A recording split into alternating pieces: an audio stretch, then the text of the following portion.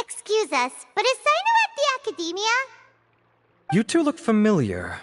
Are you friends of Mahamatra Sino? I'm afraid he's out on a mission right now. But if you'd like, I can pass whatever message you might have on to him. We ran into this guy by the gates, and he seems really eager to speak with Amatra. It sounds like something urgent. Oh? If you don't mind, why don't you tell me about it first? Siraj. Siraj. That name sounds familiar. Isn't he a Vahumana researcher? Vahumana researcher? Yes, one of their most renowned, in fact. I hear he's as daring as he is intelligent. There are rumors he'll become Vahumana's next sage. But please continue, good sir. What about Siraj? I want to report him for conducting a dangerous experiment. He kidnapped me, tied me up, and took me to that horrible cave. Experimental equipment everywhere. I ran as fast as I could, a little slower, and he would have caught me. There's no rush. Please, take your time. What kind of experiments was he conducting? Where is this cave? I don't remember. Huh? You can't remember? All I remember is Siraj walking towards me, and then my head started feeling weird. It's like a nightmare that I can't recall. I just know that that place is dangerous, and that they must be stopped. Oh, I heard they conduct business in the tavern. We have to hurry. Even if what you say is... All right. I'll have some of my colleagues look into Siraj. But before that, I would like to administer the Matra lie detector test. You think I'm lying? Please don't take it the wrong way. This is just standard protocol. Sorry, but can you two wait out here a little while? We'll be back soon.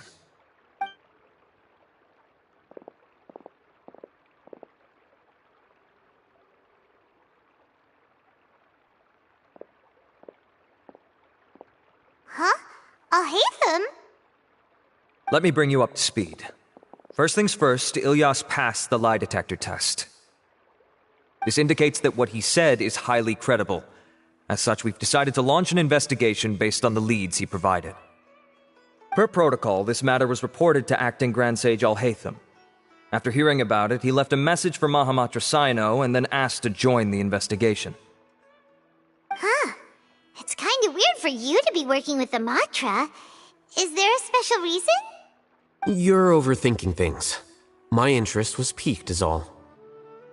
Really? I'm unsurprised you have this much free time. In that case, let's join in as well, shall we, Traveler? It's already against protocol for Acting Grand Sage Al-Haytham to participate in this investigation. As for you two... Oh, never mind. After all, you were the ones who brought Ilyas here. I'll allow you to accompany us, but you have to promise to keep everything confidential. Don't you worry, our lips are sealed. Alright, in that case, I'll fill you in on what we know so far. Ilyas claimed that Siraj will be conducting some business with a Kasharawar researcher at the tavern. This is one of his few clear memories. It seems he stumbled upon this information while escaping. Incidentally, Siraj isn't at the academia right now. He applied for long-term off-site research 1 month ago. It's close to the time that Ilyas had given, so we've decided to head to the tavern and investigate any suspicious persons. That's right. Arav, prepare to head out. You two, do as you will. Oh, come on! We already said that we're coming!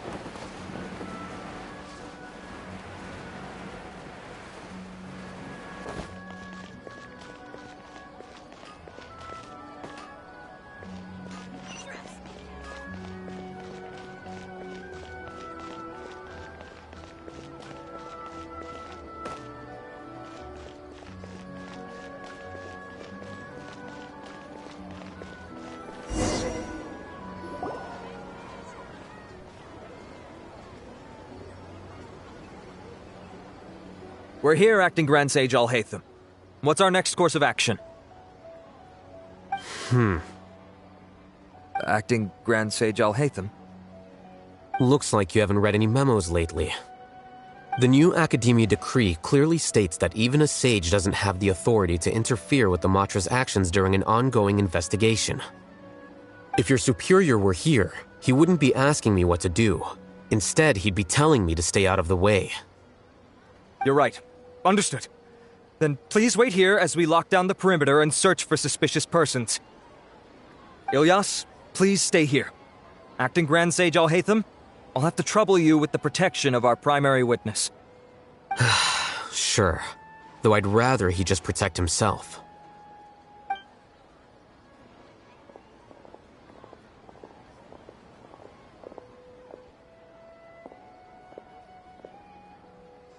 He's the same as ever, casually ignoring people just like he did back at Aru Village.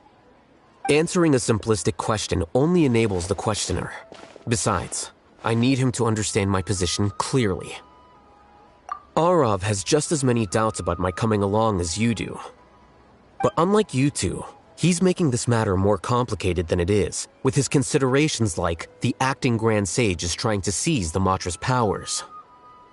That question was obviously bait. The Matra were once under the influence of the sages, and so were often subject to these bureaucratic traps. The test was strictly unnecessary, though. I hope that our exchange will assure him that I won't interfere with their work this time. Why is this so complicated? This is why I was against becoming the acting Grand Sage from the very first. Titles and rank inevitably make a lot of things more troublesome than usual. Excuse me, acting Grand Sage Alhaitham. I've had a question on my mind, and I need to know the answer no matter what. Have we met before? No. I have no recollection of ever meeting you. Haha, I thought so too. I probably wouldn't have had anything to do with someone of your caliber. Then why did you ask? Well, for some reason I felt a sense of familiarity when I met you for the first time. Really? A misperception, perhaps. Or... Acting Grand Sage Alhaitham, we've apprehended a suspect. Siraj? No, It's the Ksharawar researcher who has dealings with him. His name is Narendra.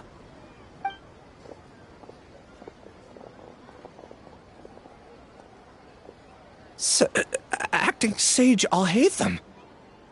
Wait, can someone please explain what's going on? I admit that I did steal some mechanical components from the lab and sell them, but does something like that really warrant the personal interest of the acting Grand Sage? What have I gotten myself into? I know I let greed get the best of me, but please, I promise that this won't ever happen again. I would like to ask him a few questions. Of course. Do you know Suraj? Yeah, that's the name of my buyer. He asked to make the transaction at the tavern, but he never showed up. What were the details of this transaction? He's doing some kind of experiment that seems to require many power generators and electrical components that can only be found in our project.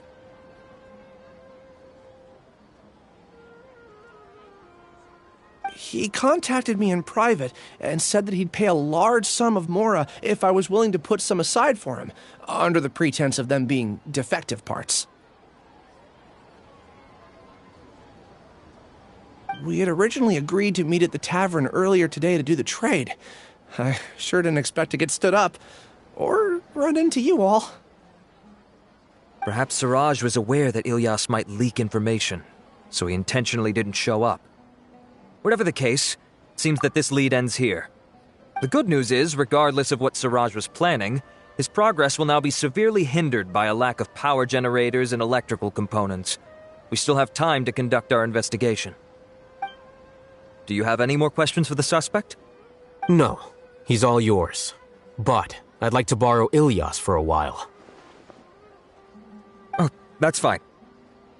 We conducted a comprehensive lie detection exam, which showed that he has a genuine case of amnesia. We're not planning to pursue any further breakthroughs on that front. However, I am curious, what do you need him for exactly? I've read some papers regarding amnesia, and I'd like to try restoring his memories. I see. We'll be returning to the academia then. I'll leave Ilyas in your care.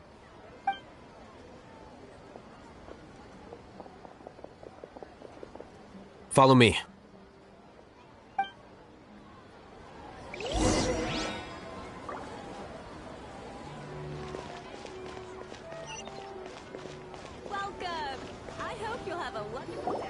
Siraj didn't show up at the tavern, and Narendra didn't give us any leads. Ugh, that means we're stuck. Oh, Hatham, are you serious about seeing things through? Paimon's pretty surprised that you're this interested in the case. I thought you would have guessed the reason by now. Huh? Paimon has no clue. Hey, do you know? Yes, we were classmates. Oh, so that's why you asked to come along when Arav briefed you on the situation. So you're not here because you're interested in the case itself, but because you know the suspect? You couldn't be further from the truth, but I wasn't expecting much from you to begin with. For the time being, all you need to know is that we were once classmates. I became the scribe afterwards while he continued his academic endeavors. He submitted a thesis 1 year ago, and the Grand Sage at the time asked for my opinion. I did not approve of it because it committed one of the 6 cardinal sins by touching upon human evolution. From violating matters regarding human evolution to attempting the forbidden and fearing none, the 6 cardinal sins are the origin of all evil in this world. They are also what the sages use as a reference when formulating or amending the rules of the academia. My opinion was that Suraj's research was both overly naive and in violation of various core principles.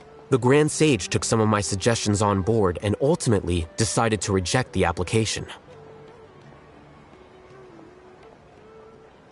So that's why he's buying energy sources and electrical components.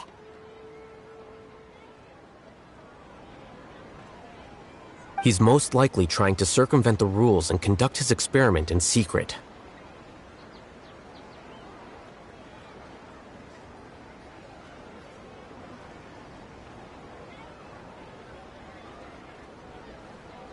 sounds super suspicious. Oh, we gotta stop him. Ilias, can you try to remember things again? Maybe something new will pop up.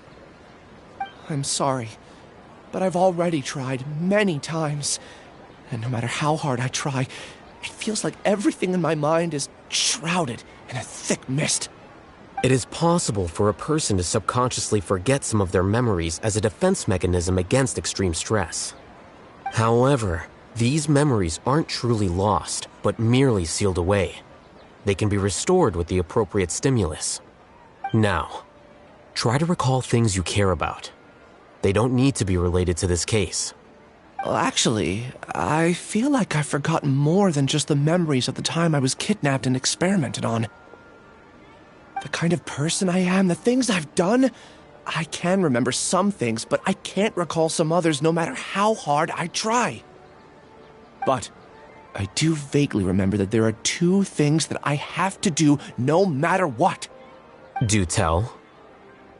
The first is to get my paycheck from the academia and give it to my younger sister in Gandharvaville.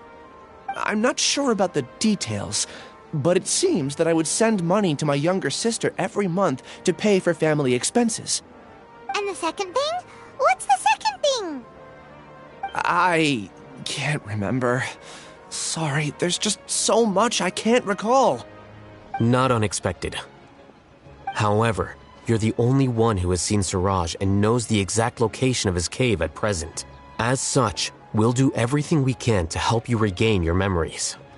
Losing your memories must be really painful.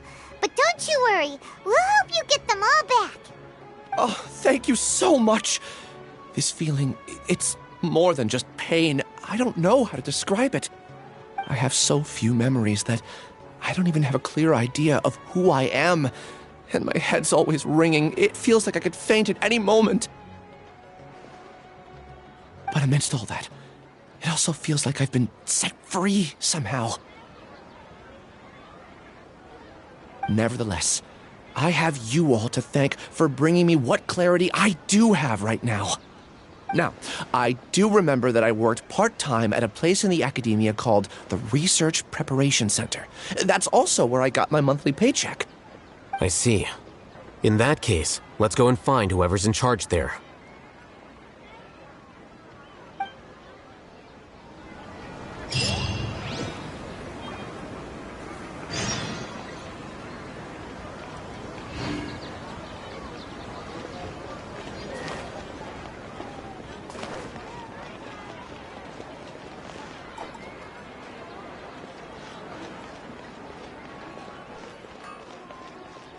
Don't slip and fall.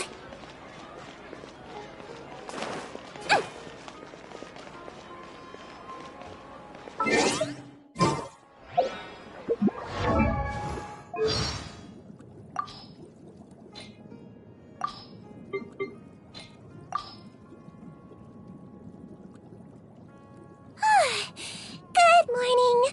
Did you sleep well? Make sure to use warm water when you wash your face. It's kinder on your skin.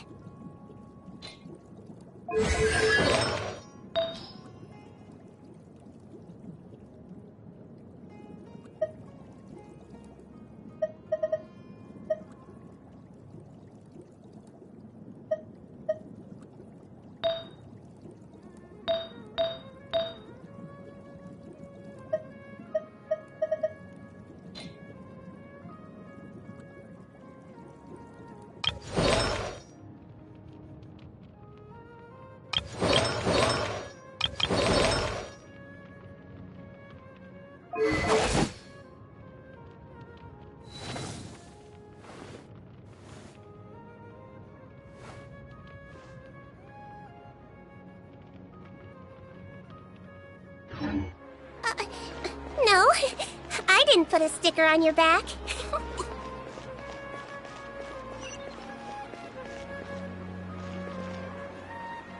Sorry to interrupt, everyone. We finally have some real dream experts joining us. Esteemed experts, this way, please. Ahem.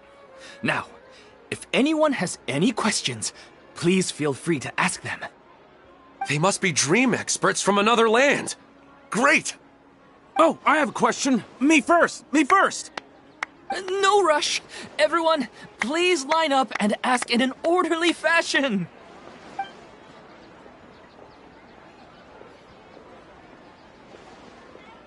Whoa. Paimon didn't expect them to be so enthusiastic. My question is simple. My everyday life is very difficult, so I would like to become a slime in my dreams. How can I do that? Oh, Paimon knows! Paimon's had this kind of dream before, so she knows a thing or two. The first time, Paimon became an animal slime. Paimon was shot by an adventurer's arrow and flew in the sky all night long. The second time, Paimon became a dendro slime. A group of kids thought Paimon was a radish and pulled out all the grass on her head. Oh, it was super painful. The third time, Paimon became a cryo slime. In the end, Paimon was captured by a chef and turned into a smoothie. And the fourth time, Paimon became a powerful Geo slime and went to take revenge on the forest boar that used to bully Paimon. But then the boar showed up with all of its relatives and Paimon lost again. Wait, why did all of your dreams end so tragically? Because slimes are monsters, even though they look cute, they usually cause trouble and end up getting killed by adventurers. Things don't tend to end well for monsters. Believe Paimon. I suppose you're right. They are monsters, after all.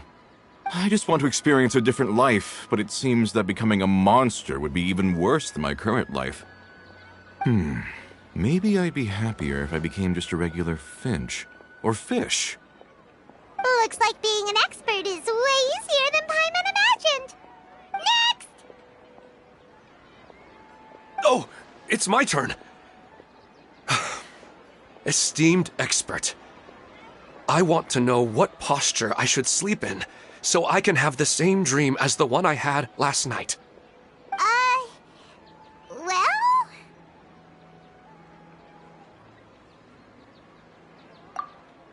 Hey, you're supposed to be helping. First, why don't you tell Paimon about the dream you want to have again? Oh, it's quite ordinary. I sat and chatted with my wife on a sunny day, listening to the breeze blowing through the valley. Why don't you just find your wife and talk with her? There's no need to wait for a dream. Well, unfortunately, she passed away. Oh, sorry. Paimon shouldn't have assumed anything. No, it's fine. I didn't make that clear. I just want a chance to see her again. Yeah, it's not really about posture. What you think about right before falling asleep is probably way more important. Oh, is that all I have to do? Think about it. If you're the one thinking about her, and you're the one that'll be dreaming about her, then it'll be easier to connect your thoughts and dreams. You do have a point. I'll give it a try tonight. Thanks for your wise advice. Oh, my turn, my turn. I want to know the name of the plant in my dream. I want to bring the souvenir box to my room into my dream. I dreamt of a raven flying over the wasteland last night. Does that have any kind of special meaning? Hey, no rush! One at a time!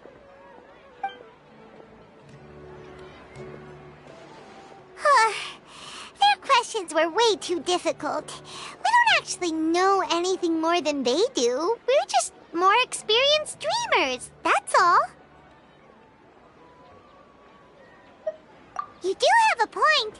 It's more rewarding to explore and contemplate the meaning of a question than to focus on the answer itself. Right now, these people are like wanderers who've starved for 3 days and 3 nights and are desperate to replenish their energy. Any explanation they get now is like pure sustenance to them, no matter how good the explanation really is. Oh, and now that Paimon has said that, you know who comes to mind? go. If she was here, she'd probably be making some similar analogy. Unfortunately, she's super busy right now and may not have time for gatherings like this. Dear experts, we have another guest who would like to consult you. But you saw how we answered all the questions just now. We're not really all that knowledgeable. Ah, but this guest is rather special.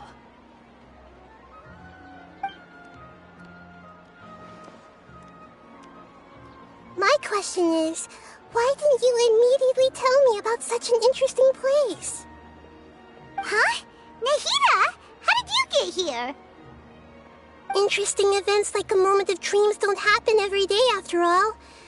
No matter how busy things are, I'd still set aside some time to check it out. Anyway, I really didn't expect to meet you here. Oh, right! If there's anyone that understands dreams, it's you! You should be able to help us answer all these questions. You're not wrong. Alright, they can ask me anything. The more interesting, the better.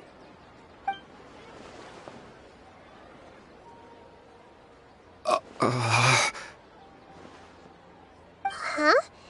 What's wrong? You were all so excited a minute ago. Why the sudden hesitation? Even so, it's not like I look super intimidating or anything, right?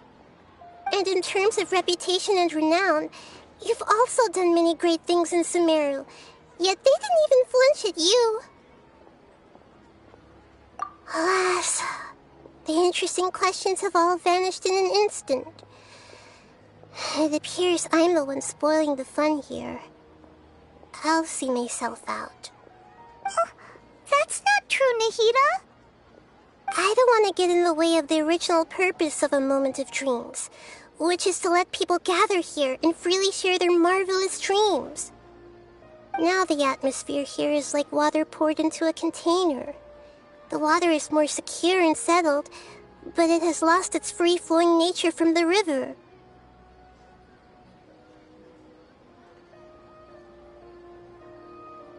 I just want it to be another drop in the water, not the cold and restrictive container.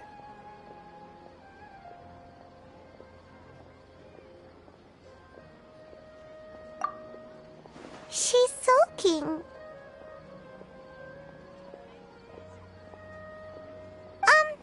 Hey! It's alright, everyone! No need to be shy. The Dendro Archon is really nice, so please just go ahead and ask. Otherwise, she'll leave. All right. I'll give it a try. Oh, it's the slime guy.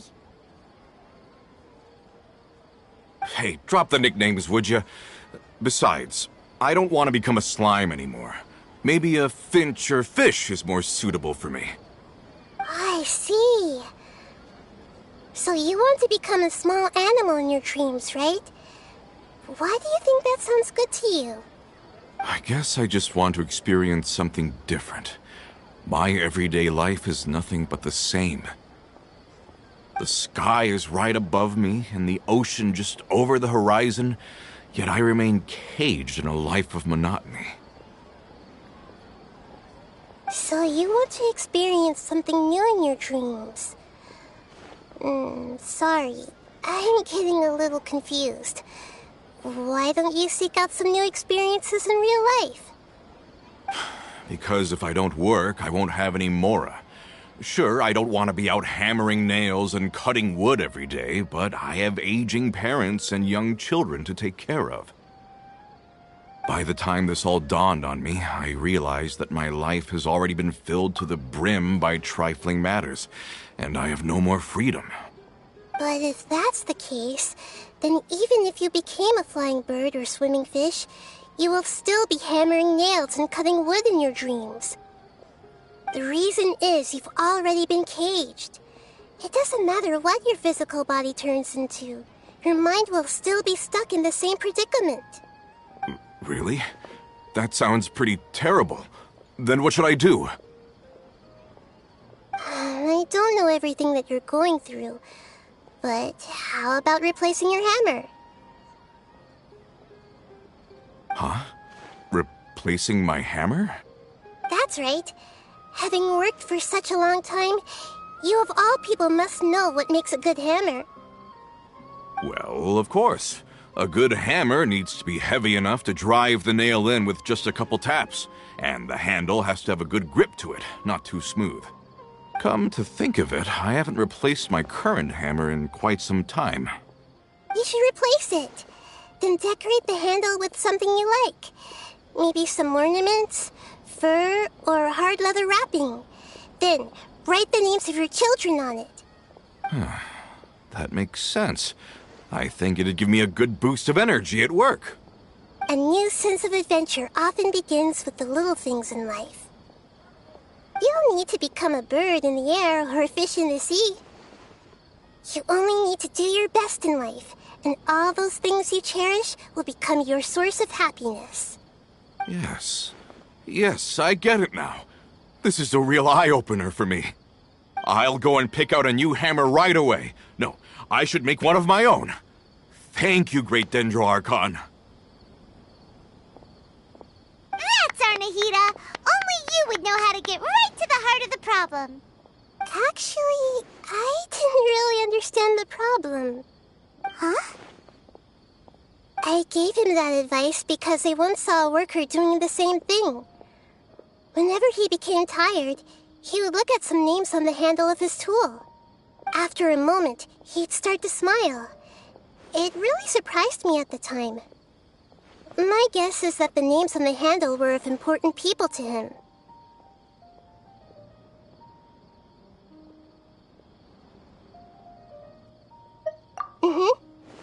After observation, I know this kind of behavior motivates people. But why is that? Is it because of excitement, anticipation, or helplessness?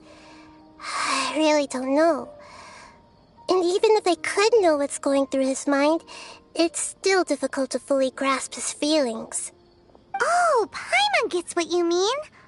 Huh. Paimon had no idea it takes you so much effort to understand these kinds of things. That's why I was a bit nervous just now.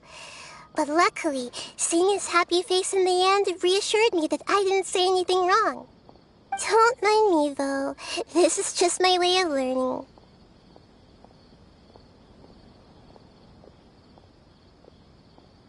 Hey, don't forget about Paimon! Everyone knows that Paimon's also super skilled at reading people's feelings. Thanks, you two.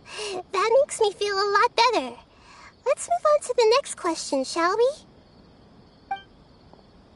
I already asked the experts my question earlier, but I wanted to hear the Dendro Archon's response too. What should I do if I want to see my deceased wife in my dreams every night? Longing for the deceased.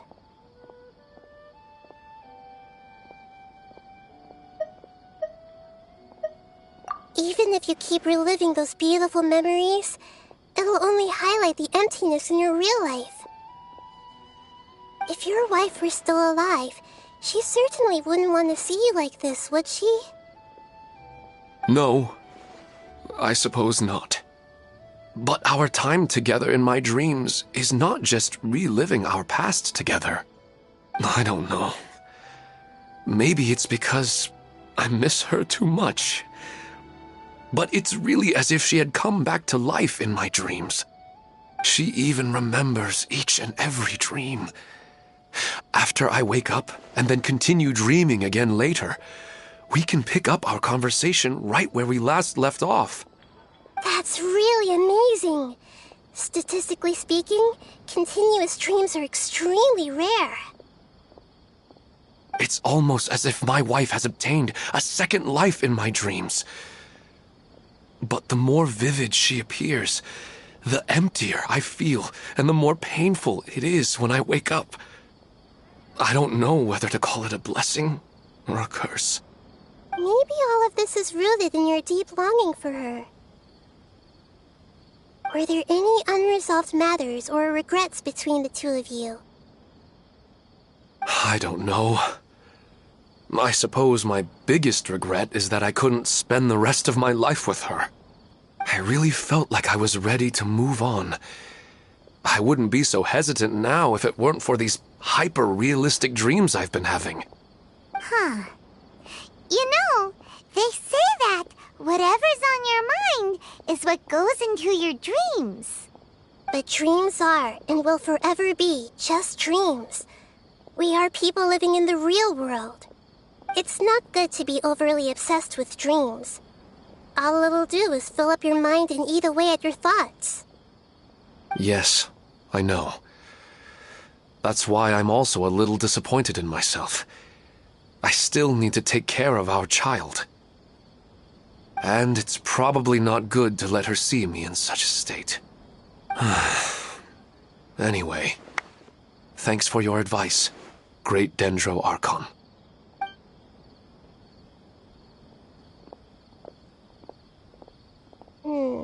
I'm a little worried about him. I hope he can find a way to cheer up soon. I think I can handle things from here.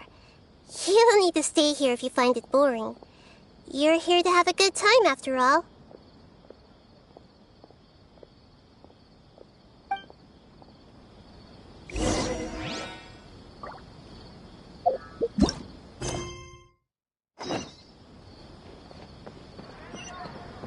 Why isn't it working? I don't get it.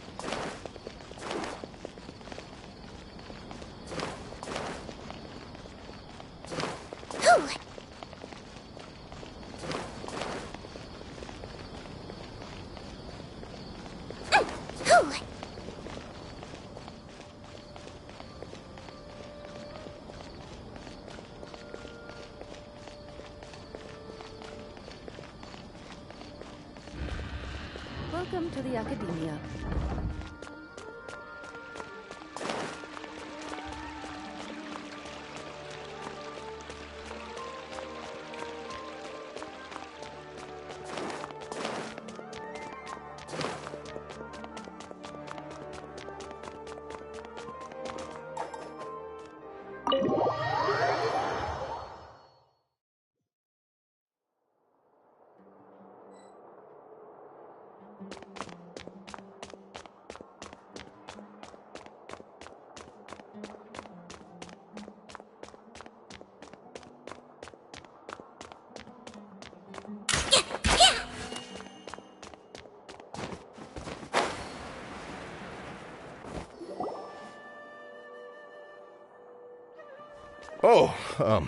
Acting Grand Sage Alhaitham. I've sent this period's research expenses report to your office. Have you taken a look? Are there any issues with it? I did. Recent research expenses have decreased quite a bit compared to past figures. Yes, though that is primarily because there are fewer scholars with research needs. But that can be a rather convoluted topic. Might I ask why you are here today? I believe you know this individual. His name is Ilyas. He worked part-time here, and he's here for his paycheck. Oh, yes, of course. Though, Ilyas, where have you been these past few days? That was our busy period, but then you disappeared without a word. Everyone had to pick up the slack. I'm sorry, something unexpected came up. But I know I've caused trouble for everyone. Is there anything I can do to make up for it? The other researchers have more or less finished your share of the work. However, there is one thing that is yet to be settled. Do you remember Chandra? You were in charge of following up on his off-site research application. He retracted his application a few days ago and canceled his off-site project. He's the 12th person to retract a research application this month. I'd like you to ask him why he did that.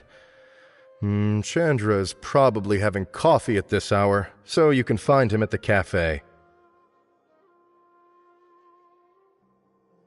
Understood. Then, about my paycheck. I'll pay you in full once you return. However, make sure you don't disappear without saying anything again. Be considerate to your colleagues and give them some forewarning at least. Is this acceptable, Acting Grand Sage Alhaitham? I have no objections.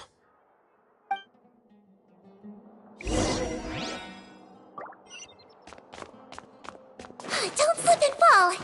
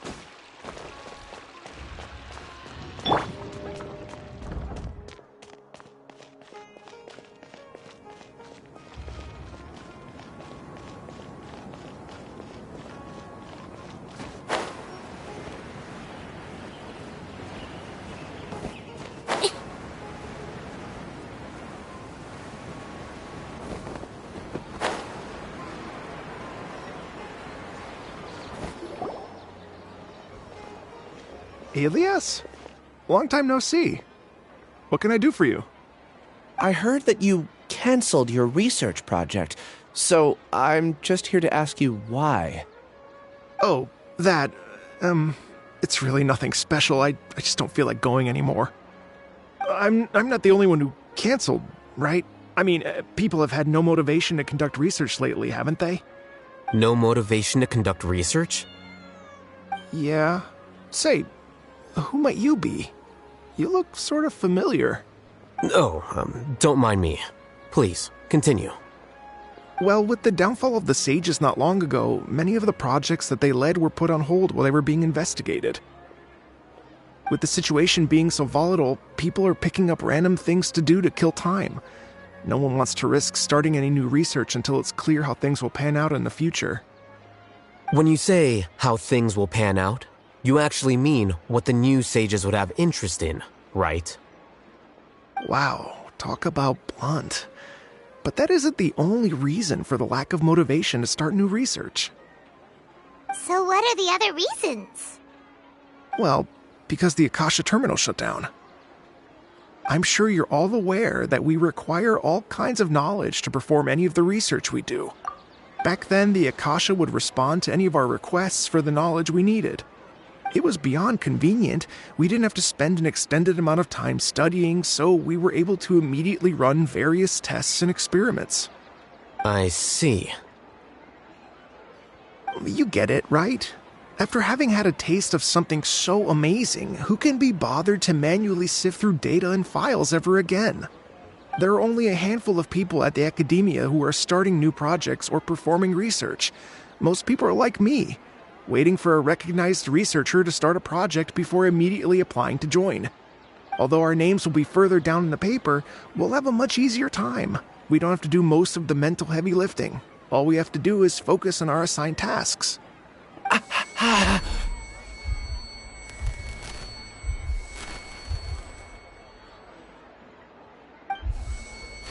Ilias? What's wrong? My head... it hurts!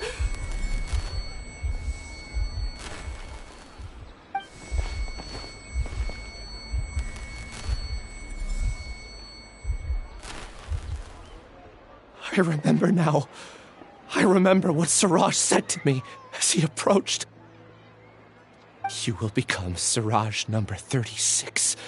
Fuse yourself with a consciousness under my control. Think only in accordance with a set module, like a worker bee in a beehive. Paimon doesn't get it. What does that even mean?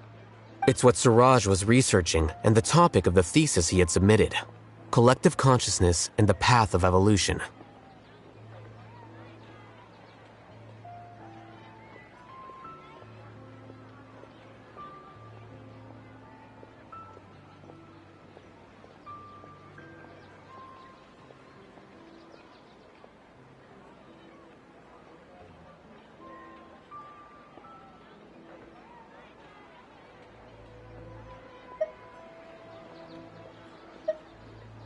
Suraj believed that by achieving 3 objectives, he could create a collective consciousness in human society and drive humans toward their ultimate evolution. First, he would rank test subjects in descending order of ability, with number 1 serving as the Overmind. This Overmind would then divide tasks into numerous modules and delegate them to the collective's members based on their assigned number and the task's importance.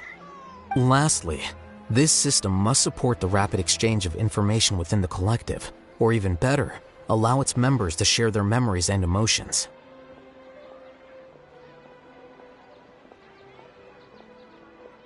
Paimon still doesn't get it. What's the point of all that? Think of it as linking many minds together and tailoring a given mind's assigned work based on its compatibility. Eventually, everyone's minds will be consolidated into a new form of existence that is both an individual and an organization. Suraj believes this collective consciousness is superior to individual humans. Whoa. Squishing a whole bunch of people together? Paimon thinks that sounds horrible. It's just as Al-Haytham said. Suraj gave all the test subjects different numbers. Bigger numbers meant you had a lower rank, so your assigned tasks were less complex, such as being responsible for everyone's basic needs. Smaller numbers were ranked higher, so you'd be given more complex assignments like planning for the future. Suraj referred to me as number 36, and I think that was a low-ranking number. I also recall that Suraj said his plan was proceeding very quickly, and that the hive would soon be complete. Oh no, then we gotta hurry! We have to stop him before it's complete! I tried my best, but that's all I can remember. I still can't recall where the cave is. I'm really sorry. Take your time. You'll eventually remember it all. However, something doesn't seem right. Some details don't add up. What's off? You were only designated as number 36? What a shame. From what I can see, your talents merit a smaller number. I'm not sure what Suraj's numbering system is based on. Anyway, we're done here. Let's go. Please, wait. I heard you all talking about Suraj just now. Are you looking for him? Huh? Do you know something? Well, Suraj is pretty popular as of late. I heard he's gained recognition from a lot of well-known researchers. Supposedly, he's a strong contender for being one of the next sages. There are many who would give up everything to be a part of his research team. I'm nothing special, though, so I doubt I'd get the opportunity. That said, I do know a researcher who received an invitation from Suraj but declined it. Her name is Janaki. If you're interested, you can try to find her. She's usually reading at the pavilion in the garden.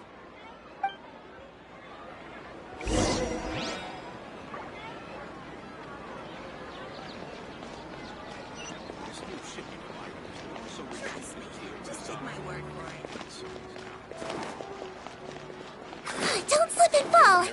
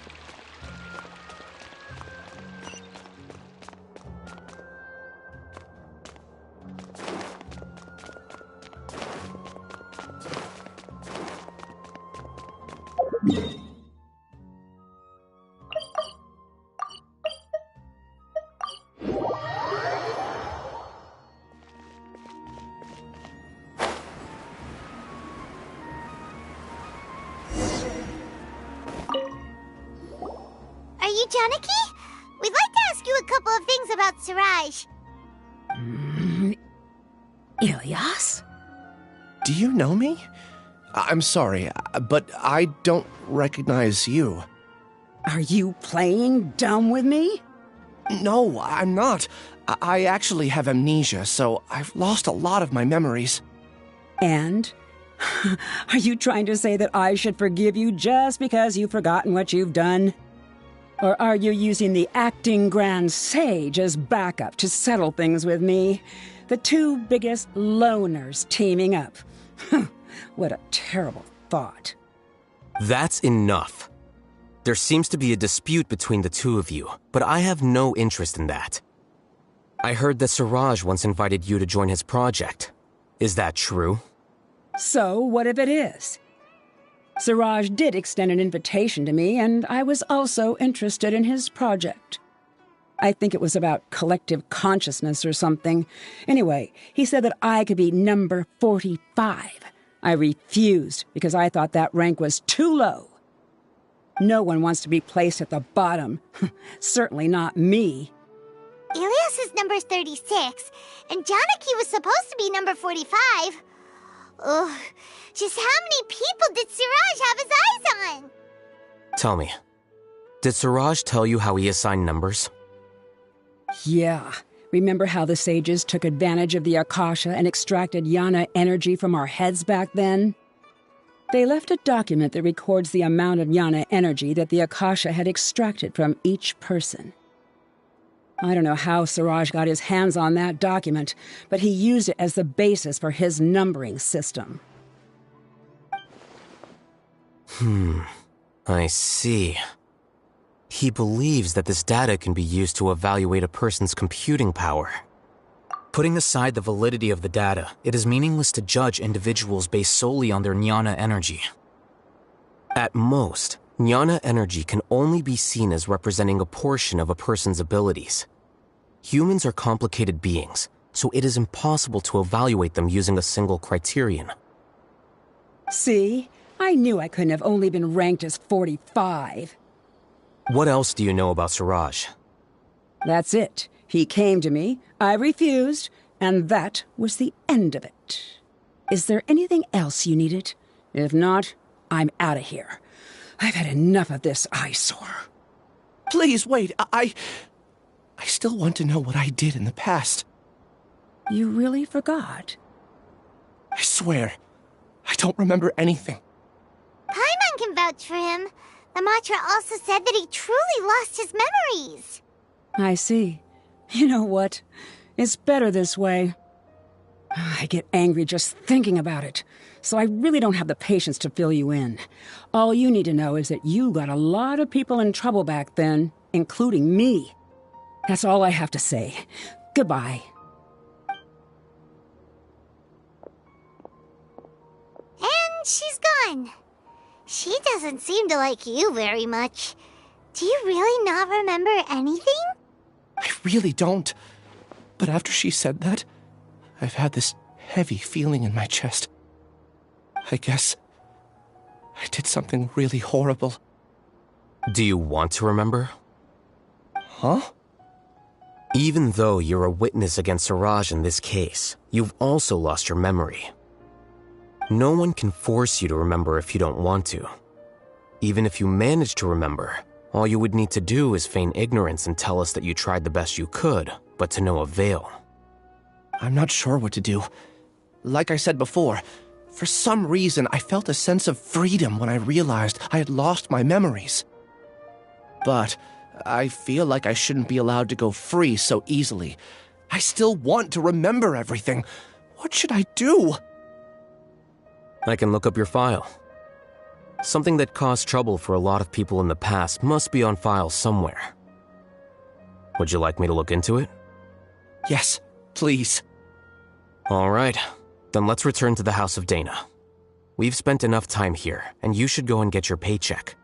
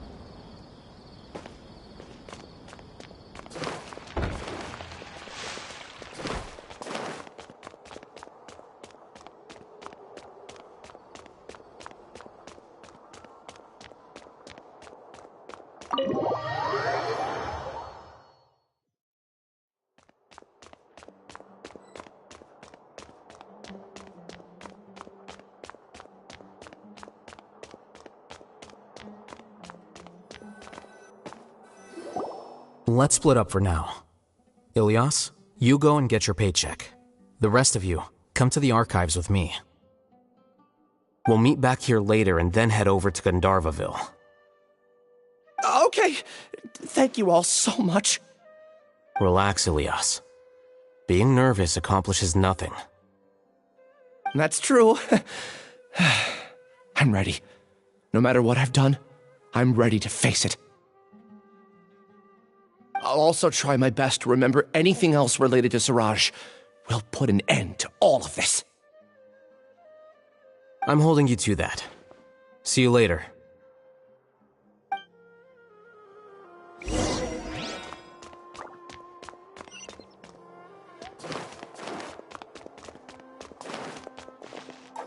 Maybe I'll borrow something to read.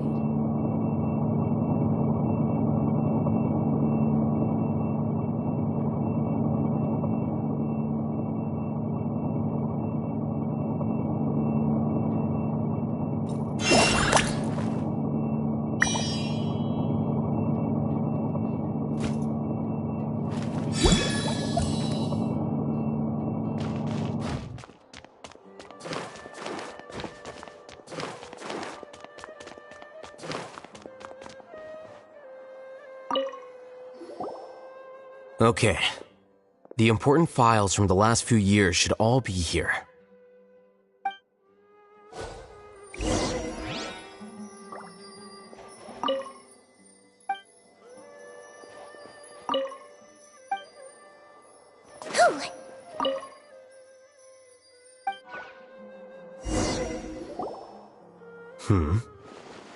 What's wrong? Nothing. Anyway, I found Ilyas's file. Let's meet downstairs.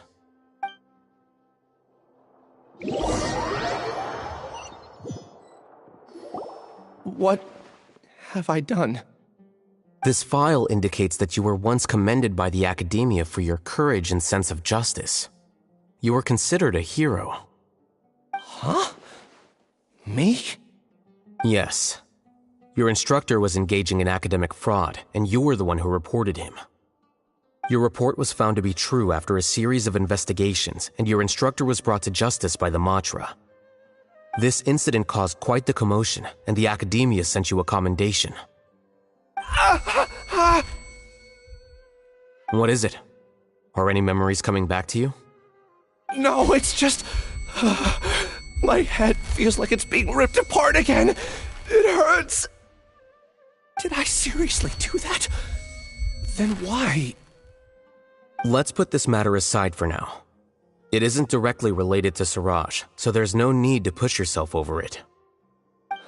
I'm sorry.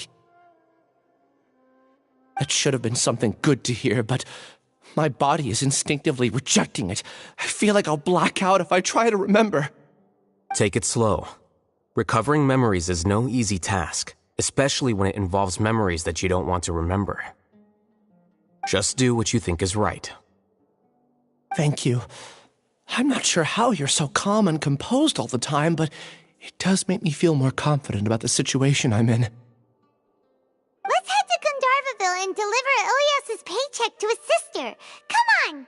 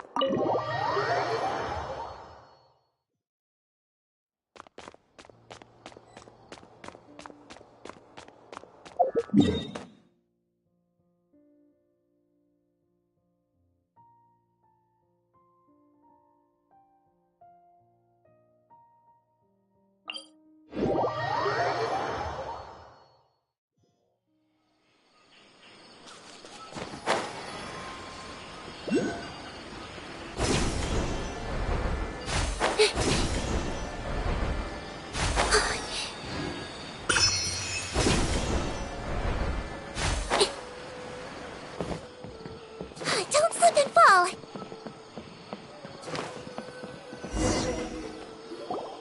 We should be close. Let me think. It should be this way.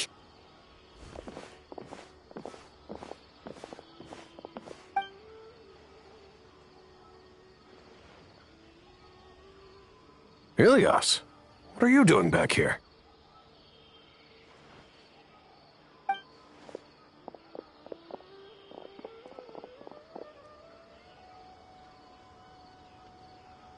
Dad, it's nothing. I was just wondering how everyone was doing.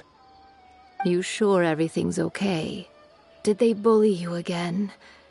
It's all right. You can tell us. Ilias, what's wrong? I'm fine. Just a minor headache. I haven't been getting much rest lately. Back then, I told you not to be a hero. Look how things turned out. I can't imagine how things are going for you at the academia. We've even been receiving threat letters. You don't have to force yourself to stay at the academia. You can always come back home. I'm all right. I just need a little rest. Ilias doesn't seem like he wants them to know that he has amnesia. Hey! That's enough, you two. Ilias isn't feeling well. You can keep nagging him once we get home. Ilias, let's find somewhere to talk. So, how's your headache? It's much better now. Oh, here. It's this month's paycheck. How's everything at home? Same old, same old. It's just that everyone's worried about you. Don't mind their nagging. Deep down, they know that you did the right thing. It's just that after hearing a lot of bad rumors about you and seeing all the threatening letters, well, they're mom and dad. Maybe they just want you to conform a bit more. Conform. Yeah. You don't remember? After the incident, you... Ilias? What's wrong? Ah, I see. I remember now. Don't worry, I remember now. You're acting a little weird today, you know? Anyway, I understand your decision. But Mom, Dad, and I just want you to be happy. I don't care if you're a hero or not. I just want you to enjoy life and relax more. Your understanding is a great comfort to him. Is it?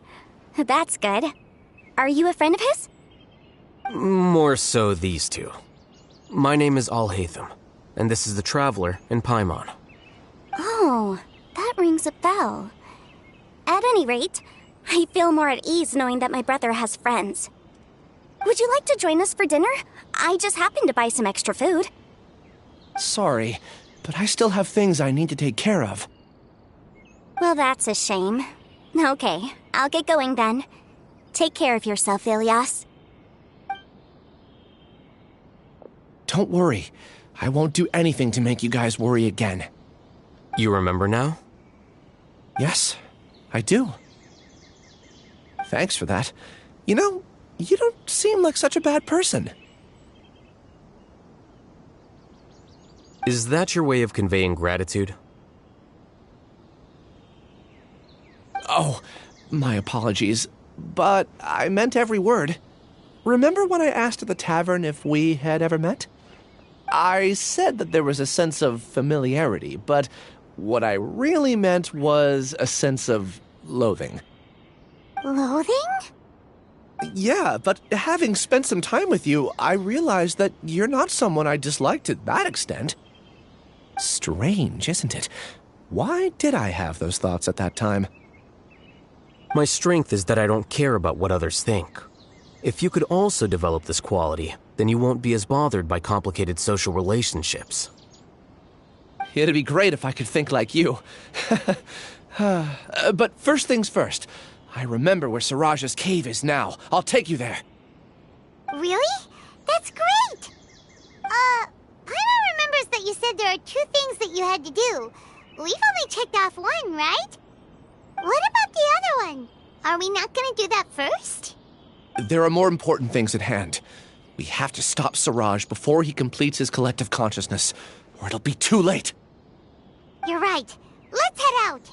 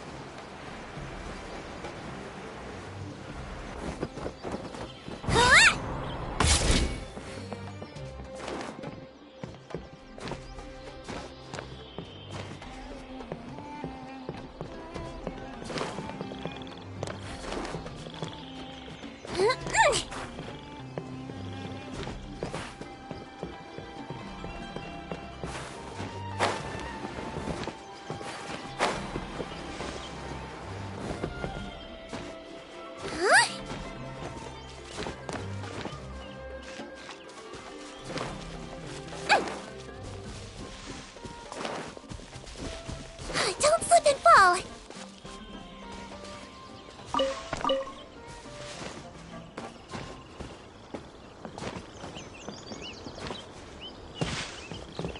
Phew!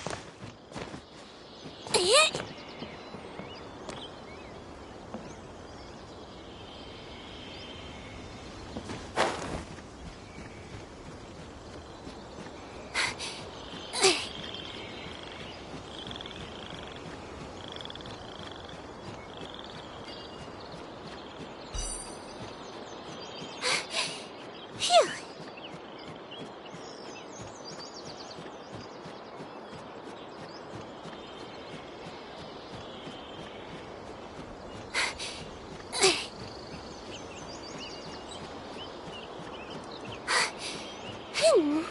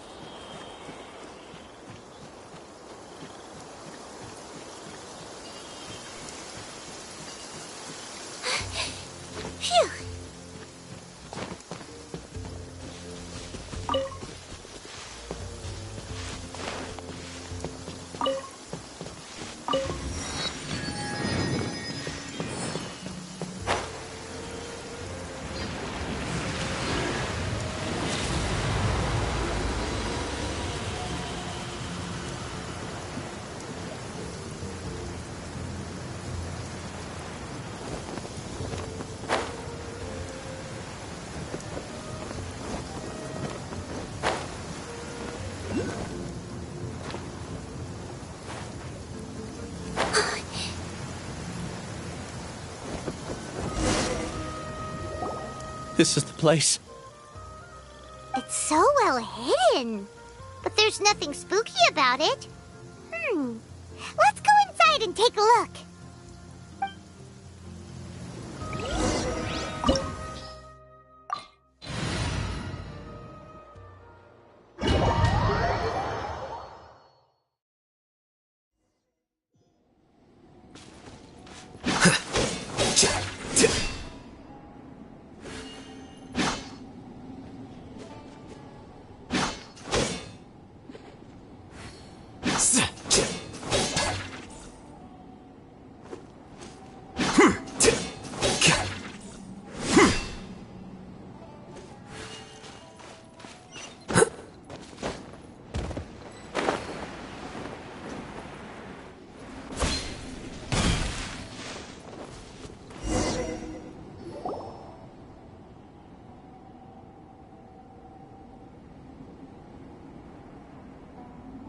Weird. It's bigger on the inside than Paimon imagined. Are you sure it's still a work in progress? Ilyas, do you remember this place? Huh? Ilias! Where'd he go? I don't sense him nearby. Did he get separated from us? Should we wait here or turn around and look for him? There's no need for that. Let's keep moving. Alright. We'll continue in and see if he catches up to us.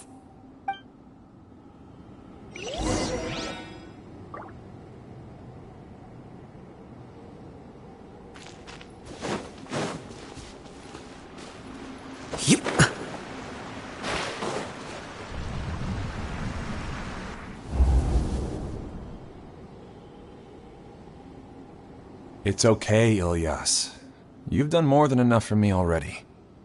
I don't understand. Everyone knows that Johnny is stealing your research. Why is no one willing to go public with the truth? He shamelessly used your thesis to send in a project application, and whenever the project hits a wall, he asks you for help. Everyone knows what's going on. Do you know how many people are working on that project? If Johnny was kicked out because of academic fraud, that'd be the end of the project. Too many people would be affected. But he's obviously taking advantage of you! He throws you the hardest work, and after you're done pulling all-nighters, he struts around with your research data and takes credit for it. That's not right! Why are you putting up with this? A lot of people warn me to not say anything, and I think they have a point. This is just how things are. All I want is to graduate without any problems. It's okay. He's at least paying me. Half a year of your time and effort. Countless all-nighters and casual threats and insults. All for a measly 20,000 mora? He's treating people like cattle. Enough. It's fine. I just need to suck it up and get it done.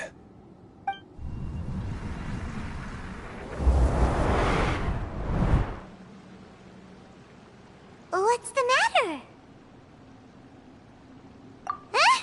You could read minds this whole time and you never told Paimon? Of course not. I was also able to see those memories just now.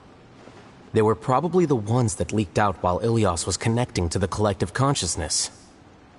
Connecting collective consciousness? It's clear that this place isn't a work in progress. The hive has long been finished. The collective consciousness project is already complete, and Ilias is now returning to the collective. Not entirely. Keep walking and you'll see why.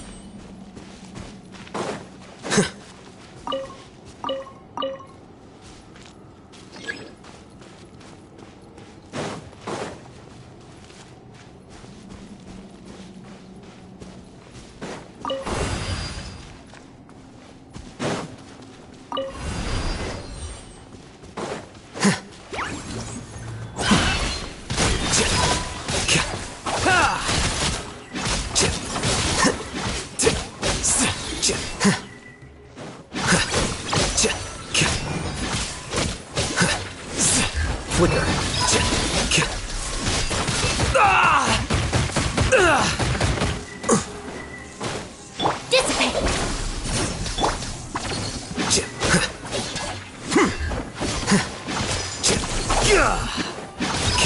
Here you are.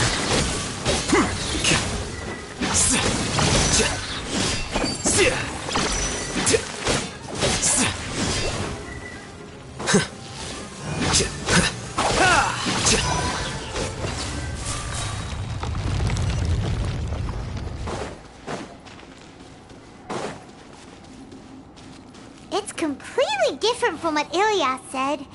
This place looks like it's been done for a while.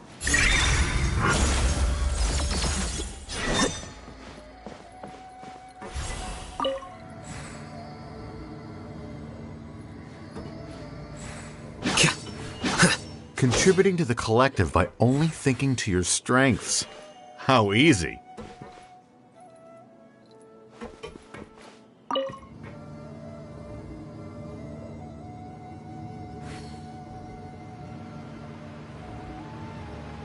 Oh, Hatham. Just thinking of that name fills me with hatred. We must get rid of him.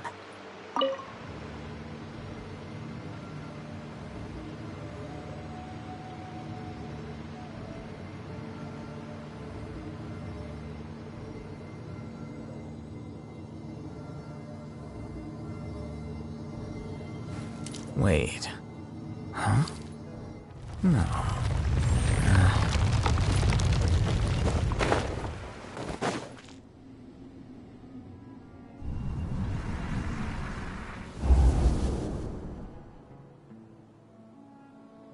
An entire year's worth of work down the drain. And for what? Your reputation? Do you have any idea how many people you've brought down? You could have played hero any time, so why couldn't you have waited until the project was complete? I don't understand what you guys are saying. Are you saying you don't care that Raju jumped to his death? It's a shame. What happened to him? I thought he was stronger than that. Everyone has been working hard to complete the project. He could have endured for a bit longer, but he chose now, of all times, to... In any case, we're done with you.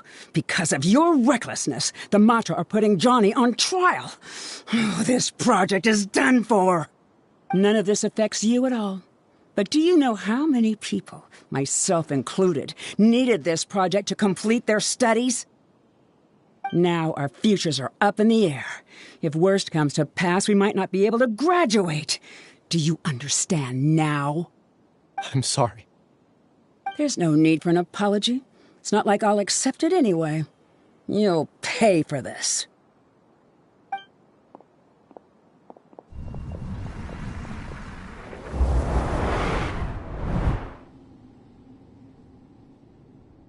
Hey, you're blinking out again. What did you see this time? Don't jump to conclusions just yet. Save your words for when we see him.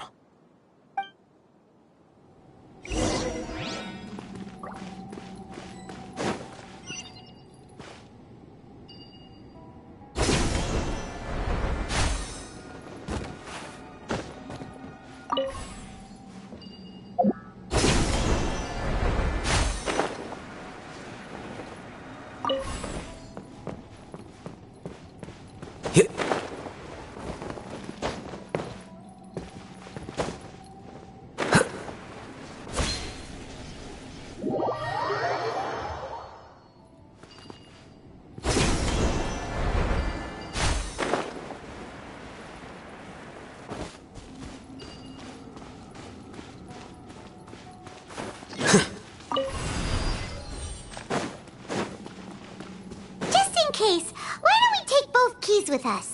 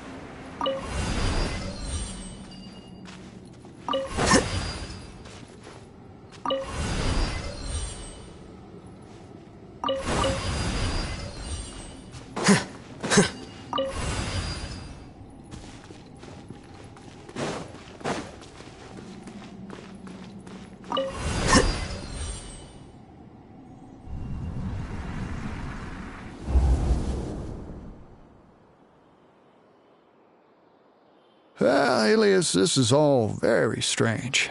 Is there really no research group that will take you? Well, to pass this course, you must complete a paper with other researchers. I know you're a hero for fighting academic fraud, but well, we can't make exceptions for heroes, now can we? Maybe you should try to improve your relationship with the other researchers. Getting a reputation for being too unconventional will not stand you in good stead in the long run. I understand.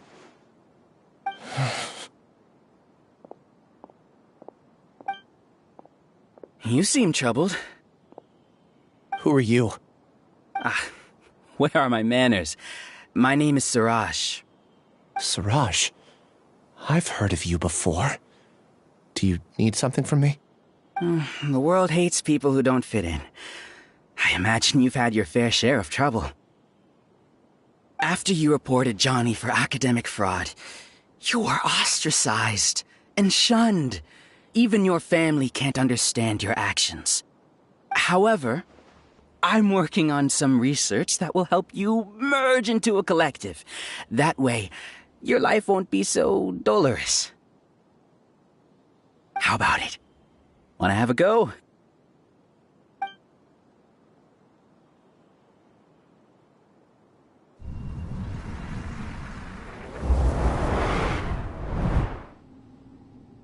What did you see?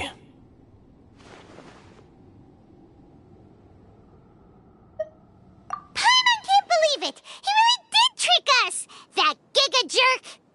No, Siraj is the real Giga Jerk here. Ilias is just a regular jerk. Ooh, Paimon's so mad! We're gonna find him, and we're gonna make him explain himself!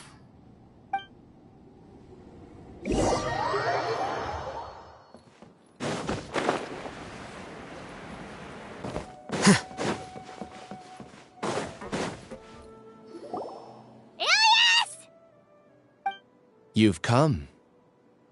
I intentionally slowed my integration into the collective consciousness because I wanted to see you one last time as Ilias. And I wanted to apologize to you as him. It was only at Gandharvaville that the second thing I must do occurred to me. Bring you all here. To throw off the Matra and bring Alhaitham to the hive. That was my task as Siraj number 36. You were already Siraj number 36? But you passed the Matra's lie detector test! Yes, I truly did forget many things during that time, even my identity and assigned responsibilities. However, it's not that I got scared and forgot. I chose to delete those memories. It's difficult to fool Alhaitham, so I had to create the perfect guise for myself. And the best guise is when you believe your own lies. Correct. I only told you that the hive was incomplete because I had deleted my memories of its completion. It was finished a long time ago. Before I left, I was already living as number 36. Now, I choose to return to that identity. Only here can I be truly free. That's all I wanted to say. After I enter this room, my consciousness will merge back into the collective. And so, this is goodbye. Is this your decision? Yeah, the person we know is Ilias, not Siraj number 36. The outside world is painful sometimes, but Paimon doesn't think that's a reason to run away. Do you need more time to consider, Ilias? Hey, who are... That is Siraj. So you're that Giga Jerk! Giga Jerk? How bold of you. Have I done something to offend you? You! I modified Akasha terminals to allow users to share memories and emotions. Then, I recruited researchers from the academia to build a collective consciousness. I assigned numbers to everyone and divided the experiment's tasks amongst themselves. Here, people can live easily and happily without needing to exercise complex mental thought. This is what they have chosen. All I've done is fulfill their wishes. You're just trying to justify yourself! Then I ask you, what's the difference between here and the outside? There are researchers at the academia who engage in dangerous research in extreme environments while others become idle and listless.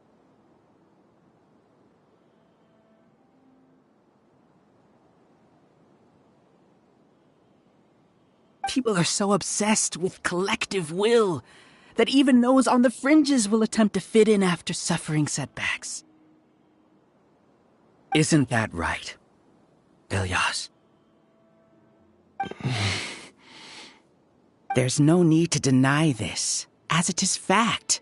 It is natural for social creatures to conform. And the terminus of conformity is a collective consciousness through which even an ordinary bee colony can become a powerful swarm. Replace the bees with humans, and this model becomes even more potent. Welcome to the hive, Alhaitham. You once arrogantly denied the merits of this project before the Grand Sage.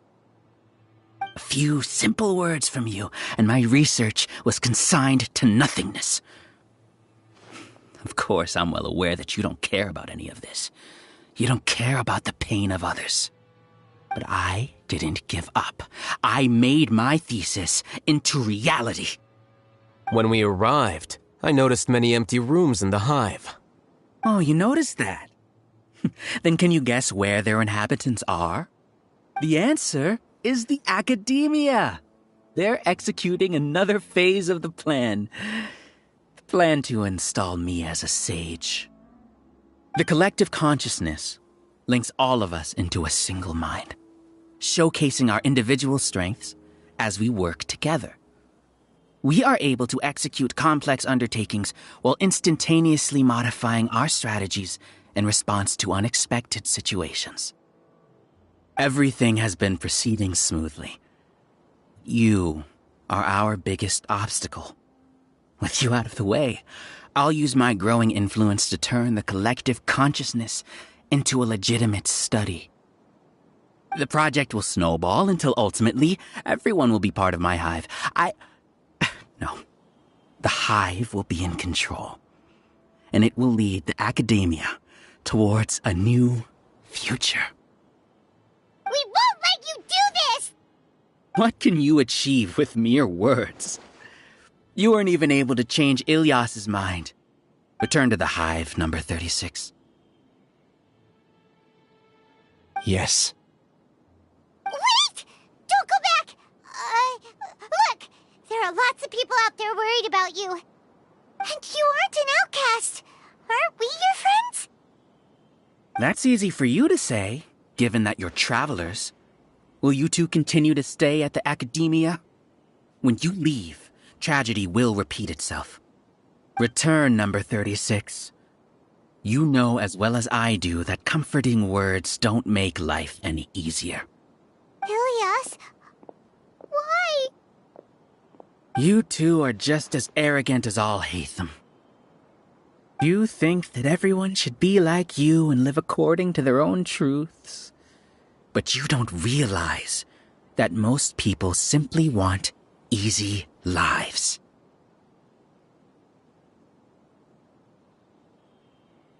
I allowed number 36 to leave the hive without his memories only because I knew he would eventually return.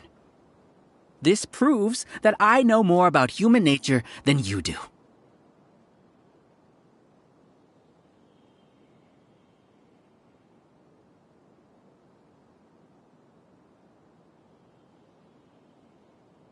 Alhaitham, do say a word or two.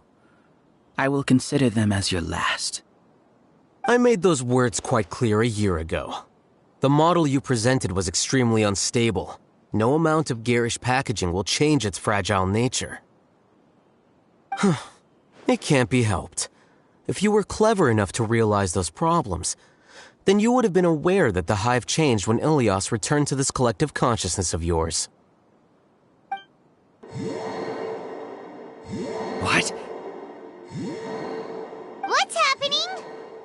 The collective needs motivation to execute its plans, just as machinery requires energy to operate.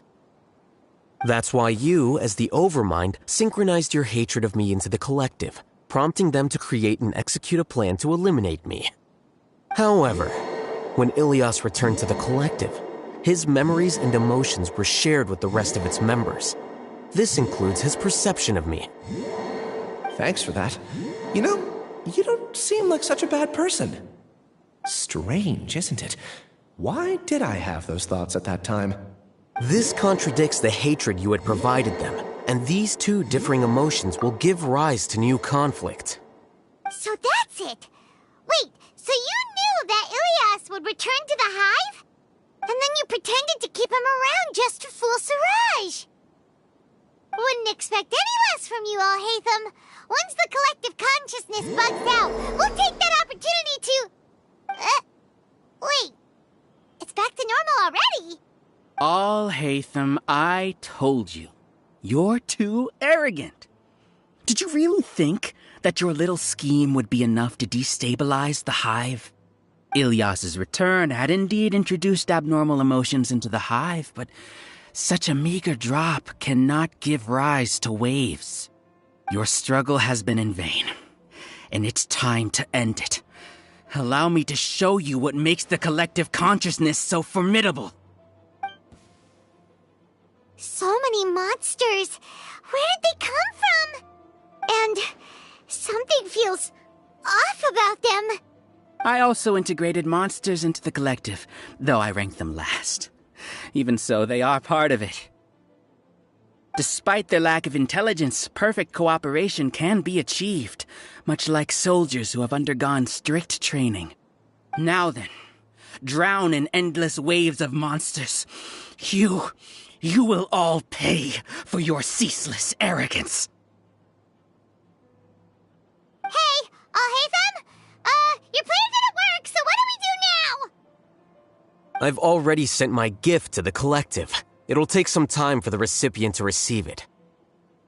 You two just need to brace yourselves for the nuisance in front of us. Well, alright.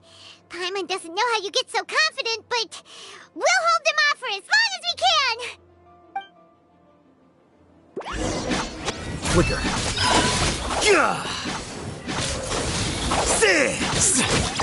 Our bond is strong.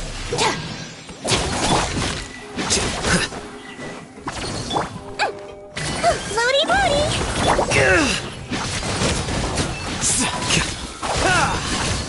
Alhaitham isn't that bad of a person. But it has to be done. He must be eliminated so that we can evolve.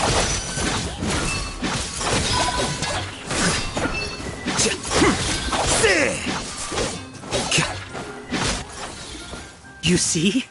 That is the will of the collective. Even with the hatred gone, they continue their work. An external anomaly cannot shake the collective stability.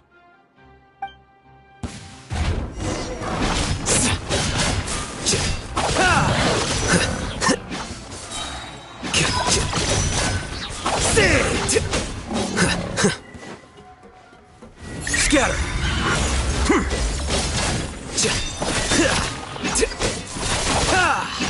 He won't hold out for much longer. He's a lot tougher than we imagined. Something's gone wrong with the Academia. The Matra.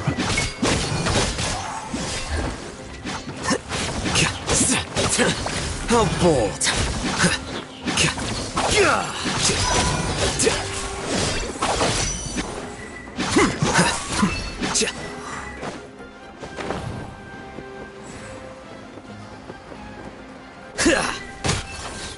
What's going on? What's with this sudden influx of information? Silence! As the Overmind, I command you!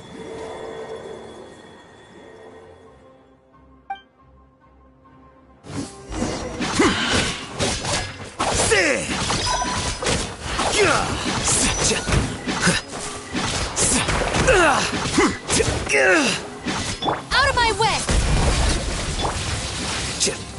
Flicker. How bold.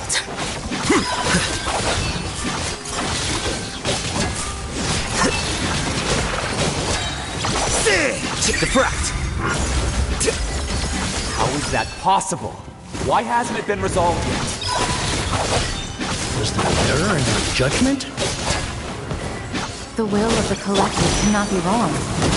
The Overmind must have made an error in his judgment. But Siraj is the most intelligent among us. He is number one. His judgment is the optimal one. Is that true? No, not necessarily.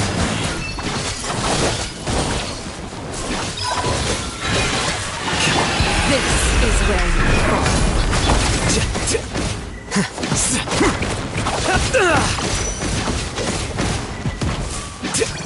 Flicker.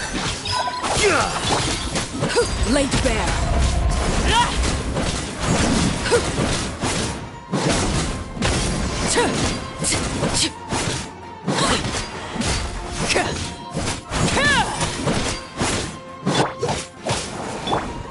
Scatter!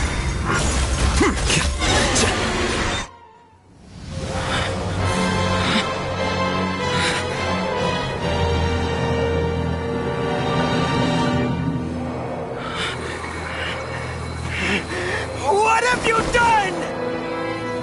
Calm down. Don't you have an easy way to figure this out?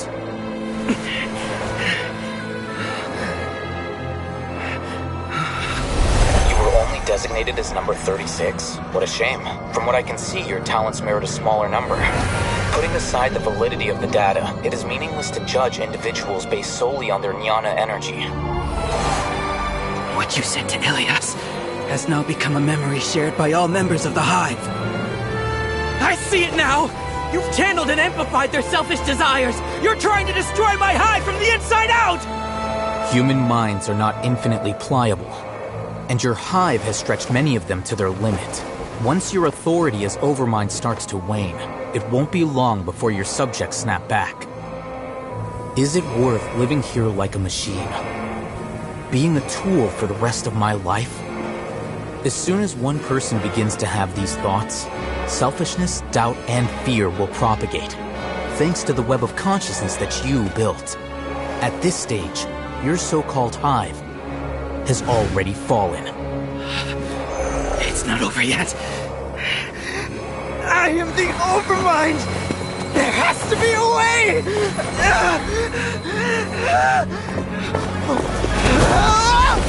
It's too late. Once the desires of the Hive accumulate, beyond a certain threshold, they will kill their king. I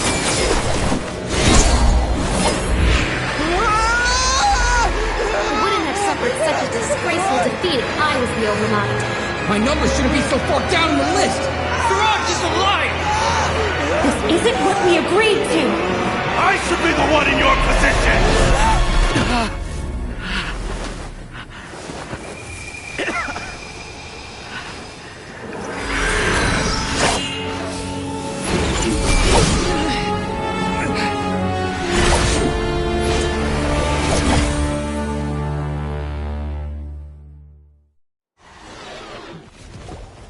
The Hive shut down? What happened just now? Members of a collective consciousness are more likely to reach a consensus because of their shared memories and emotions. For example, Ilias did have differing perceptions, but he ultimately followed the collective consciousness's judgment. However, this system is far from perfect. Based on this logic, the collective consciousness will generate an intractable diffusion effect upon encountering negative emotions. The disturbance that Ilias caused wasn't for naught. It made the collective question the Overmind. Setbacks in the plan further amplify doubt, which diminishes the Overmind's influence. This inevitably causes the collective to generate negative emotions. Apprehension, disappointment, panic, avarice. These negative emotions can be very well hidden, as humans generally do not share completely transparent channels of communication.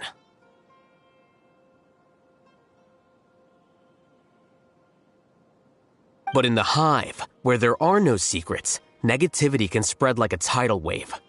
Of course, what I said to Ilias was the trigger for all of this. A few words were enough. Believe in the power of words, Siraj. You were already thinking of a way to destroy the collective consciousness. Even back then. You knew that Ilyas was the bait all along? But how did you know? Since when? I knew it from the moment I saw him. Moreover, I never looked down on you. My opinion of you has always been objective. You have a naive view towards the concepts of collective consciousness and human evolution, but you are intelligent and disciplined. You would never let a test subject escape. Mistakes like that are beneath you, and you also won't leave any mistake without a resolution.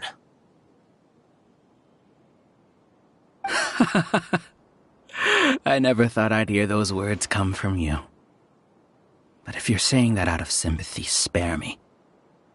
I know very well that you've never viewed me as an equal. When you were with us, you always had a distant look in your eyes. You don't need to hide it. I know it better than anyone else. The arrogance that comes with being a genius. Nobody likes being treated like that. Your perspective is entirely born from your habitual way of looking at things. From your perspective, you probably think I'm like you, someone who doesn't fit in. However, I've never placed myself on a pedestal. I just want to distance myself from meaningless noise and look at everything objectively.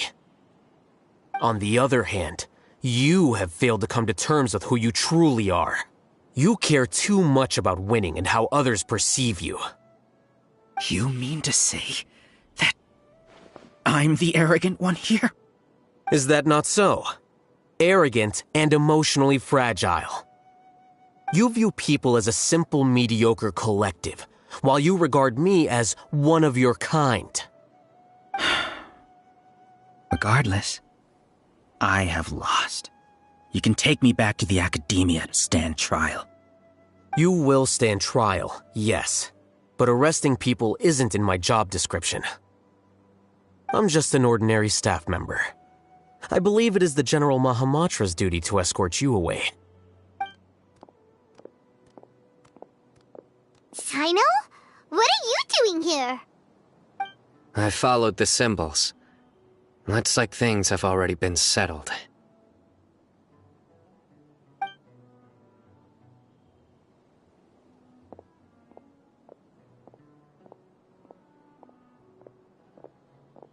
Symbols? I left a similar picture in my letter to him, and I made several similar symbols on the way here. Wait, what do you mean you left a letter? Oh, Paimon remembers! When Paimon first saw you, Arav said that you had left a letter for Sino. So you really did know that something was up with Ilyas from the start! You lied to us too! It'd be best if you didn't spout nonsense. I never employed any mode of trickery on you. By the way, I came across some information at the Academia a few days ago. If you practice the method discussed therein, your vision may improve. Do you need it? Seriously? This guy. By the way, Sino, Paimon heard that Siraj sent more people to the Academia. We can't let those jerks get away! Don't worry. The Matra have started screening suspicious persons, and we've already arrested many of Siraj's associates. This was likely one factor that caused the Hive's consciousness to waver. Everything went as you predicted, All-Hatham. Good. Seems like the interesting part is already over. I'll leave the arrests to you all. See you. And off he goes. There still are a lot of test subjects here, so let's stick around for a while.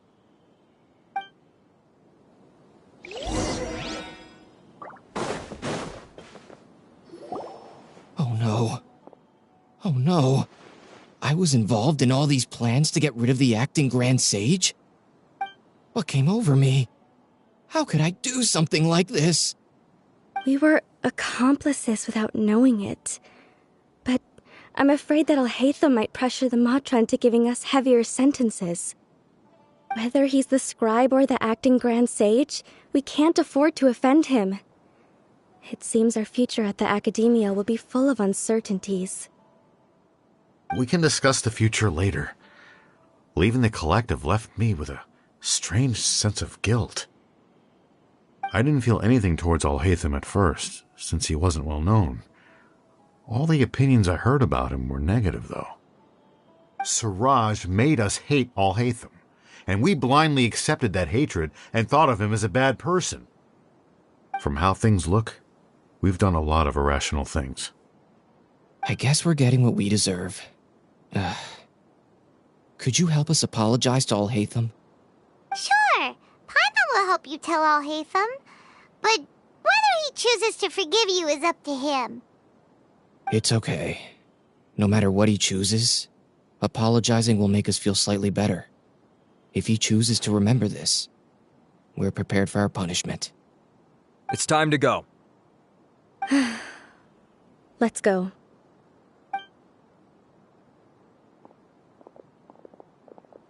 So, were they all duped?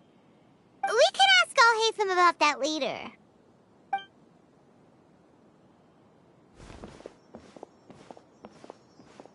Looks like I can't exist as Siraj number 36.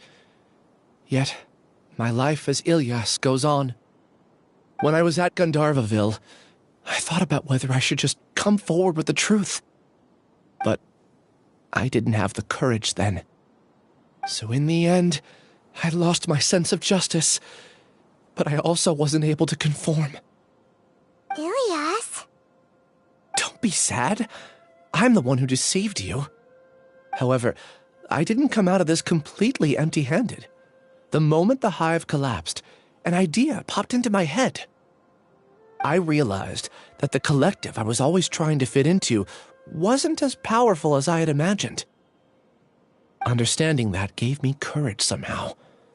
Perhaps one day I could be just like Alhaitham and not care about what anyone else thinks. You can do it.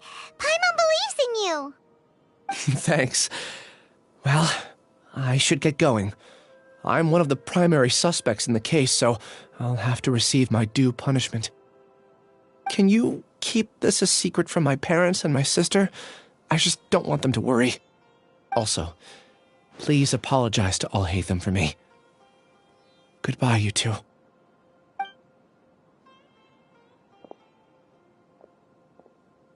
All the test subjects have been taken away.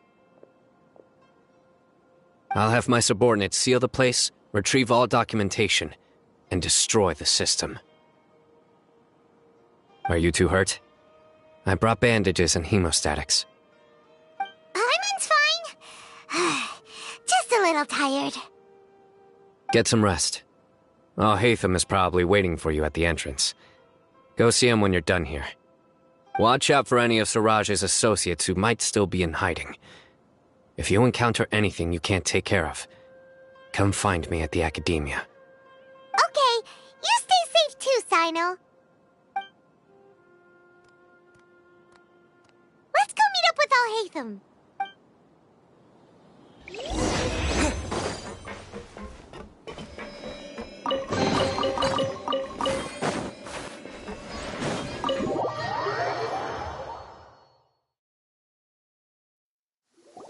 The matter's settled.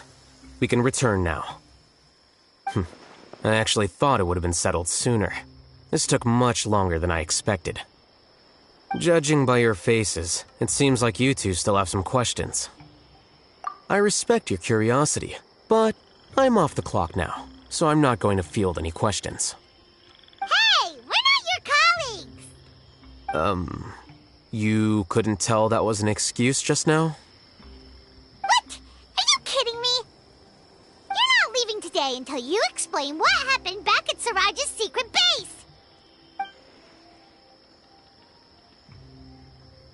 See ya. Hold it right there! Are you done? Your behavior is reminding me of some other people. Stop changing the subject!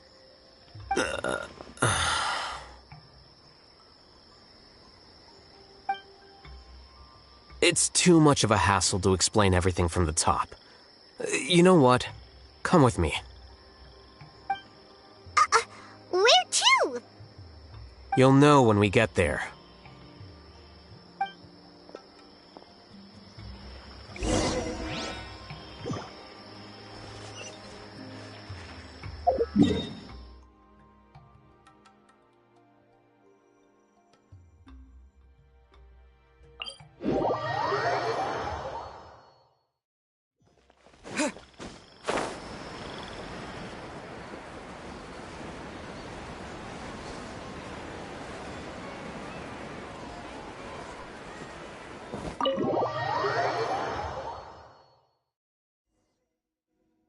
Is this your home?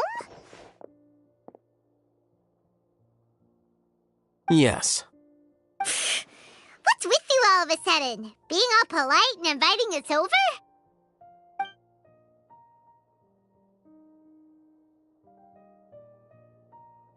Ah, you're back. Quick, come help me see if this painting's all straightened. Huh? Who are they? Stop making a fuss. They're obviously guests. You're not from the academia, are you? I'm unsure she's seen you before. You're the person from that time in that one place! Wait, what? How do you know me? Oh no, do people know that I live here? What? You're embarrassed only now of all times? Oh, you guys are roommates! Yes we are, but keep that to yourselves. Please, don't tell anyone else. I keep a few books on collectives and the subconscious here at home. I'll get them. You all chat in the meantime. Hey! Hey! You're leaving just like that? What's the deal, Alhaitham?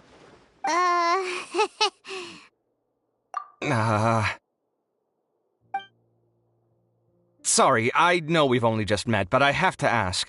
Are you, you wouldn't happen to be actors that Alhaitham hired to pretend to be his friends, would you? What? Guess not. I've never seen him invite friends home before, so please excuse my surprise. You guys get it, right? You know, with his temperament and stuff.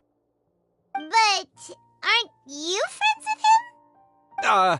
I wouldn't say friends exactly. Okay, well, we used to be, but we're not anymore. Huh? Don't worry about it. My name is Kaveh. I'm sorry to have met you under these circumstances. Anyway, please don't say anything about me living here. You seem like you got a lot going on. So maybe Samora will make Paimon shut up. Are you serious? How could you... of course. You're Alhaitham's friends. What? That was a normal response. You exposed your own weakness. Still, why do you have to treat me like he does? Judging by the deafening din coming from the living room, you all must be getting along quite well. Entertain your own friends, why don't you? I'll leave the books here.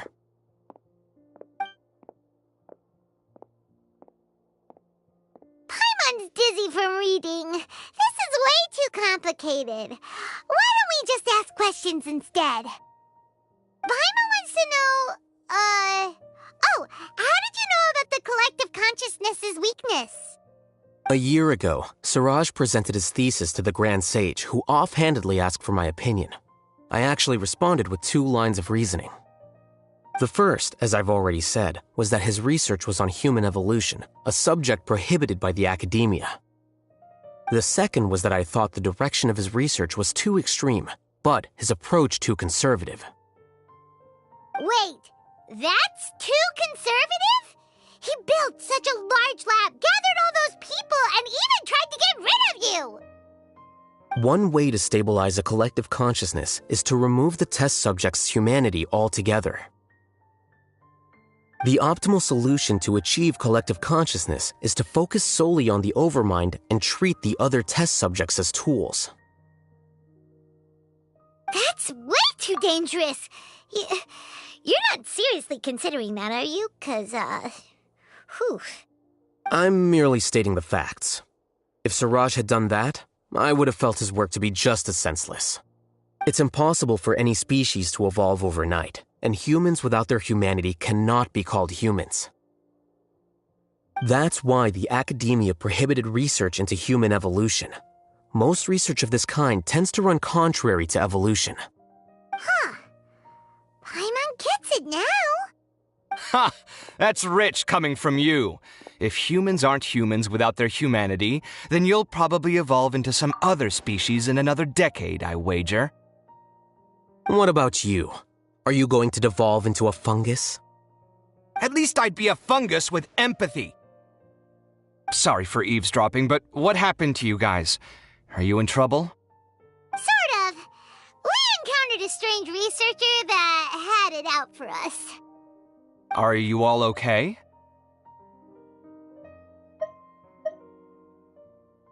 Huh. So that's how things went. Such is life.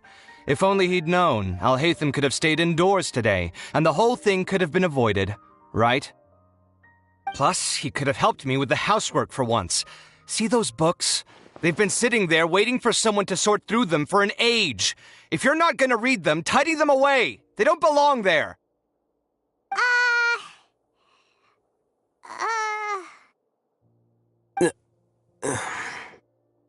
Can you feel the awkwardness in the air? I hope you're aware of your lack of conversational skills. Oh, so the pot's calling the kettle black, is he? Well, having said all that, are you okay? I'm doing quite well. Much better than that painting you're trying to hang on the wall. You don't understand anything.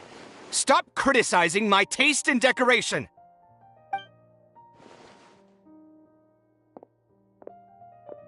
Paimon can't tell which of them is more problematic. Let's just get this over with and leave. You whisper very loudly. Oh, yeah, Paimon's been told that. Do you have any more questions? Let Paimon think. Oh, by the way, the other researchers apologized to you. They hope that you can forgive them. I bear them no ill will. More accurately, I don't really care about what they think of me. To some extent, they were also fooled by Siraj. The Matra will take this into account at their trials. Ilias also said that he wanted to tell us the truth at Gandharvaville, but he didn't have the courage. He apologized to you, too. It doesn't matter. I never considered asking him to come forward with the truth. Judging from his experiences, he's more courageous than the average person. There's no need to lay even more criticism on him. Criticizing the brave only shows how weak you yourself are. I'm going for dinner in 10 minutes, so I'll field one last question. Paimon doesn't have any more questions. How about you? Oh, yeah, that's a good question. You only started investigating with the Matra at the Academia because you were interested in something, right? But after meeting Siraj, it didn't seem like you were interested in him or his experiment. I had no interest in him personally, but I was curious as to why so many people were willing to form a collective consciousness with him. I now understand the reason. Correct. The fall of the sages and the shutdown of the Akasha terminals deeply affected the academia. The fact that Siraj's project attracted so much interest despite not being approved speaks to the lack of research projects as of late. As the acting Grand Sage, I'll have to figure something out. In addition, what happened to Ilias is worth our attention. Reporting academic fraud was the right thing to do. He didn't deserve the outcome that he had received. Paimon understands now. Oh, you're pretty serious when it comes to work, huh?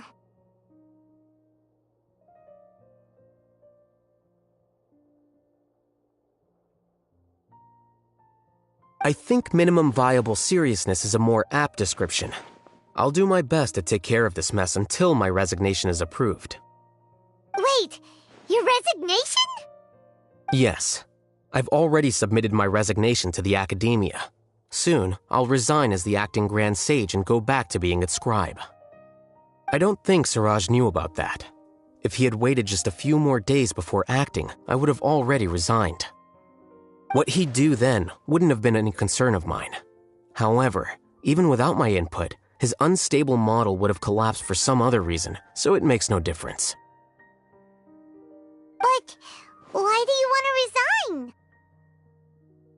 I'm not suited to be a sage, nor do I want to be one. The official process to select the new sages is already underway, but this process is long and takes far too much time. If I serve as acting Grand Sage for too long, the position might become permanent. That would be troublesome. This job isn't something I want to spend the rest of my life doing.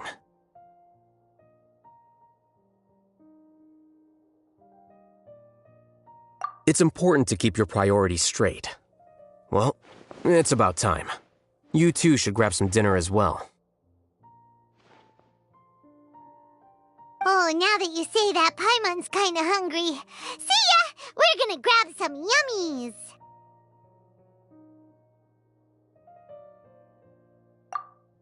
See ya.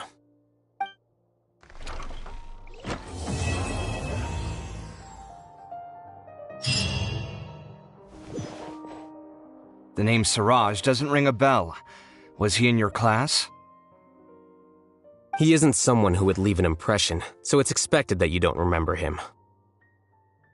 I've always had a hard time appreciating the way that the Academia pressures people by labeling them as geniuses. But even so, the Academia can't be left to you. Or perhaps I should say that I'm delighted to see that you have a base amount of self-awareness. If the people in the Academia haven't gone mad, they'd know that I'm much more suited to be a sage than you. And I suppose they'd let everyone know that your career as a sage will be as shaky as that painting. Again, that's mighty rich coming from someone about to resign. In a few days, you'll be managing files again. You'll be back at rock bottom. But my salary will likely stay the same.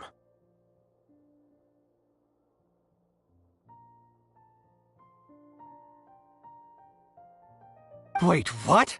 How come? Why do you get special treatment? At least I don't have to be an architectural designer who works himself to death just to get a smile from his client.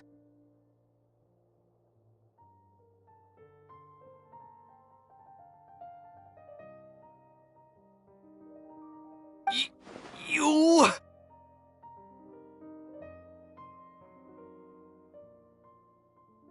I took time out of my day to clean the living room for you, and this is the thanks I get for it? I'd have been better off catching up on my work. I still have designs to finish. Make sure to pay back the rent you owe me. I'm going to buy some furniture with that, Mora. What? Are you trying to annoy me to death? The decorations you buy keep getting uglier and uglier. What's the point of having a boring wood carving in your house? You'll have to blame that on my financial freedom.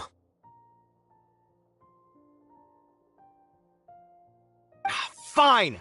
Go ahead and hide behind your financial success if you want. But if we forget Mora for a second, do you have anything of true value to boast about? I think I'd have too many choices, to be honest. You, on the other hand, can you think of any redeeming features at all?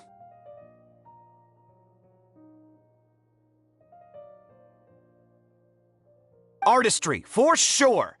You don't know the first thing about interior design. Don't go off buying random furniture unless you take me with you. So I'll have to bring you along and then buy you drinks? Of course! But why would I do that? It would just be another form of a loan, and you'd have to pay me back eventually. Can't you just be nice and not ask for the Mora back? Pretending that you're not in debt is as ridiculous as pretending you're not living in someone else's home. Word will get out sooner or later. Speaking of which, your friends won't say anything, right? Tell them to keep all this a secret. There's no need to hide it so carefully. I think the truth's already out. You're such a lightweight that a few drinks at the tavern had you spilling all your beans. What? No, it can't be.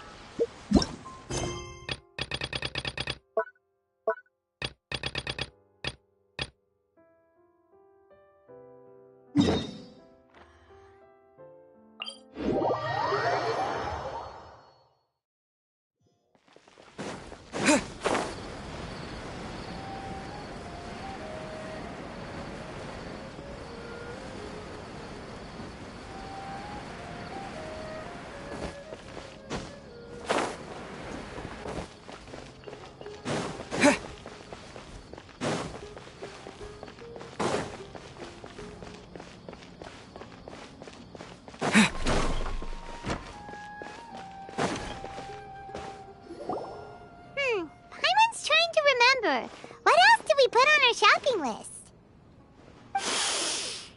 Oh, what a mouth-watering smell. Paimon would know the aroma of biryani anywhere. Let's go get some.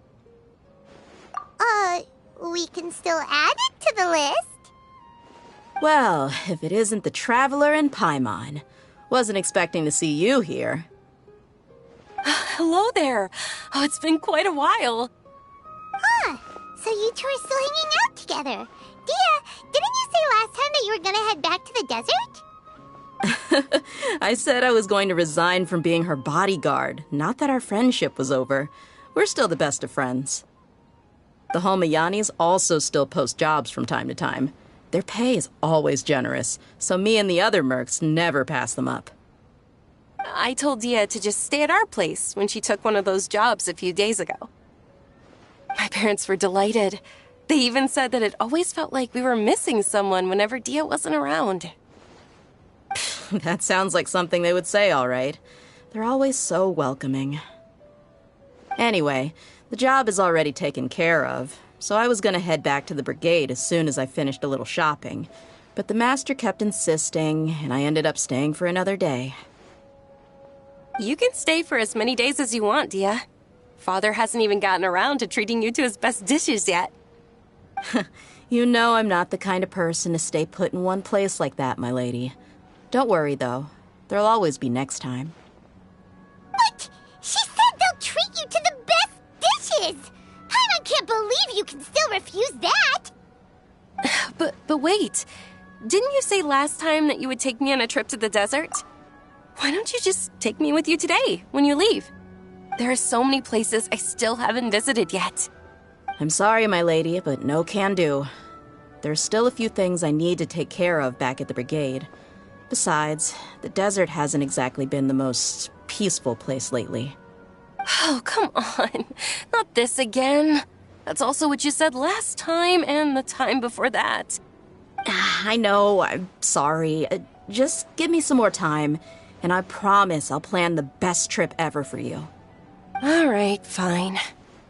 To be perfectly honest, it's not that I wanted to go, it's more like I feel like something is off about you lately. Ever since you first set foot on the estate a few days ago, you've been acting anxious and even paranoid. Have you been delaying our trip because you've run into some kind of trouble? Nah, are you kidding? You're worrying too much. Would you swear on that? Friends shouldn't lie to each other, you know. I wouldn't pry any further if you're willing to swear on what you just said. But if something really is bothering you, then just tell me. You know I'll help you however I can. Oh, looks like Dunyarzad was onto something. You're too perceptive, my lady. Seems I can't hide anything from you. I just thought that nothing good could come out of telling you about the messy happenings of mercenaries. Knowing too much only leads to more trouble. Mercenary life is a dog-eat-dog world where Mora reigns supreme. Everything operates on a completely different set of rules. That doesn't change anything about what I just said, though. We're still friends, and I can only support you if I understand what's bothering you. My lady, you're not gonna stop until you drag it out of me, are ya? All right, I'll share what I know. Let's go somewhere else first. This isn't exactly the best place for a discussion. Okay, let's talk here. Just try not to draw any extra attention. As you may already know, the Eremites have both a lot of mercenaries and a complex organizational structure. Many mercs are no different than me, just going around looking for jobs to earn some mora. My brigade is called the Blazing Beasts. We're not a large group, but every member is loyal and brave. However, not all Eremite brigades are like mine. Some are willing to cross all kinds of lines for the sake of mora. The most notorious is a faction known as Deshret's Relics. Deshret's Relics?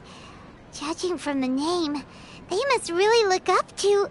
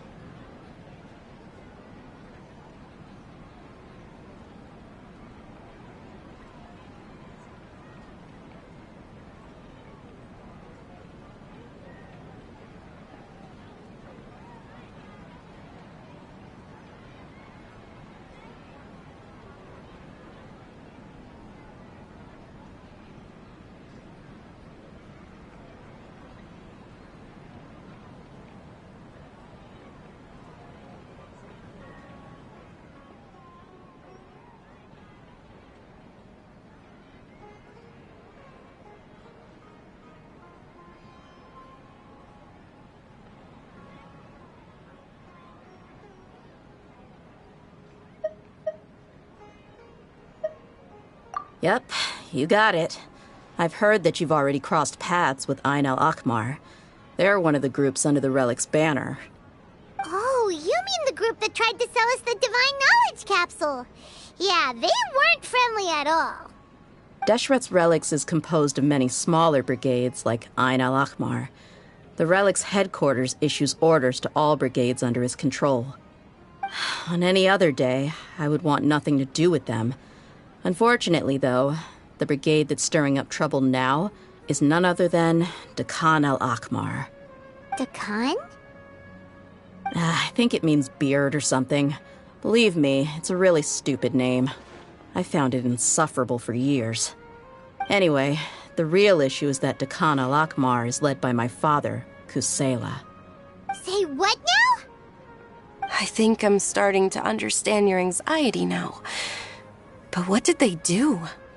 I won't go into details, my lady, but they've been involved in a lot of violent incidents. We're talking hundreds. Hundreds? Yep. The scenes tend to be quite gruesome, too. They strip the victims of all their valuables before murdering them. Not only have they targeted merchant caravans and ordinary citizens, but other mercenary brigades as well. That's beyond terrible. They won't even spare their own kind. I don't know how Deshret's Relic sees it. All I do know is that Dakan al-Akmar has become more and more aggressive over the last few years.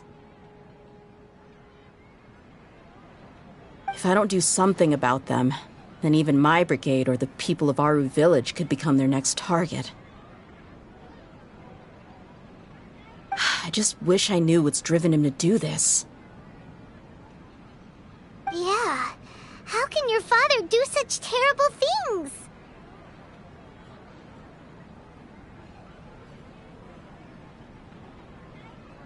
I don't know. People change. He's always been pretty pathetic. But at least in the past, there were still a few lines that he wouldn't cross. That's setting the bar pretty low. I mean, if he was even remotely decent, then why would I have to leave the brigade and cut all ties with him? He was loud and foolish, with no real sense of purpose. Instead of doing anything useful, he spent most of his time drinking and chasing after women. Of course, the other brigade members were just like him. Their ruckus would go on night after night.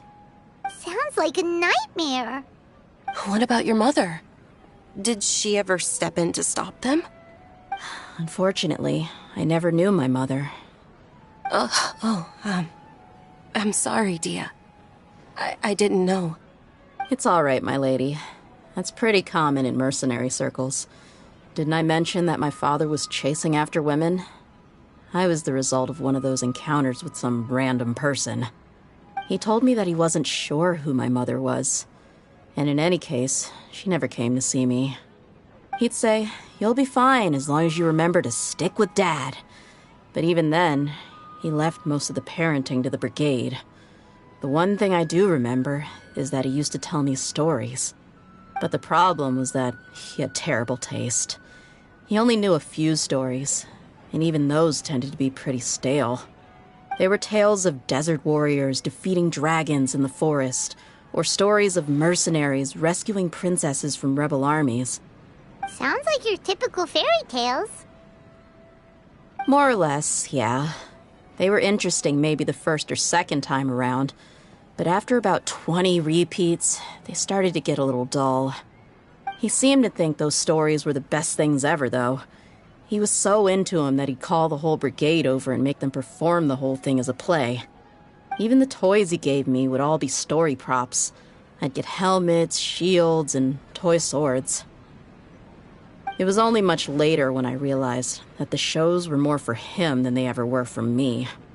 What an interesting guy. Yeah, I've always found him pretty childish, but that was something I could just shrug off. I had no reason to despise him. Until I grew up and learned the true face of Deshret's relics for myself. Looting, blackmail, violence, and fraud. They not only accepted such heinous acts, they would even openly boast about them. No one in the brigade was any kind of hero. Instead, my father and his cronies were more like the bad guys that needed to be taken down. Did they really think that as long as they didn't do any of that stuff right in front of me, I would never know? I think I can understand your feelings. The difference between perception and reality must have hit hard. Yeah, but don't worry, my lady. It's all water under the bridge to me now. I had a huge argument with my father and left that place behind for good. I'm not investigating them due to any bitter feelings I still have towards my father. I just want to protect those that are close to me. Yeah, I told the boys to gather as much information as they could. Most of the reports concern violent incidents, but there's also some talk of smuggling. I see. But isn't this investigation incredibly dangerous? It is, but every mercenary lives life on the edge. It's a lifestyle that I enjoy. That may be true, but it'll be impossible for those who care about you not to worry. Well, now you get why I didn't want to share any of this with you. What should we do? They both have valid concerns. Huh? But there's no need for you to get caught up in this mess, too. Well, he's super tough, so if he went into the desert with you, then Paimon bets the problem will be solved in no time. I'm inclined to agree. I'd feel a lot more at ease if you took him along to help. I'll wait for news from you in the city until then. Please, stay safe. I'm honored that you care so much for me, my lady. All right, then let's get moving. Our first stop will be Caravan Rebot, where we can catch up a bit with my fellow mercs.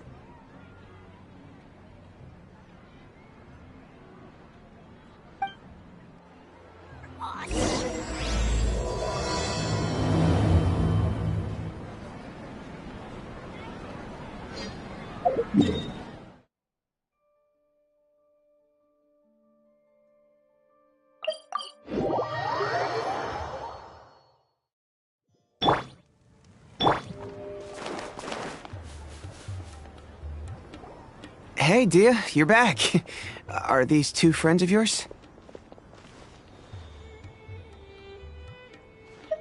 Oh, so you've already become like one of us then? Well, that's good to know.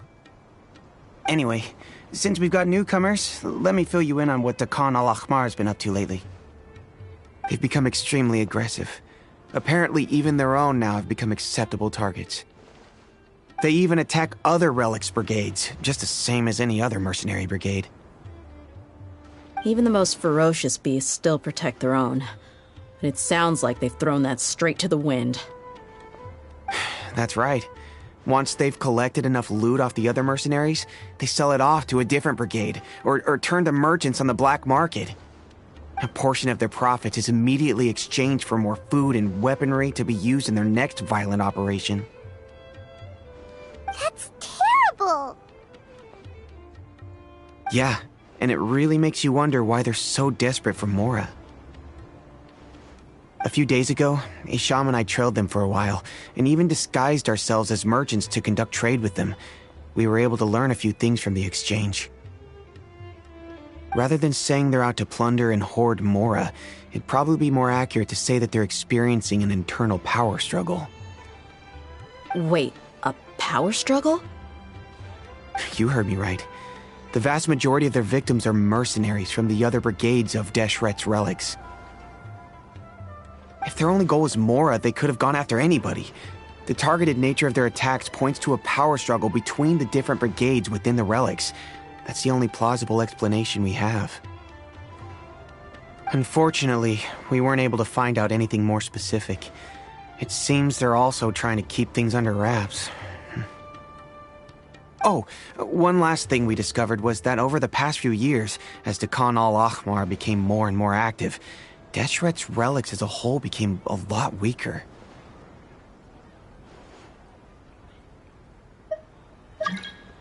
It sounds mighty strange to me too.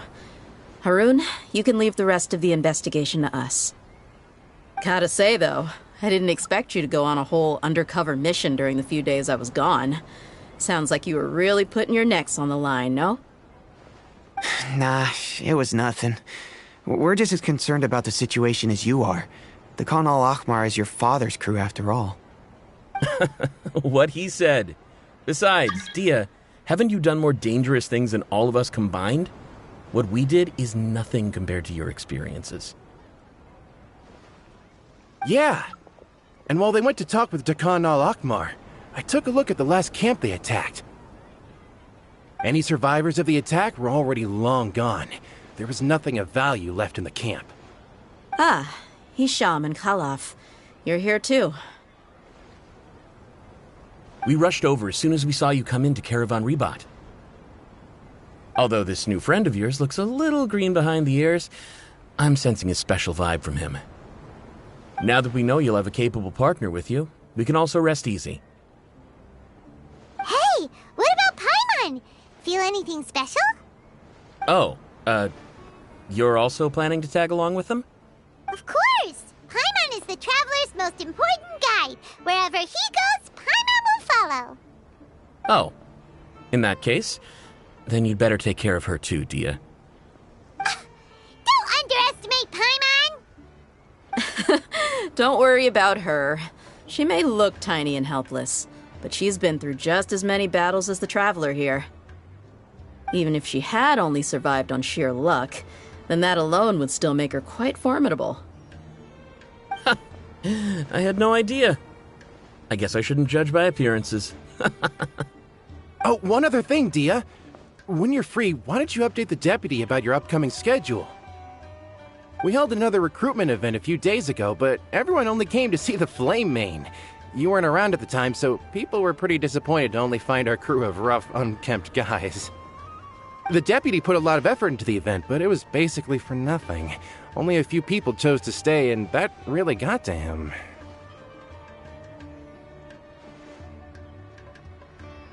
Sorry to hear that. I'll be sure to bring him some great liquor next time. I left in a hurry, and I couldn't make it back in time for the event.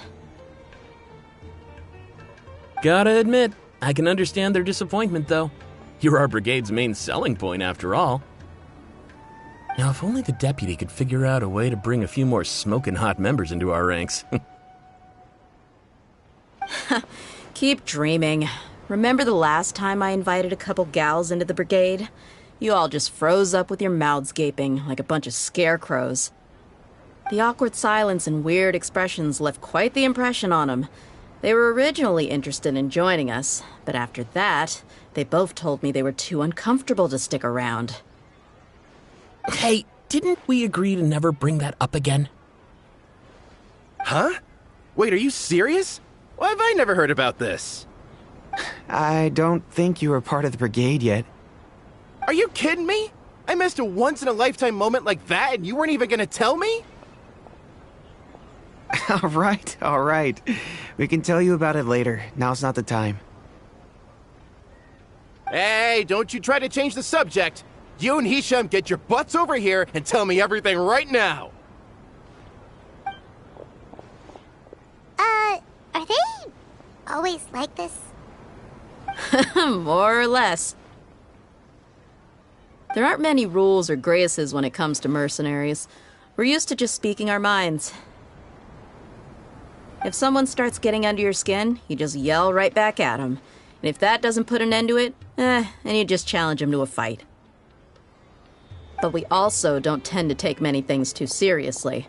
Being direct and getting it all out of your system as soon as things come up is better than keeping everything bottled up, never talking about it. That's also why I never spare their feelings when I talk to them. If I want to laugh, I'll laugh. If I'm angry, then I'll unload on them. It's hard to stop once you get used to it. Though, I can never do that when I'm with the Homayanis. Hey, knuckleheads! Can you at least tell me the rest of the intel before you go back to your bickering? Yeah, you hear her, Holloff? Told you we gotta focus on the investigation first. I drew up a map. Right here is the spot. There you'll find the merchant caravan responsible for getting rid of Khan al-Ahmar's looted goods. All you gotta do is wait and ambush them in the evening. They'll have no idea what hit them.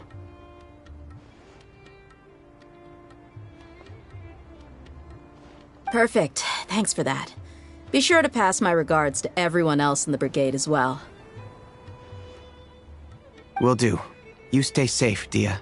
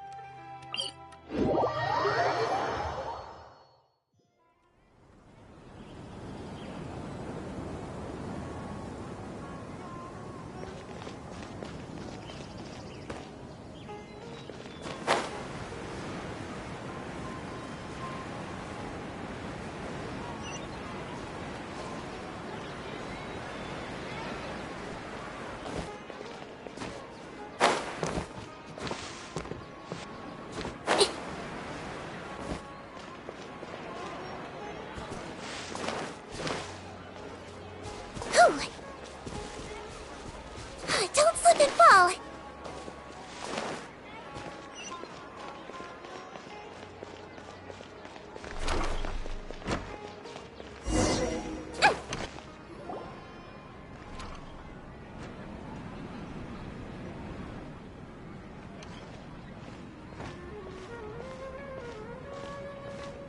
Milu! It's nice to see you again!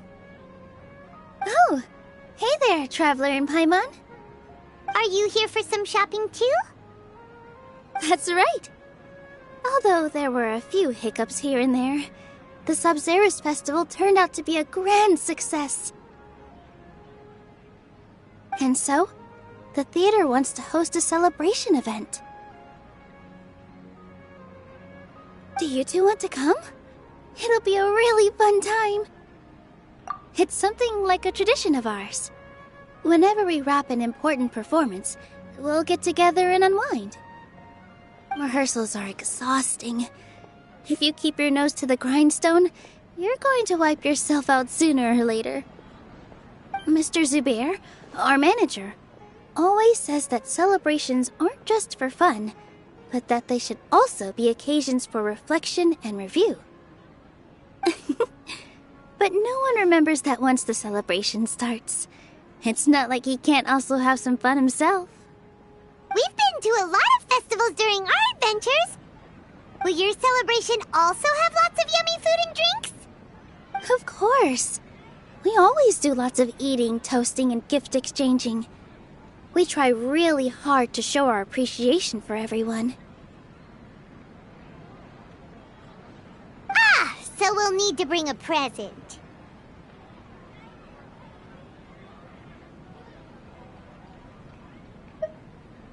Hey! Paimon's gonna put you in a box first! It's fine. No need to stress, Paimon. You can come, present or not. The gift exchange is just to make the celebration more entertaining. You two being there would be the best gift of all. It'll also be a good time to introduce you to the rest of the theater. Is something up?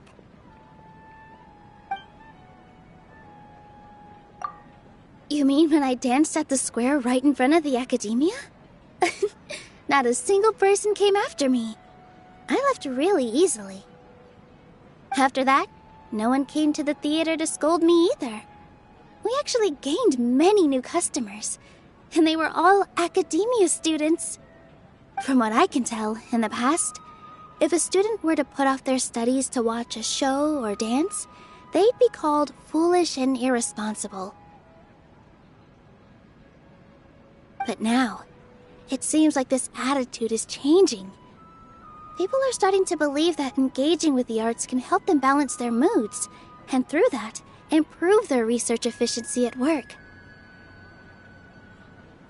Anyway, it seems like people have to personally experience something to gain a good understanding of it. They should thank us for opening their eyes! That'll probably take some time. They're still droning on and on about experimentation and proof. Will they really gain more appreciation for the arts if they continue to think of everything like that? Anyway, all that aside, are you thinking about coming to our event? Paimon thinks it'll be a great time! What do you think, Traveler? Alright, then let's head to the theater. Wait, I completely forgot about this pile of stuff! Whoa! Did you buy all of this, Nilou? Just one box.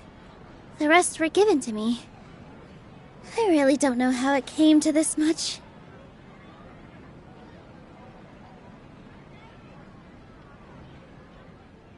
That's way too many freebies!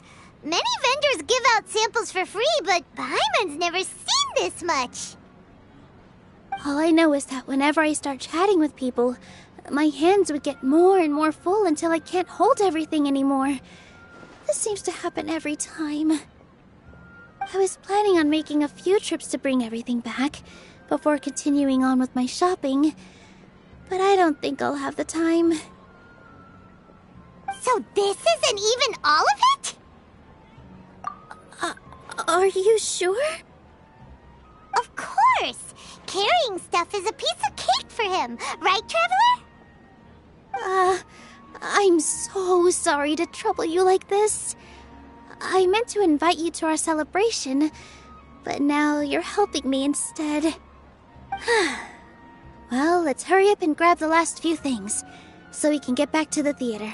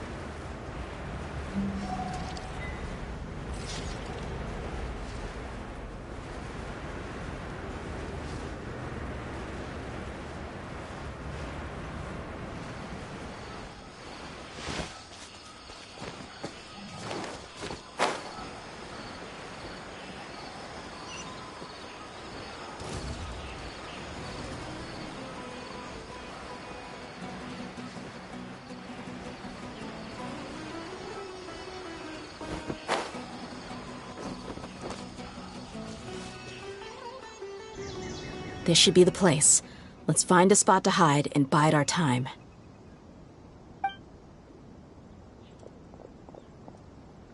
It's gonna come down to a fight one way or another, so let's all be careful. No need to worry. He knows his way around a fight. I'm not worried about that. What I meant is that we probably shouldn't go too hard on the enemy. After all, we still need to get information out of him.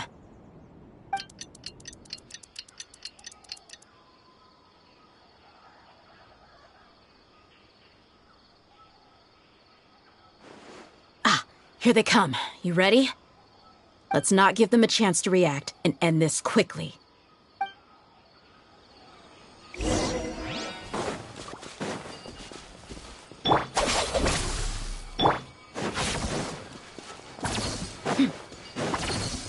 That's close enough. Feeling lucky today?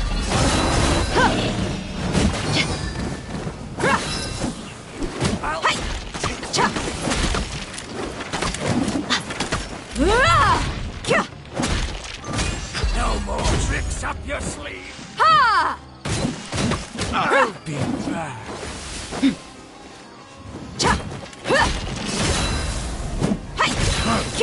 You won this one. Law of the jungle. I'll be back.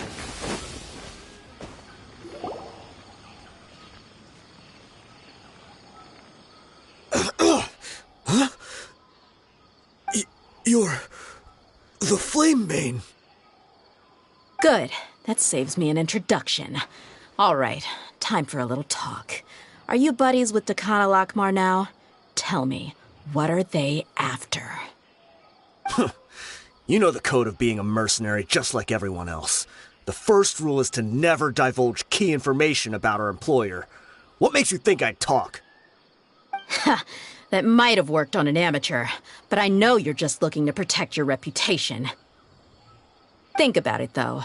What's your reputation worth if you won't have the other tools you need to succeed in this line of work? Tools like, I don't know, your limbs or eyes?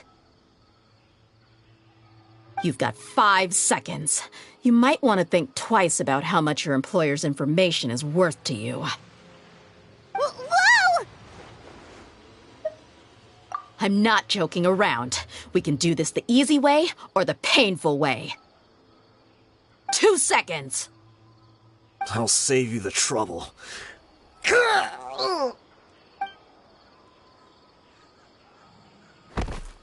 Huh? Are you crazy? He tried to bite off his own tongue. Quick, search the area for any first aid supplies.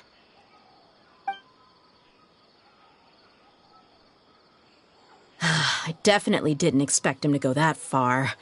Thankfully, the wound wasn't too deep, and he just passed out from the pain. But why would he be so extreme? I just wanted to test his mettle. You can get a lot of mercenaries to talk just by threatening them. I didn't expect him to be willing to go through so much pain just to deny us some intel.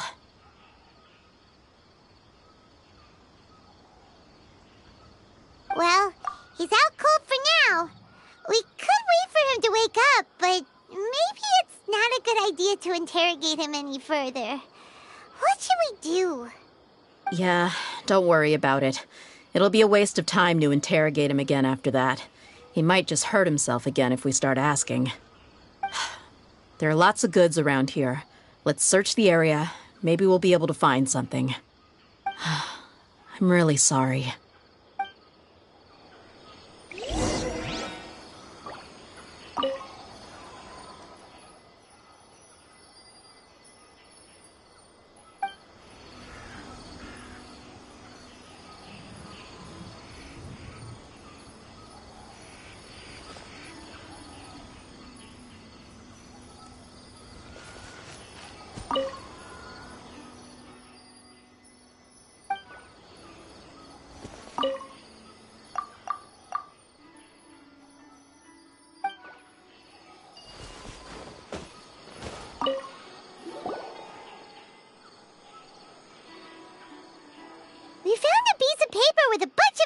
on it. Maybe it's a record of something.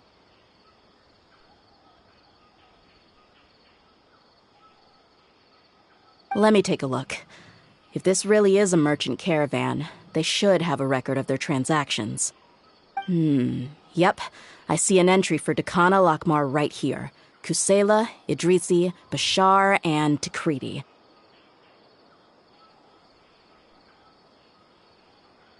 All familiar names. Dakana Lakmar has been trading for a hefty supply of food, weapons, and medicine. It seems that in the past, they used to receive some canned knowledge as well. This caravan is just one link in their logistics chain. Once in the rainforest, the caravan will exchange the looted goods for Mora, and the funds will then be passed to a specific person. That person will then pack the caravan full of necessary goods, which will then be brought right back to Dakana Lakmar. Wait, why is there no Mora value recorded for the final transaction?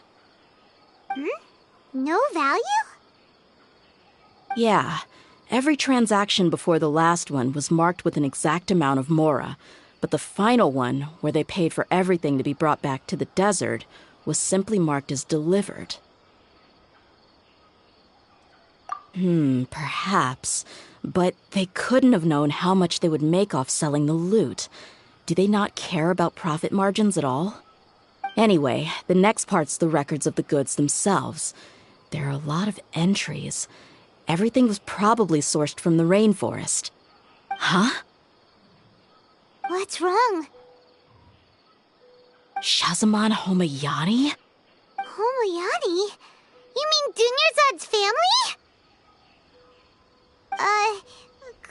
Could it just be another family with the same last name? I'd be surprised to find someone with the exact same first and last name.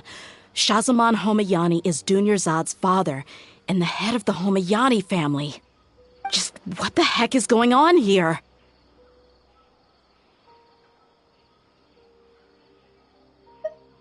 I'm sorry. You're right. I'll consider what we found and not jump to conclusions just yet. But what this piece of paper confirms is that the Homayani family has been providing goods to Dakana Lakmar. What if the Homayanis have been kept in the dark and don't know they've been trading with Dakana Lakmar? That's a possibility, but if that was the case, why is this caravan specifically named Shahzaman as their person of contact? They could have just as easily bought goods such as food and medicine directly from Caravan Ribat or Port Ormos.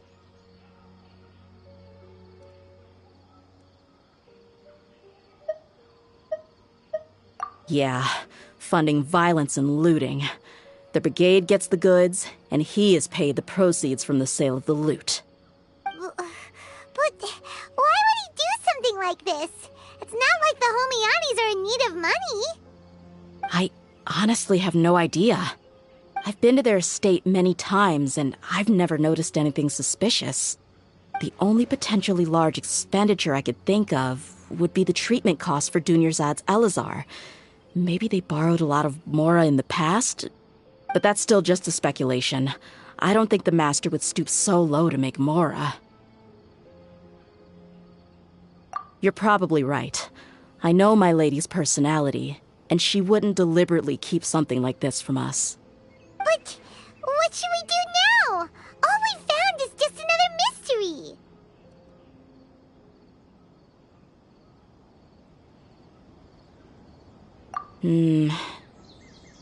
If you ask me, we already have no choice but to confront her about this. I'm not worried. It's too early to make a verdict yet. I still have faith in the Homayanis. Let's go find my lady again. We'll tell her everything and see if she's willing to lend us her support.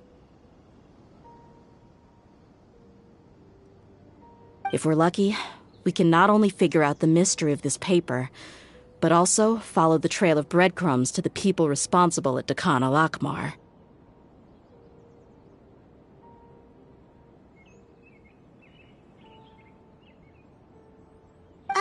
Dia, are you sure this is the best decision? What if instead of getting the help we need, we just end up revealing everything we've discovered to the enemy?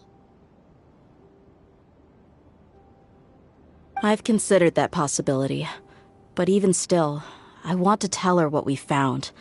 I think I owe her that much. True friendship is built on trust.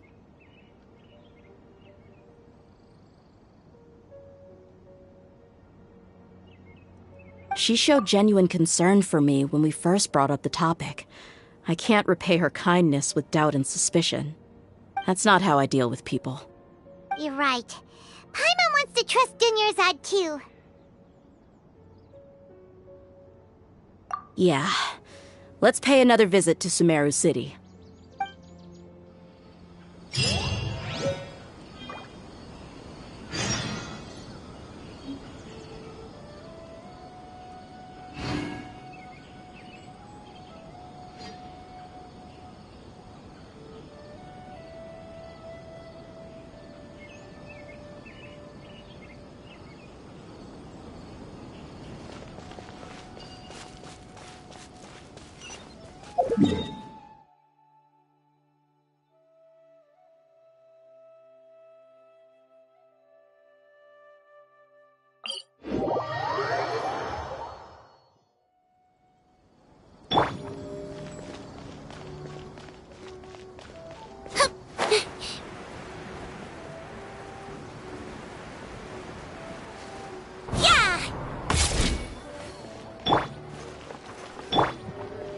Let's blow bubbles!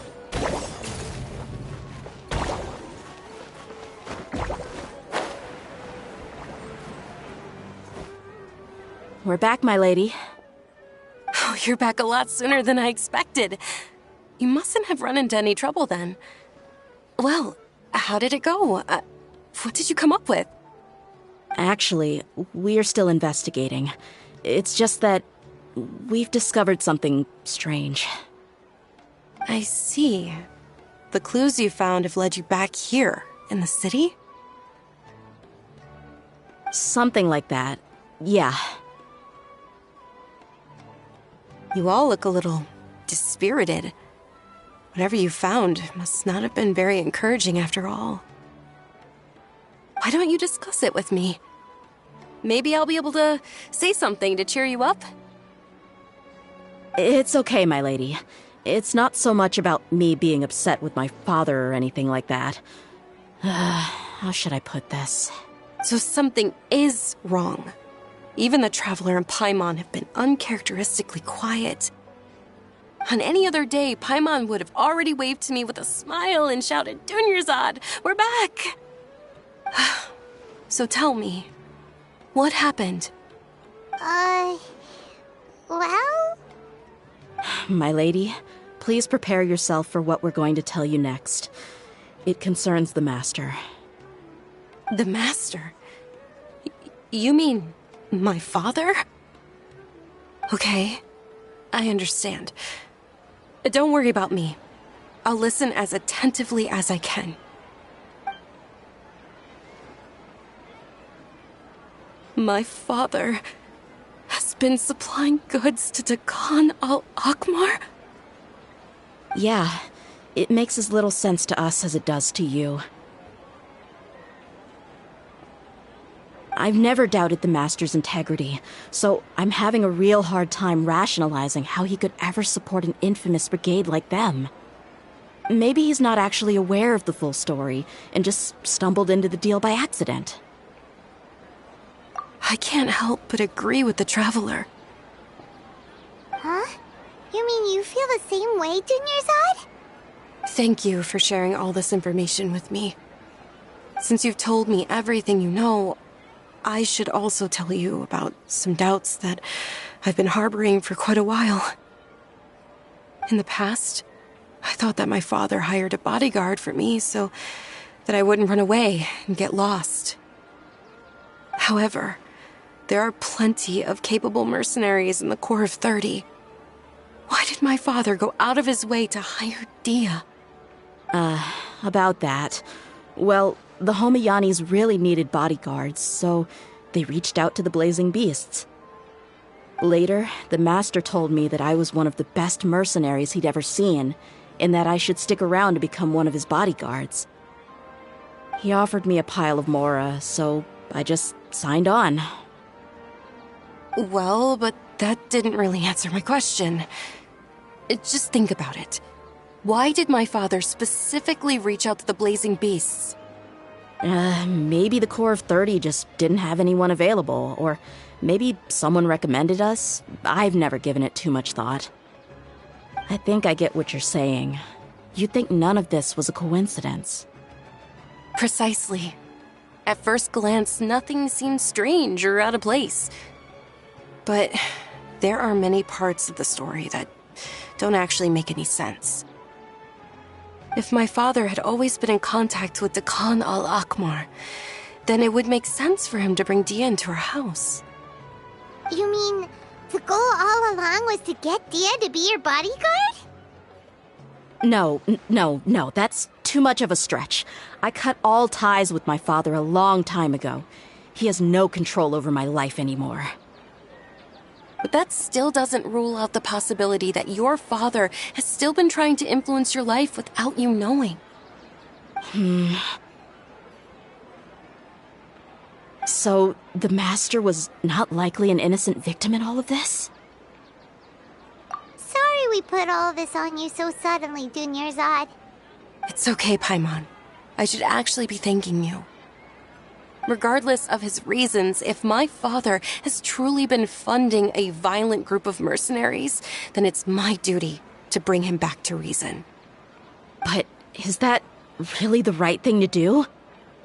My father has committed many atrocities and deserves all the punishment that he has coming to him. I have zero sympathy for him. You may call me an ungrateful child, but my feelings will remain the same. However, the Homayani family has treated me with nothing but generosity and kindness. If we decide to investigate this further, we could end up implicating the entire Homayani family. I would be biting the hand that's fed me over all these years. Dia. It's all right, Dia. If anyone were to ask, you could always just say that I'm the one who instructed you to get to the bottom of this. You don't have to do that, my lady. I'm not conflicted because I'm afraid of taking responsibility. Besides, you're the one we should all be worried about right now. Hey! It's still too early to give up hope! What was that thing about friendship again? Right, yeah, trust! You said that yourself, Dia! Besides, there's no point on getting all riled up before we've confirmed all the facts!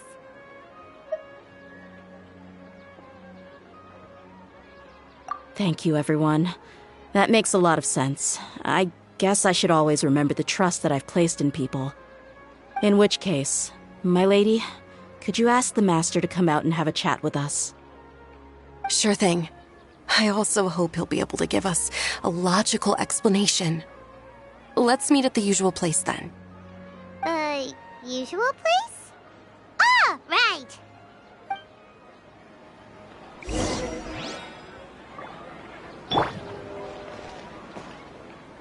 Wibbly wobbly!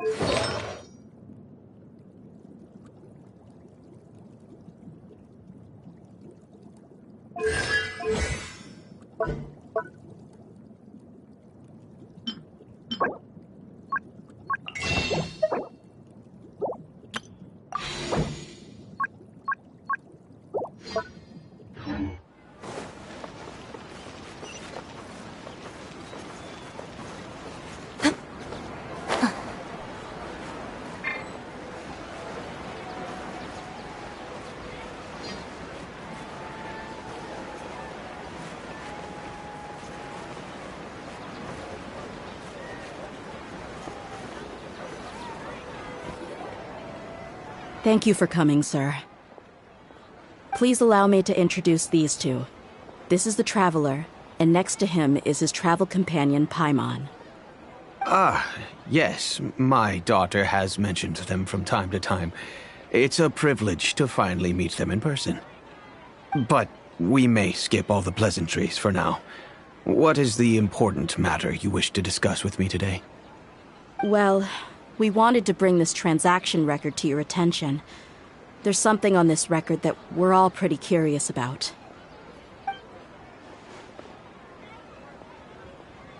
So, that's what you found? Huh. Seems like I can't keep everything from you much longer. If you wouldn't mind, we'd like an explanation. Well, it's a long and difficult story. And to be perfectly honest, I'm not sure if I'm doing the right thing. What I do know, though, Dia, is that the truth will bring you no solace. If anything, it will likely cause you a great amount of anguish. Wait, me? Yes, I understand perfectly why you came to see me, and I am touched by your collective commitment to do the right thing. But knowledge always comes at a price, and sometimes, as they say, ignorance is bliss. Your father, Kusela, and I both believed that. Of course, you have the right to seek and learn the truth, but I must warn you. The facts of this matter may reduce everything you've built for yourself into sand, blowing in the wind. If you must proceed, then Kusela's heartfelt efforts will also fade into the wind like a fleeting mirage. His heartfelt efforts? I'm sorry, sir, but I'm not sure I follow. I've made it this far in life without a single drop of my father's support. I have my own ideals and ways of looking at the world, as well as people and causes that I've chosen to cherish and fight for. None of these things have anything to do with him. I came here today to support you as the head of the Homiyani family. No warning will change my stance on that. I understand. Then let me tell you a little story. Our family once needed to take a trip to the desert when Dunyarzad was just a baby. Along the way, we were attacked by bandits. They had superior numbers and quickly overpowered our bodyguards. When all seemed lost, a group of passerby Eremites lent us their support. Those Eremites were Kusela's brigade, Dekan al-Ahmar. Kusela's men told me that the attackers were Eremite mercenaries, just like themselves. I was shocked. Why would Dekan al-Ahmar go so far to save us and not spare the fellow Eremites? Kusela was grinning and walked over to play with baby Dunyarzad. She was startled by his unfamiliar face and nearly started crying. Really? I never knew. He said that he had no particular reason to help us. He just took pity on us because he had a daughter about the same age. We started talking about our children, and I sensed that he was a devoted father. To repay his kindness, I hired his brigade to help out at our estate for a time, and offered everyone generous remuneration. So, that's what happened. It was many years before I saw him again. I almost didn't recognize him the next time he came knocking on my door. The man I knew to be strong and healthy had been reduced to a shell of himself. He couldn't even walk anymore without his cane. So, what happened to him? He was perfectly fine when I left the brigade. I'm not too sure myself. The only thing that didn't change was his cheery disposition. He said there was absolutely nothing to worry about and that he had gotten into a fight. That was all. He then suddenly asked me if Dunyarzad, now that she had grown, would need a bodyguard of her own. At the time, Dunyarzad was going through a particularly severe bout of her Elazar. There was no need for her to have a bodyguard when she could barely leave the house. But he kept coming back to the topic. Come on, it never hurts to be safe. How do you know a bodyguard won't come in handy one day? I was completely lost at first, until he recommended the Blazing Beasts, and in particular, a mercenary named Dia. So he was the one who recommended Dia to you. Indeed. He didn't say it out loud, but it was clear that he saw Deshret's relics as an evil group who would eventually corrupt every member in their ranks. He was already beyond redemption, but he hoped that he would be able to detach his daughter from the vicious world of mercenary life. If Dia could stay in my house and keep working as a bodyguard, then gradually her affinity for the desert would decrease, and she'd be kind. And that's why you offered her such generous compensation? Yes, but not just because of that. From the moment that he asked me for that favor, I also began to see Dia as my own daughter. And that's also why I tried to persuade you to stay when you asked for permission to leave. I was willing to spend however much it took. Kusela saved my daughter and me all those years ago in the desert. I could never refuse him entrusting his daughter to me. He was always like that, acting like he's oh so smart and self-righteous. Kusela said that he'd reimburse me for a portion of Dia's fees. I refused to take any more from him, but he'd always sent me funds anyway. Eventually, I just accepted them as a token of his gratitude. And that went on for a while until I received another letter from him a few years ago. The letter contained a request to help him buy food, weapons, medicine, and even explosive materials. Wait! Isn't that around the time that Dakan al-Ahmar started becoming more aggressive?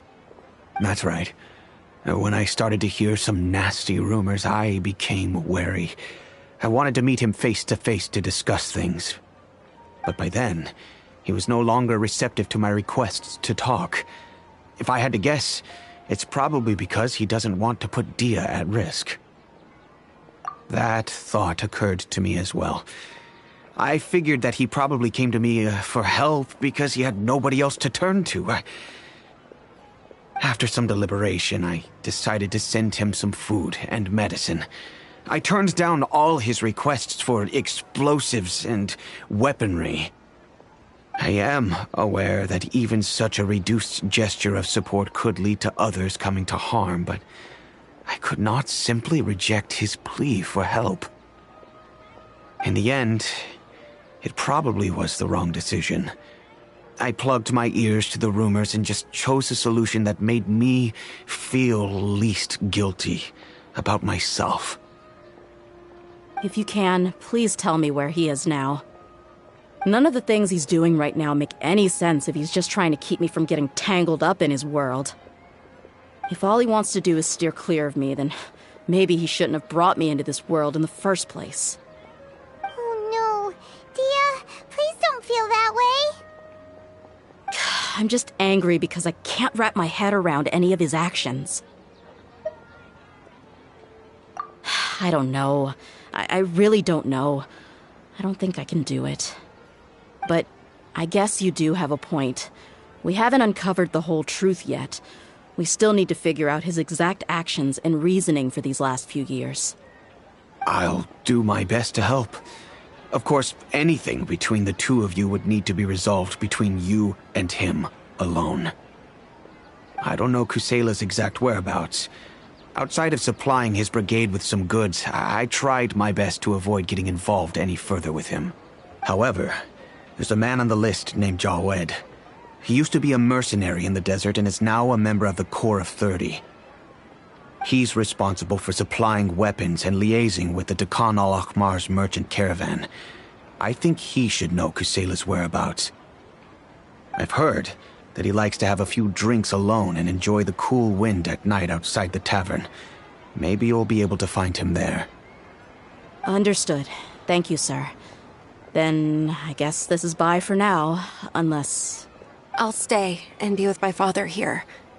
To be honest, I'm still a little dazed and haven't finished processing everything quite yet. My father has indeed done something wrong, but if I think about it, I'm also not sure if there was a right way to handle this problem. I feel like our only course of action is to turn everything we know over to the Core of 30 and let them render judgment. Yes. I am prepared to accept whatever verdict they choose. It's time to face my mistakes.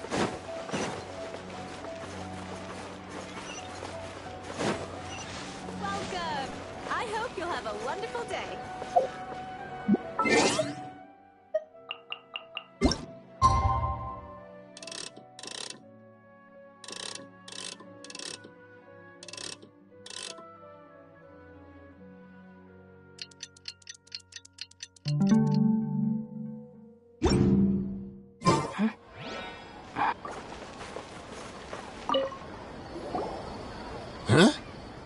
Who are you guys? I know what you've been up to. Smuggling weapons to violent brigades in the desert while working for the Corps? Pretty bold, if you ask me. Shh. Keep your voice down. How do you know all that? Come with me. We should take this elsewhere. I'll be happy to talk things over once we're somewhere private.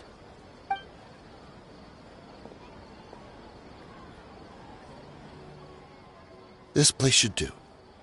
All right. Back to my question. How did you all know about me? Don't worry about that for now. You know what kind of punishment you'll face once we report you to the Corps, I assume. Wait. There's no need to jump the gun. Let's talk this out. What are your terms? So what's in it for you anyway, Mora? Well, I was a little tight on money at the time, and Kusela took good care of me in the past. I weighed it in my mind, and I couldn't find a reason to turn the opportunity down. I wouldn't only be helping my benefactor, but I could also make some quick Mora. Let me tell you how it is. We're investigating Khan al-Akmar, and we're gonna put an end to their operations. If you provide some help for us, then we might just put in a good word later to reduce the terms of your punishment. Hey, why don't we discuss this a little first?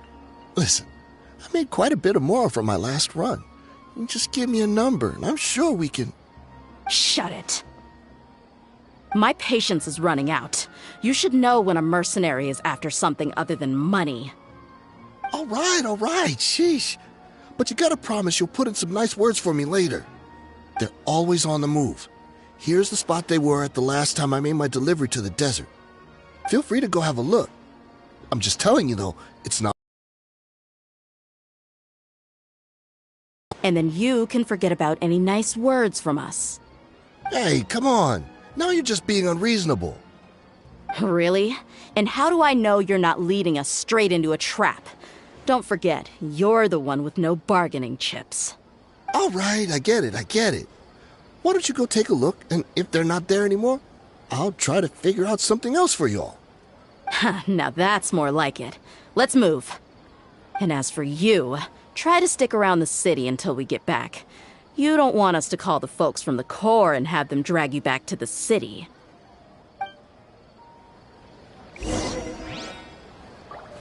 Floaty Woody!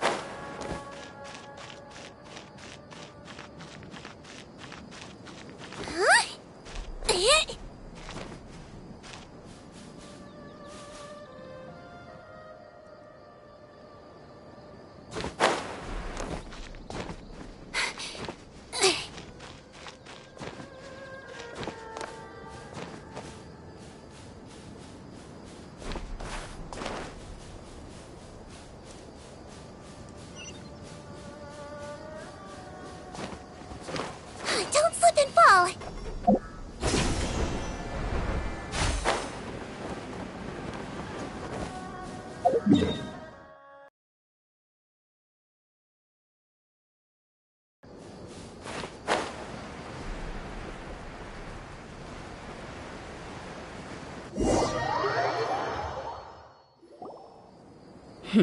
Seems like we're in luck.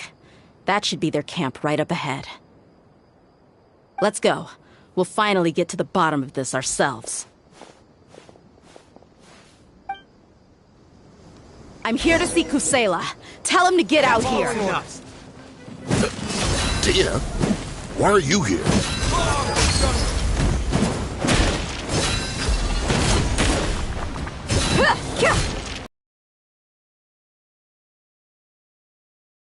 Feel a little prick! Take that!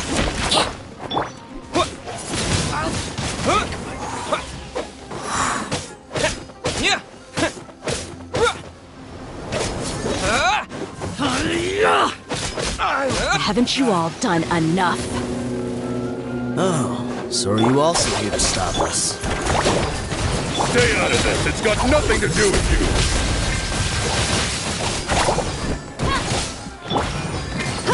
Look alive!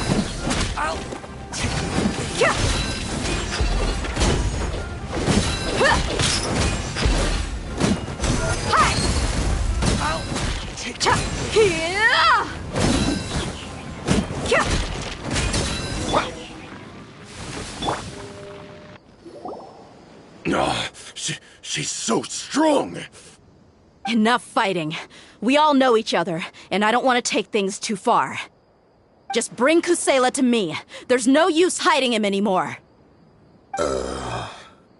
Did you understand a single word I just said? Or do I need to bash your skull in some more? All right, everyone, let's all just calm down for a second. Dia, the boss can't come out and see you anymore. He died a long time ago. What? Seems like you've been out of the loop for a while. Guess that's for the best, though. At least, that's what the old man wanted. When did he die? What happened to him? A few years ago, Kusela broke up Dakan al-Ahmar and went to the Deshret's Relics headquarters by himself. So is that when you guys started acting up? We would prefer to call it taking revenge. Every last person in Deshret's Relics must pay in blood for what they did. Let me start from the beginning. Dia, do you know how the head of the Relics maintained order internally? Overwhelming strength and unquestionable authority? Those were a part of it, yes. But just those on their own weren't enough. They had another tool at their disposal. They called it a person's record. Regardless of whether they joined by their own will or were coerced, every person in Deshret's Relics was forced to leave a record of themselves at headquarters. Whether it be their deepest sin, some unforgivable act, or their most immoral exploit, the record served both as a symbol of loyalty and the perfect material for blackmail. That's precisely it. Every one of us have a record. Me, Bashar, Tikriti, and all the boys who grew up with Dia and ended up joining our ranks. But you, Dia, you were never asked to provide a record, were you? I never even knew this was a requirement. You were probably the only person in all of Deshret's Relics who didn't know about it. Ever since you were born, Boss had been trying to shield you from this organization's sinister rules.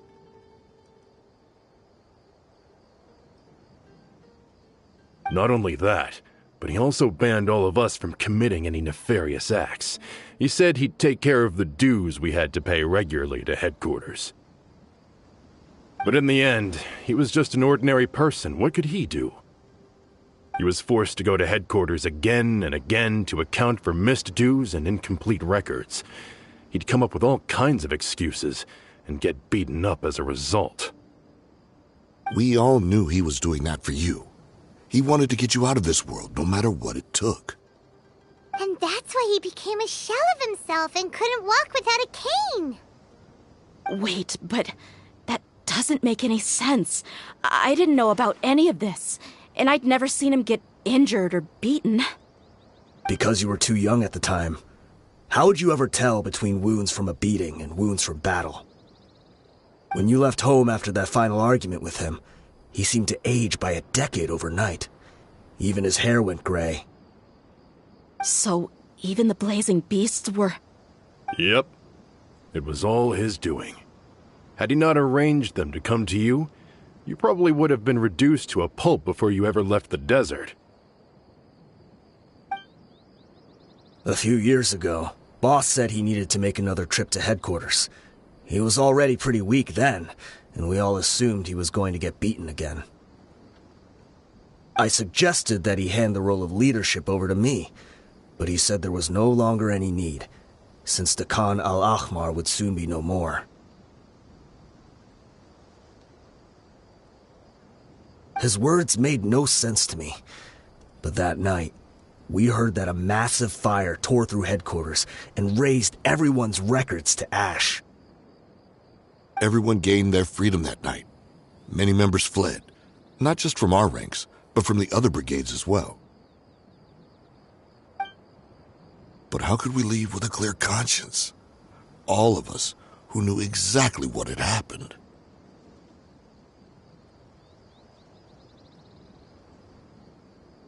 The boss can't have just died for nothing. Those heartless jerks at headquarters took him from us.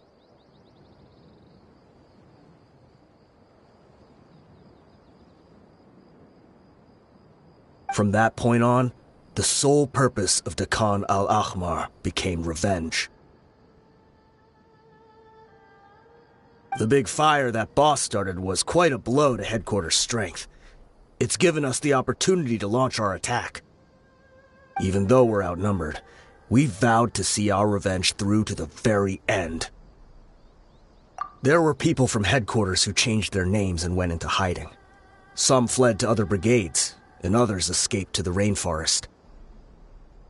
But we won't let any of them escape our wrath. They'll all pay for what they've done. We've suffered plenty of losses as well. To keep going, we need an enormous amount of supplies, from food and medicine to weaponry and explosives.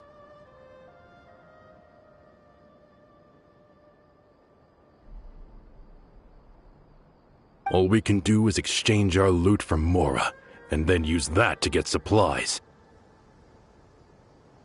We forged Boss's handwriting and sent out many letters to his former friends. Thankfully, many people were willing to come to our aid.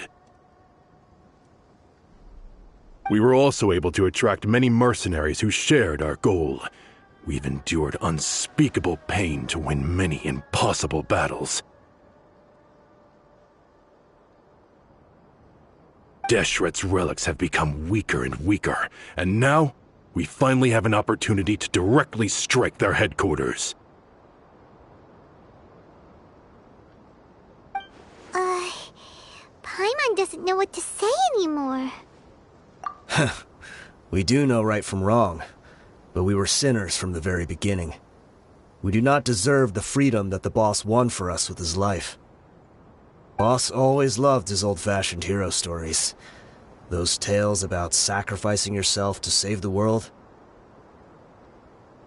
We used to always laugh at him for it, but in the end, he really went and lived those stories out himself. As for me, I never considered myself a hero.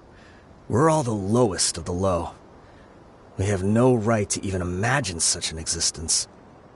But Maybe those hero stories he liked foreshadowed everything that was to come.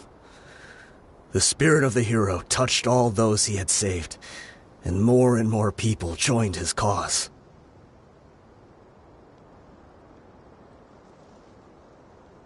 Maybe we were all just acting along with the play in the beginning.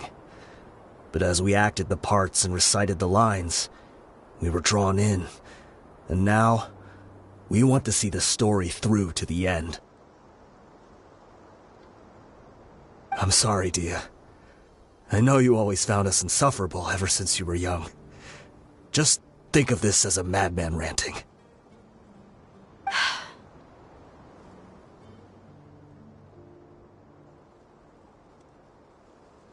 I'll go with you. Huh? Dia?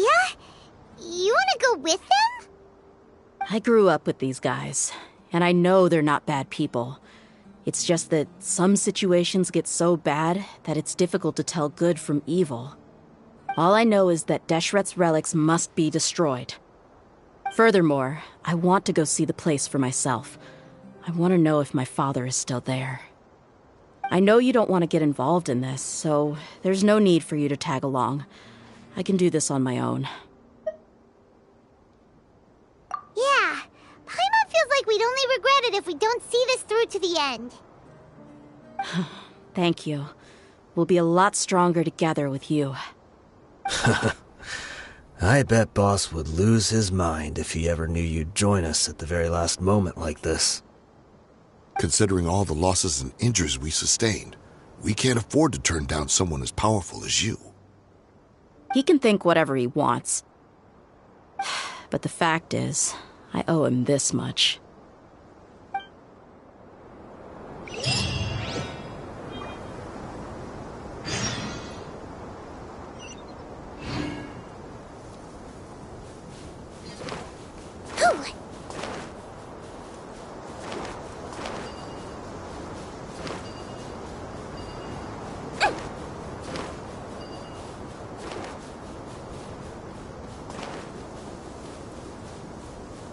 Don't slip and fall!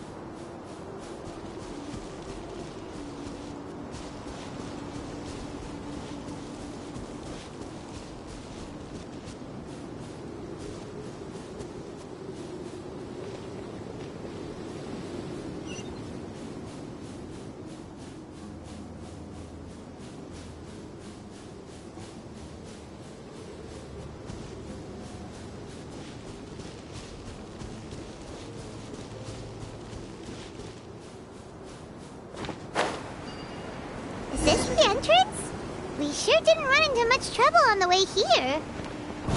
Should be. I don't think they have enough manpower left to post guards and defend their perimeters.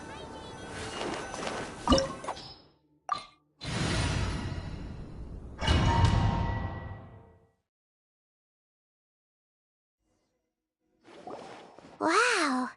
Paimon didn't expect it to look like this on the inside. They should all be holed up in here. Don't know how many people they've got left, though.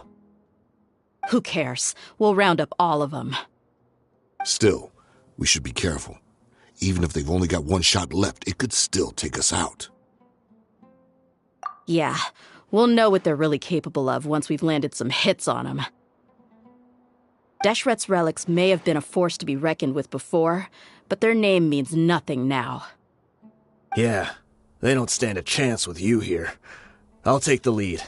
I've been here once before.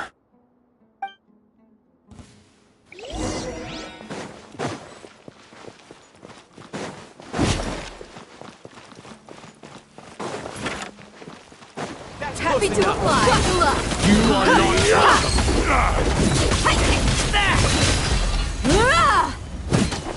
Everlasting as the moon.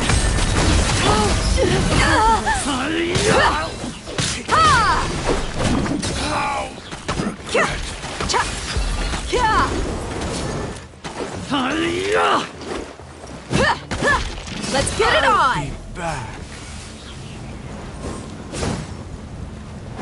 Take that.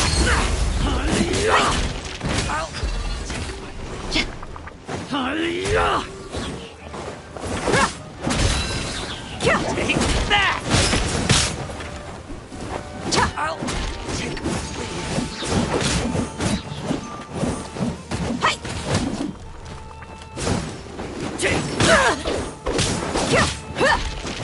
Look alive!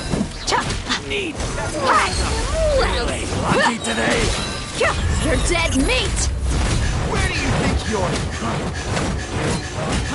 I'll be back.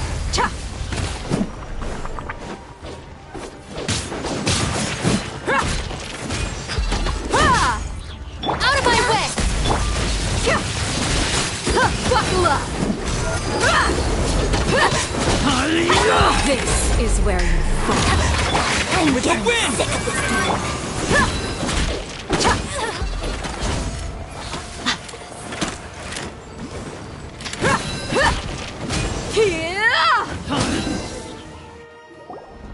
This way, follow me. We're almost there. Wait!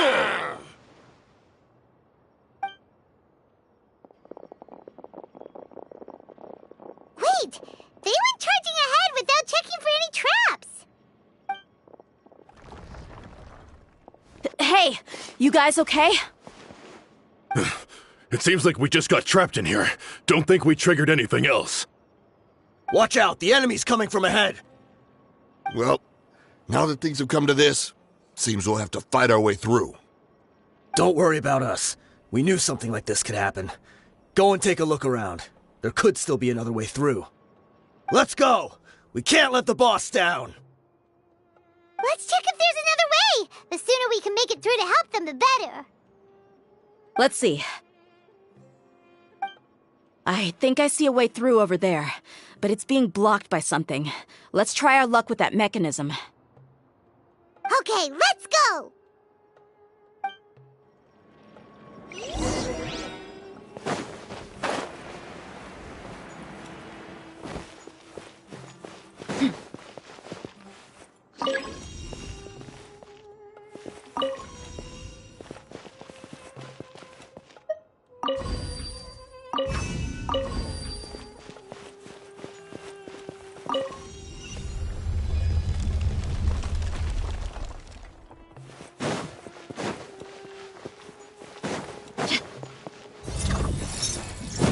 Let's get it on! Hi! Hi! Huh! Dissipate!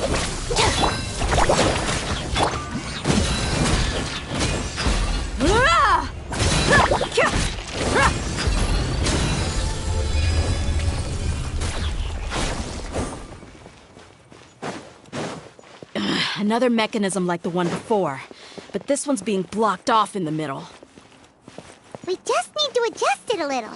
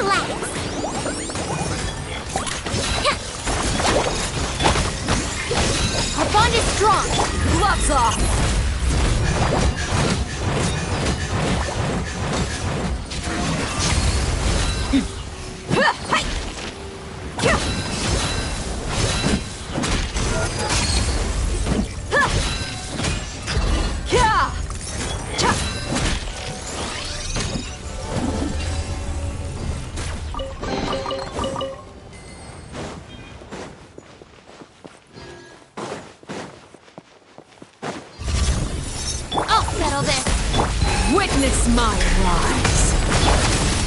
Buckle up. Ha! Ha! Hi! Ha! Ha! Ha!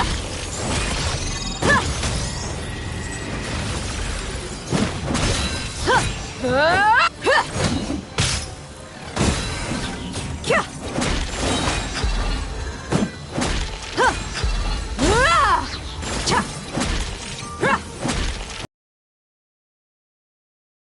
You asked for it!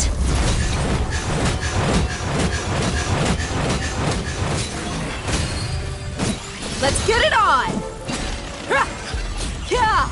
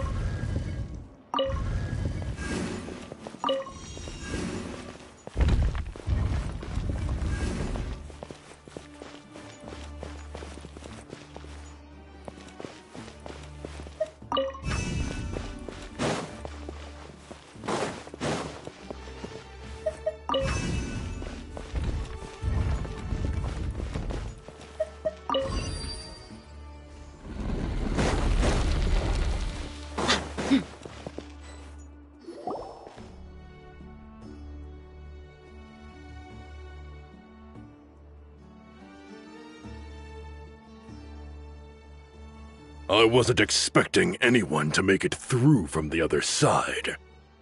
But as a desert dweller, I suppose we should be used to our folks defying all expectations. Don't waste your breath. You have nowhere to run. Run?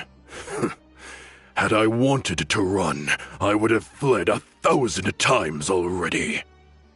I witnessed the golden age of Deshret's relics. Even if I could leave this place behind, all that awaits me now are endless days of humiliation and ruin. Even now, my brothers and I still believe in one thing. The greatest should never live to remember their fall. So you want to go out in a blaze of glory? Let us draw our weapons! We will show them the true power King Deshret bestowed upon his followers. They are but two, while we hold within ourselves the entirety of the relic's glory. Wave 1, charge! Eliminate them! Following That's orders. Close enough.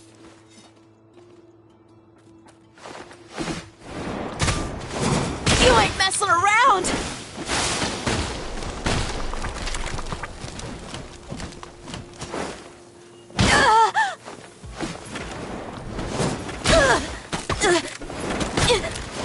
Buckle up!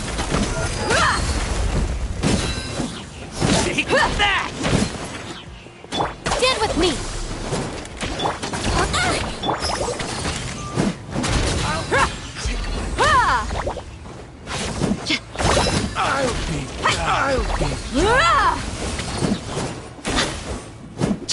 Let's get it on!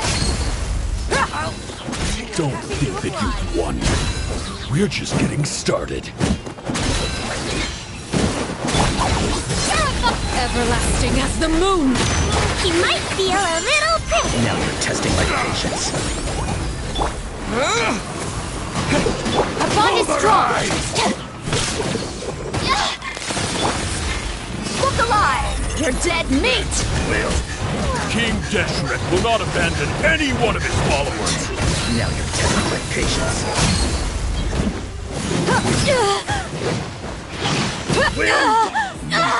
Stand with me! Calm down! Transfixed! This is where you fall. Ow! Brother! The journey ends here. This is where we prove our faith. Wanna die? How did none of us plan to leave this place alive?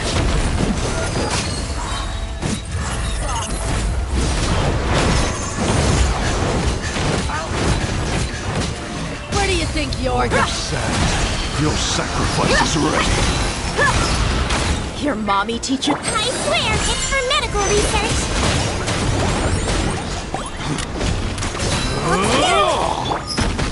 Look alive! The golden slumber. The commander has finally fallen. But they're still coming at us! This place is like a gladiator's ring. They just keep coming no matter how many we beat! Yes! Keep fighting! There's no need to fear, and no need to back down! This is our last stand! When the next wave comes, try to draw away their attacks. I'm going to see if I can take out that high platform.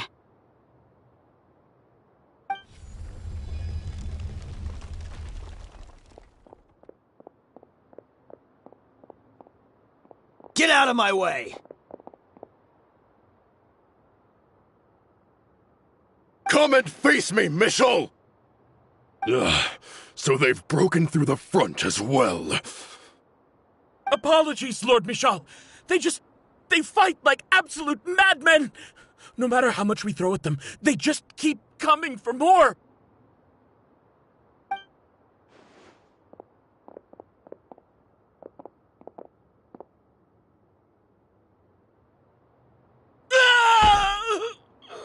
So, it would seem like this is the end. Time to pay for everything you've done, Mitchell. You think I would give you that opportunity? I will be buried in the sand alongside all the rest of our fading glory. Hey, wait!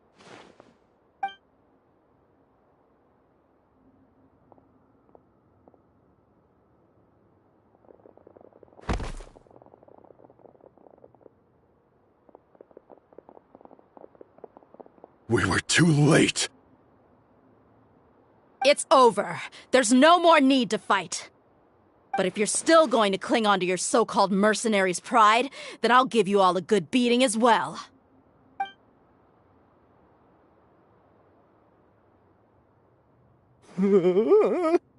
Hey, Dia! I found the mechanism. I'll get you all back up here right away.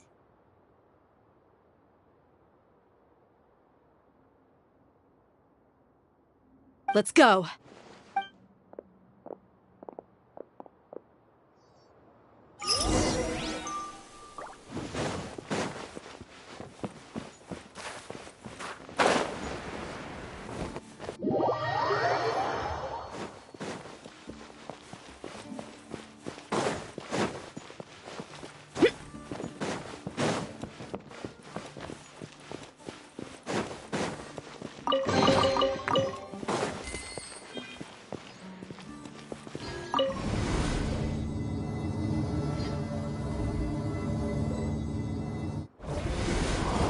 Who are you filthy rats? And why are you always pestering us?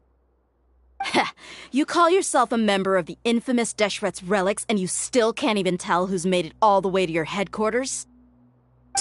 Who knows what intent a bunch of rats may have? We try to catch a couple, and you all just show up on the other side instead. How are we supposed to figure out what you're after? Hey, have you ever heard of a man by the name of Kusela? Why would I know? It's not like I'm in charge or anything. This is your last chance to talk. Hey, I said I don't know anything. I'm just an average member here. I'm telling the truth. If you're here to find someone, why don't you look through the records yourselves? Who can remember every name and face with so many people coming in and out every day? The irony. His life became a light for so many, yet to others, it wasn't even worth remembering. Where's the records room? Answer me! It's right over there. All the files are in there. You can go through them as much as you want.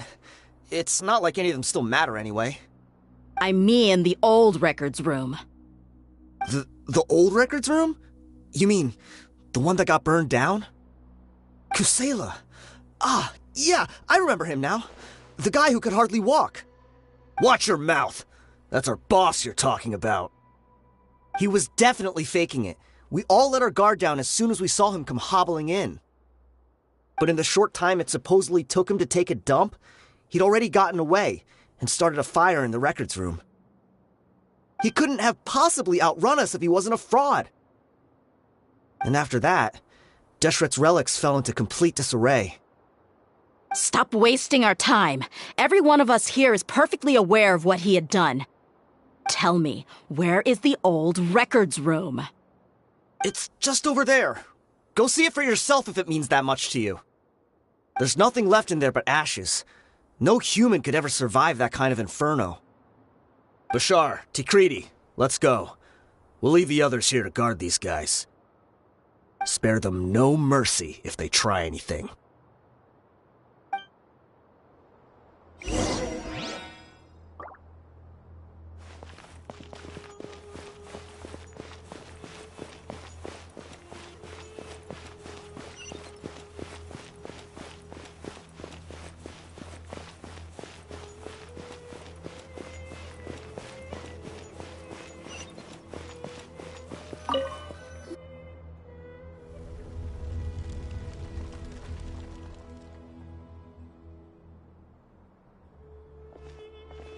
So, this was his final destination. How did he do it? Getting past all the guards with a limp and sneaking in here to start a fire? If he was nimble enough to do that, then he must have been able to get out of here after starting the fire, right? Tia. I'm sorry. I know it's just wishful thinking. Let's look around. Maybe we can find something that's been left behind.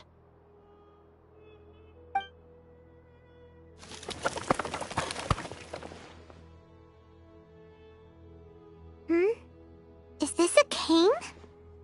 It must be the one that Dia's father used. Kusela. Thanks for everything, boss. We're fortunate to somehow find that cane after that fire. Let's split up and look around some more. What if something else has been left behind? But what else could survive a fire like that?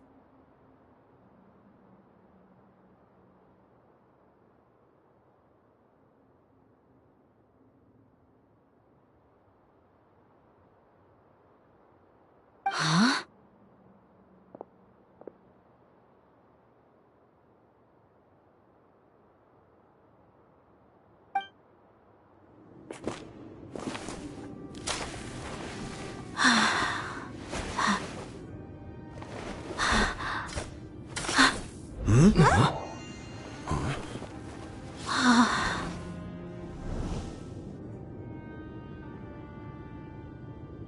Thought so. Wait! Isn't that the toy sword you played with as a child?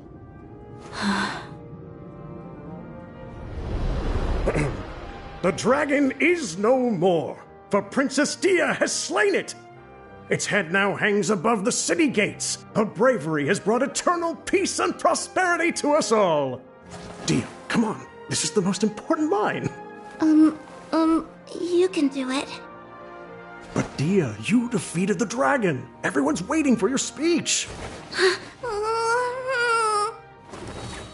Still too shy, huh? All right, I'll do it. I hereby proclaim our victory. Evil shall plague us no more. Yeah!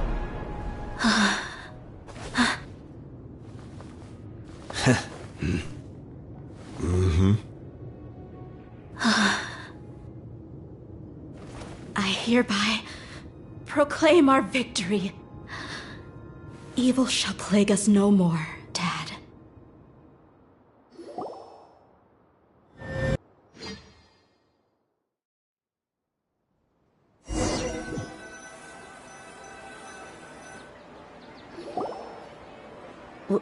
What's this?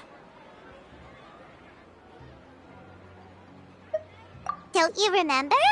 You asked Paimon what she would do if she were to wake up tomorrow with loads of money. And Paimon said that she would get boatloads of tasty snacks. You looked super confused at the time, but said it was an adorable thing to say. These opportunities don't come by often.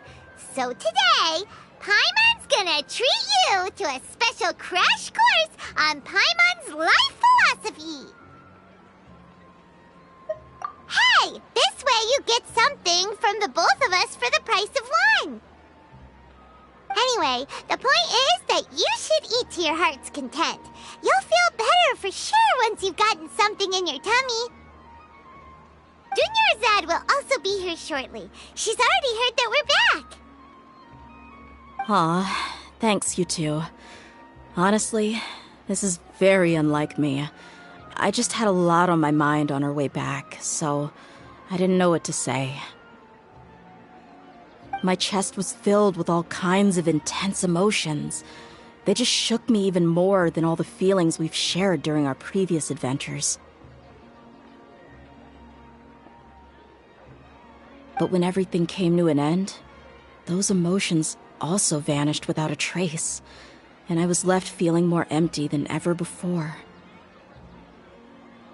It was as if I'd lost the thing that was most important to me. Yeah, you're right. To many mercenaries, Mora is the most important thing in the world.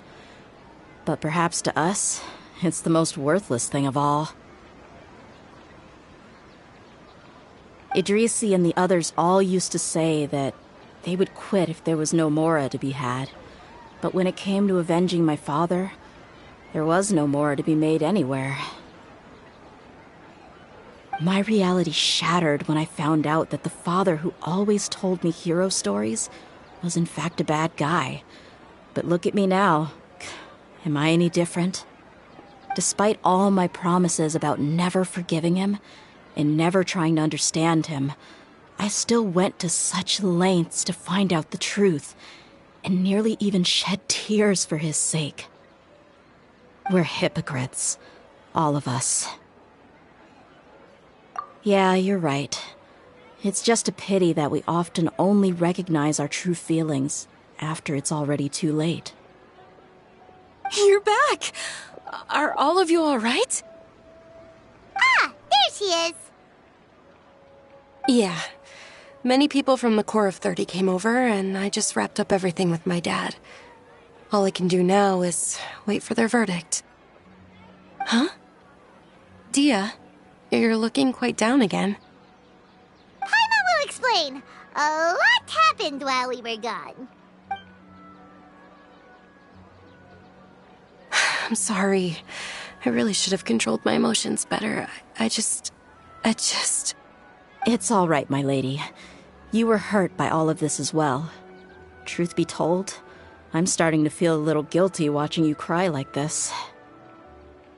Dia, oh, your pain must be even worse.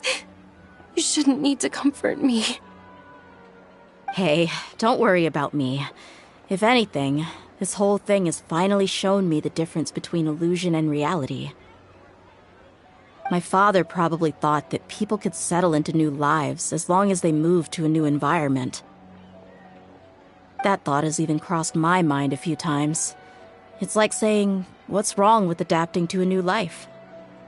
However, there was always something deep within my mind that refused to accept it. This impulse brought me great turmoil, and even made me feel ashamed for turning my back on your father's kindness. But now that I consider it again, it all makes sense. The desert sands are a part of who I am, and I will never be able to lead a peaceful existence. I understand how you feel. That doesn't mean I won't be making any changes to my life, though. As an example, I'm now thinking about taking on some small odd jobs. It's just like Idrisi said. I also want to catch up to my father and become a character in his play. Even if the ending of the story may be childish and ridiculous, it won't really matter. Isn't that neat, though? Oh, you'll be a whole new kind of mercenary, one that's not out for Mora. Why don't we go for a change of scenery once we finish eating? What about stopping by the Grand Bazaar again?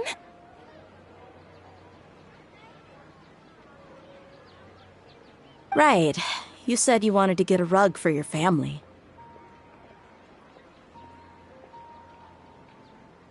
We'll come along too. I can't thank you enough for taking care of me this entire time.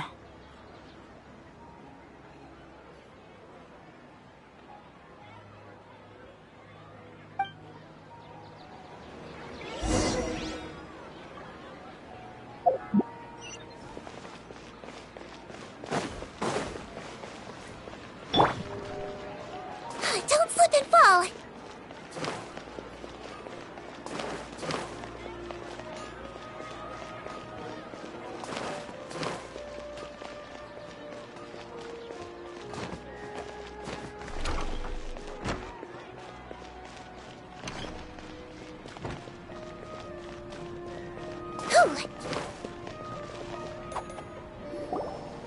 Oh, this rug here is quite something. The craftsmanship is exquisite, and the fabric is also of high quality.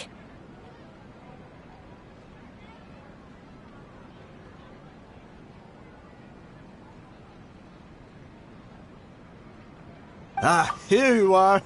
Finally, I found you. Hey! Aren't you that mercenary who bit his tongue? You can still talk?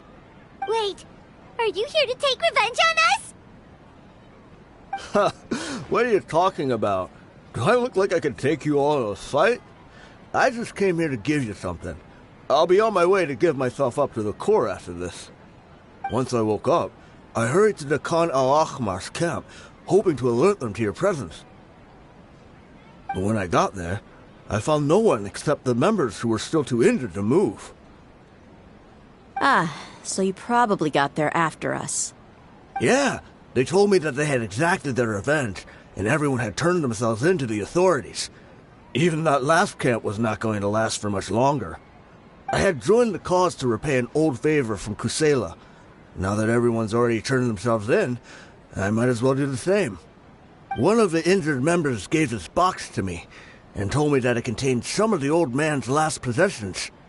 Everything left in the camp will get confiscated, so I figured I should get this to you before the Corps could get their hands on it. Thank you. No worries. We are all just living our own truths. There's no need to comment or judge anyone for it.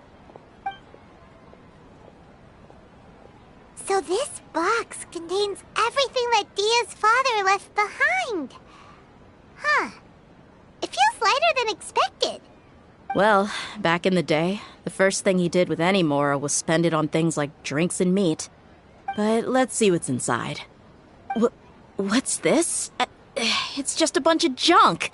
It kinda stinks. Perhaps it's just been left unopened for too long.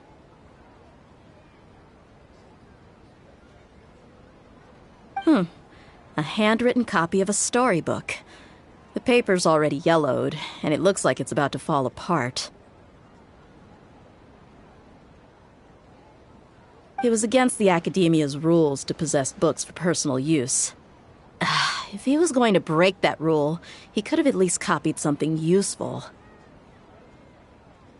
That probably means this was really important to him. And here are a few bags of children's snacks. The packaging's completely deteriorated. Maybe that's where the smell was coming from. Did he get those for you?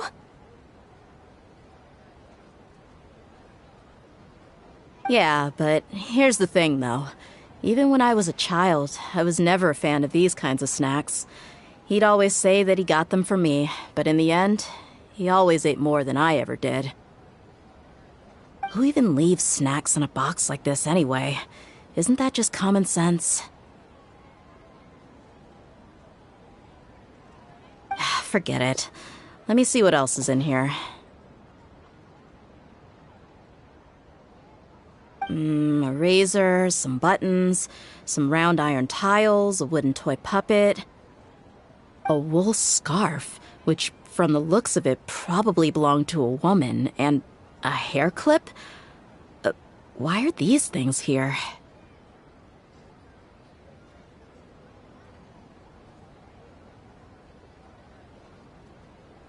I'm suddenly feeling a little scared. I'm sorry, my lady, but this is just the kind of man he was. He probably saw this box as some kind of personal trash heap and dumped any and everything in there.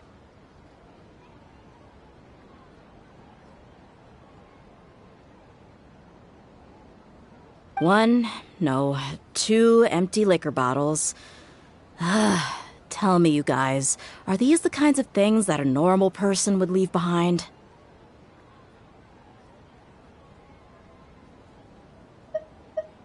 Huh? There's something in the bottle! Oh, you're right.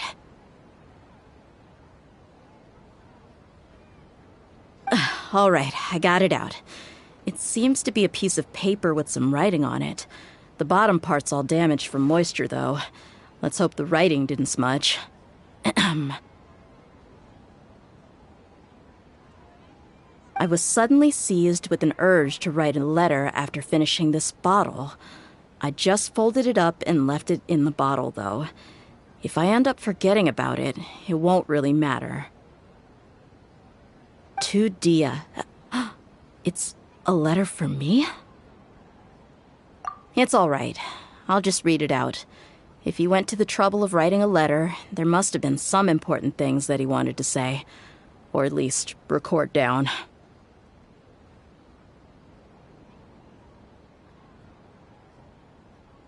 My condition's becoming worse and worse. Can't even walk without a cane anymore, much less go out and have fun. Guess I don't have many days left. If you're reading this letter, then I suppose I'm already long gone. You were adorable as a baby. Everyone loved you. And regardless of whether you were crying or laughing, everyone enjoyed having you in the group. But once you grew a bit older, you were no longer nearly as happy or cute. It's probably the guy's fault.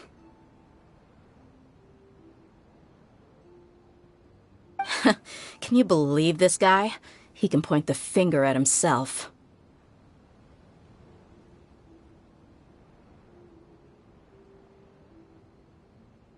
Anyway, back to the point. To summarize, I'm writing this so you would know not to feel sad for me, even if you end up finding out the truth. The reason being that I was never your father to begin with. Wait, what? Surely, he must be joking, right? I don't know. I was quite formidable when I was young, and 100 times cooler than some so-called flame main. Really felt like the whole world was under my feet. With just a teeny tiny bit of effort, I felt I could rule over the entire desert. But as fate would have it, I went out into the desert for a drink one day, and discovered a baby in the sands. It was you. You were just lying there, small and helpless. You were so tiny that if the wind blew for just a little while longer, you would have been buried forever. But your cries were so loud they made my head hurt. Now that I think of it, you really were a bundle of energy. Sounds like he's serious. I told Idrisi and the others that I had slipped up with a woman while out and about. None of them even doubted me. I'm sorry that I had to lie to them for so long, but I really had no other choice. I was their most esteemed leader, after all. It's not like I could just tell them that I suddenly wanted to play at being a father. At this rate, I'll puke up all the liquor I just drank from this bottle. Anyway, Dia, you possess the kind of freedom and kindness that we could only dream of.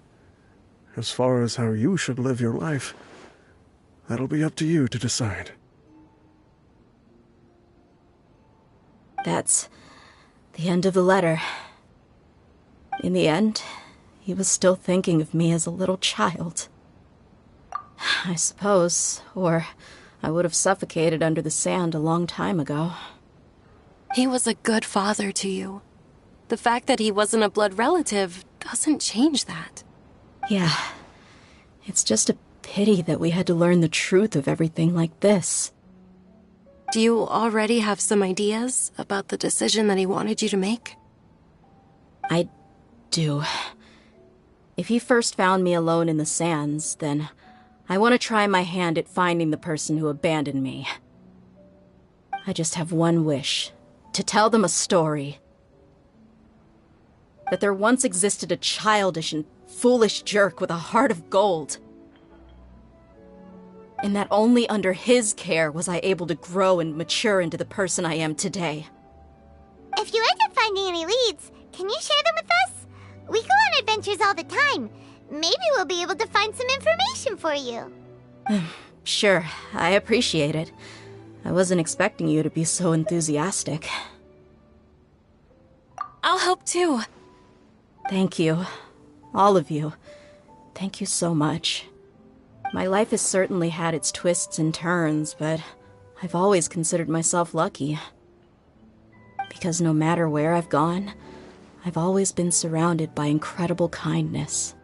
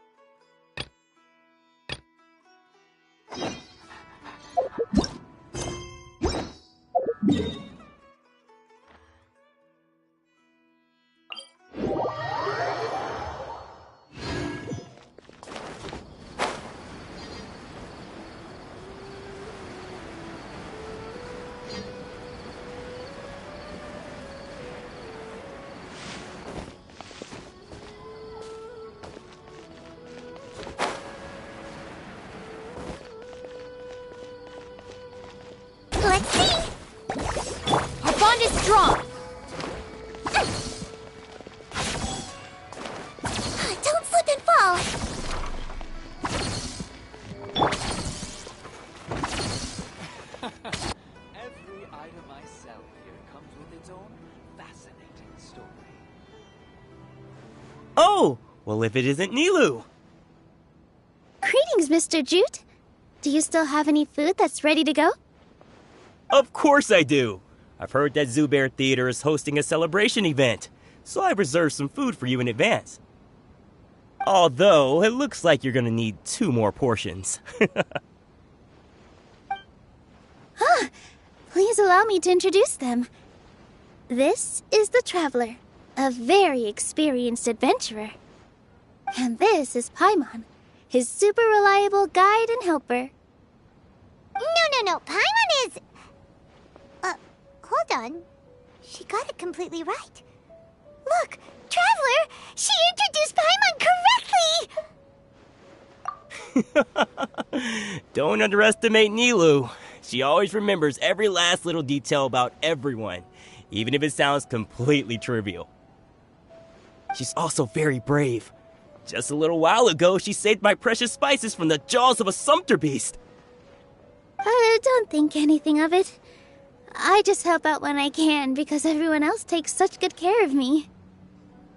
Anyway, sorry to get off topic. We're in a bit of a hurry. Mr. Jute, did you say you didn't reserve enough food? I was joking. Anyone who runs a business knows to keep some extra stock. After all, orders get changed all the time. Oh, that reminds me. It seems that these friends of yours aren't from here. Have they ever tried any delicious tachin? Ooh, what a fantastic idea! Mr. Jute, did you bake a batch recently?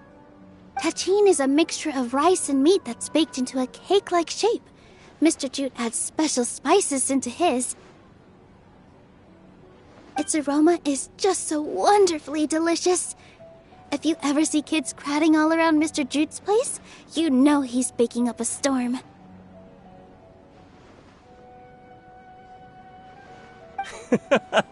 But is it really just for the kids? Don't you often follow them in too?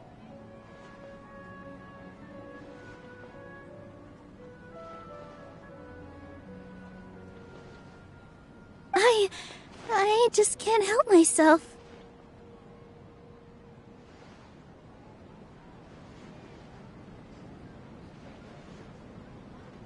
We're 2 peas in a pod. Who doesn't enjoy some good food?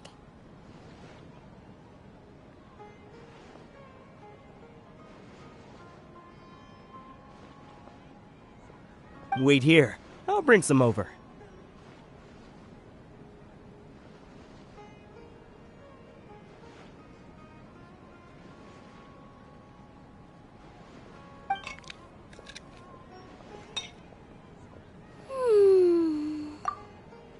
Whoa, what a dish! It's sweet and sour and full of deliciousness! Paimon can't eat it fast enough! No matter how many times I eat it, it's still so delicious.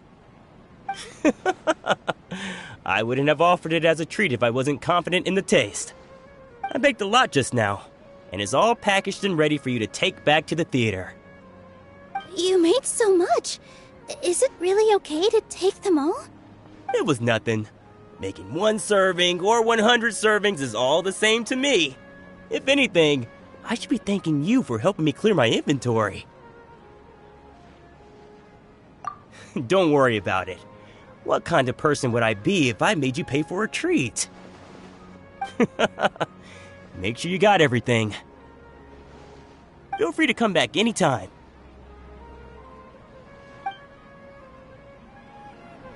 I'm starting to understand how you got so many things. So great about Snezhnaya toys. Yeah.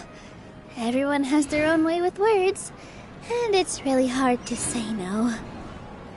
Let's go to the next store. I've got great food and great drinks that everyone can enjoy.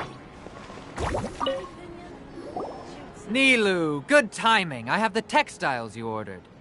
If you took any longer, the Sumpter beasts might have gobbled them up. You and your jokes. Sumpter beasts won't eat those kinds of things, Mr. Offsheen. Jude said that some sumpter beasts ate his spices. Were they yours? Oh, yeah, really sorry about that. Nilu, if it weren't for you, I would have lost half of my profits that month. Trying to pull anything out of a Sumter Beast's mouth is like playing a game of tug-of-war.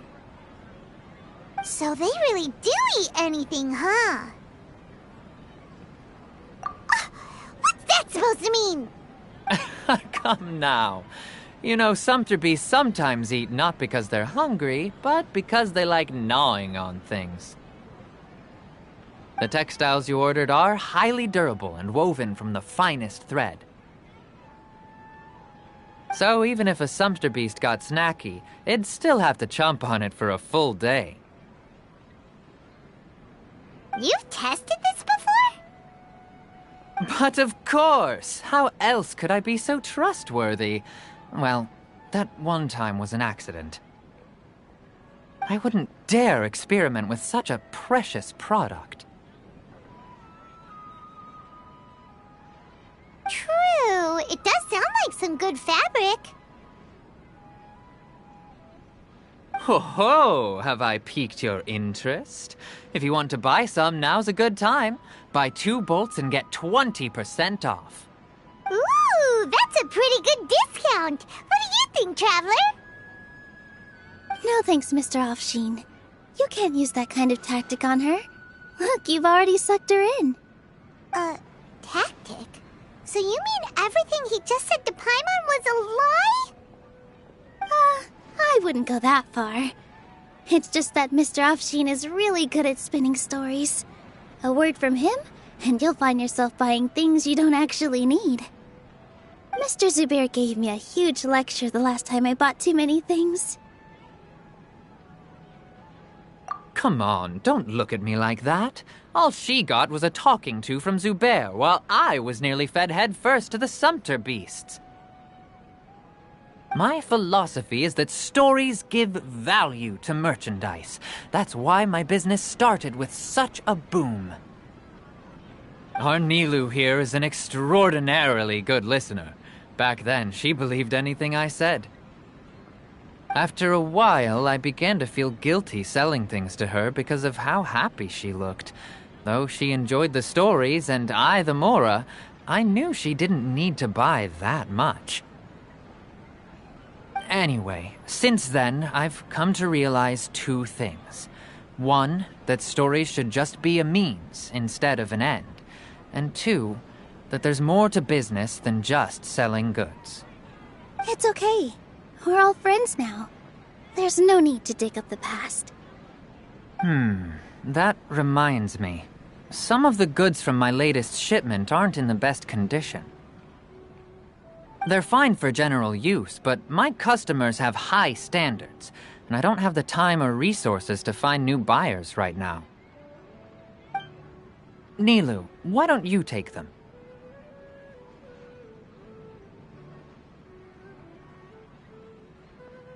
Huh? No, I can't do that.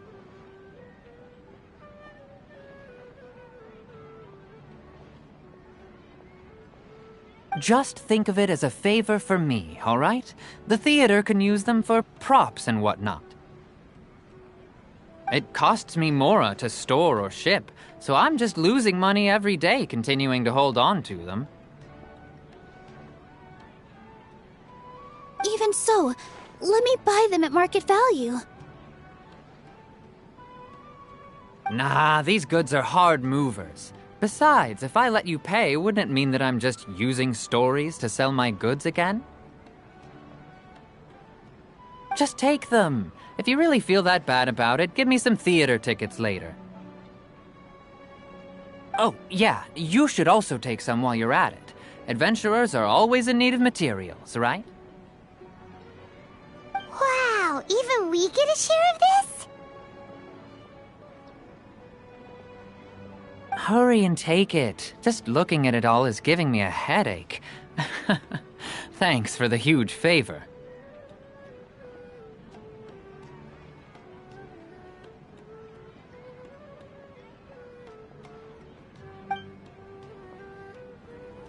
There's still one more store. Are you all right holding on to that much stuff? Paimon, why don't you lend a hand? He must be tired. If Paimon were to refuse, would you then think less of Paimon than even a sumpter beast? About time, Nilu. Farhad here was snooping around your props. Please, I was only looking at them to get a better idea of what your new show may be about. Wouldn't spoiling yourself just ruin all the fun? Yeah, please wait for our official performance. These two look familiar. I think I've seen them before. Ah, weren't they at the Sub-Zerus festival? Yeah, and they're coming to today's celebration too. Oh, the more folks the merrier. I was actually just talking to Farhad about also stopping by tonight. Oh yes, please do. I'm sure Miss Raykar and Miss Nadja would also love to have a chat with the two of you. We even prepared a small gift. Let me show it to you. Ta-da! It's a flower wreath. I really think we should wear some of these to give the event a more celebratory feel. Wow, it's beautiful. Did you make it? Farhad did most of the work. What a surprise, huh? He actually knows a lot about crafts. That is pretty surprising. Hey, why can't I have a little side hobby? I worked really hard on that. I know. I watched you make it. I wasn't making fun of you. All right. Why don't you also try some on? We've got some wreaths in your size.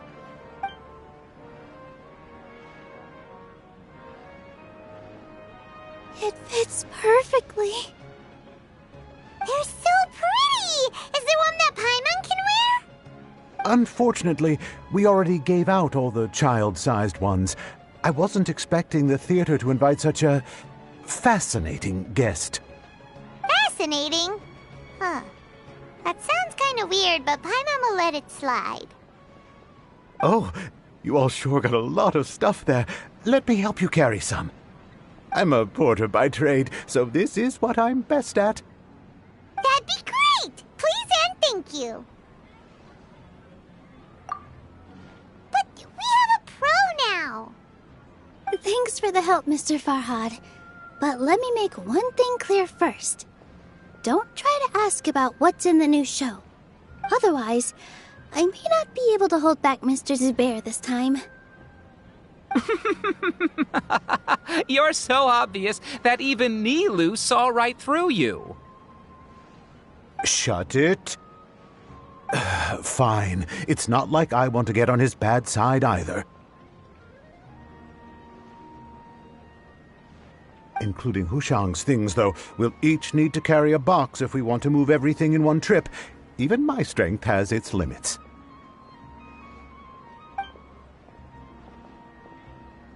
Paimon looks like she doesn't want to, so I'll carry a little extra.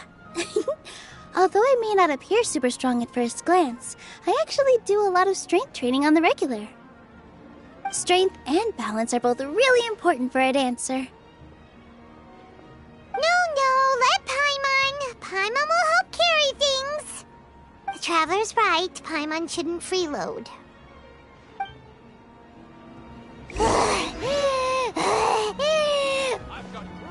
Paimon can't fly anymore. Are you okay, Paimon? Paimon's good to keep going. But Paimon now understands when people say there's no such thing as a free lunch.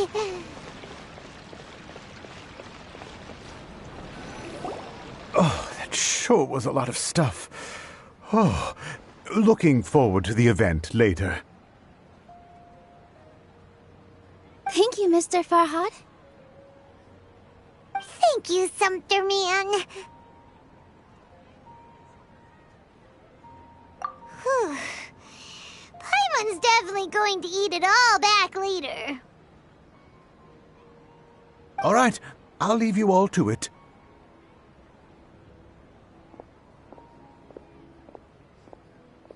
See ya!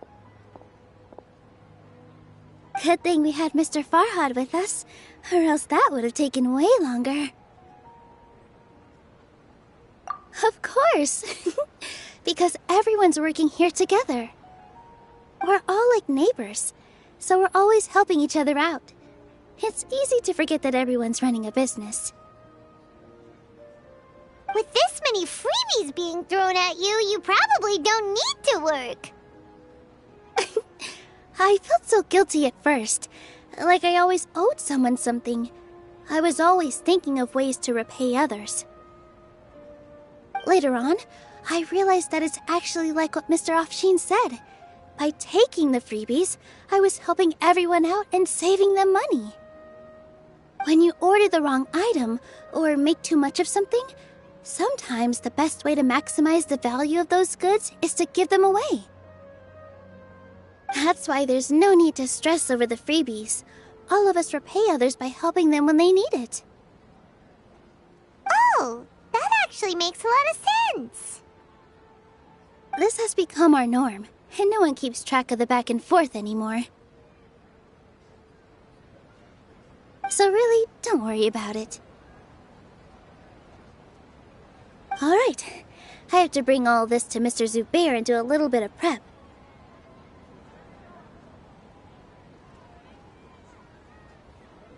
Feel free to hang out here for a bit. It'd be nice if you could also get to know some other people at the theater. Nope. Mr. Zubair's really on top of everything. You two are our guests, so please, just relax and look forward to the celebration. Wow, the atmosphere here is so nice. Let's take a break and immerse ourselves in this warmth.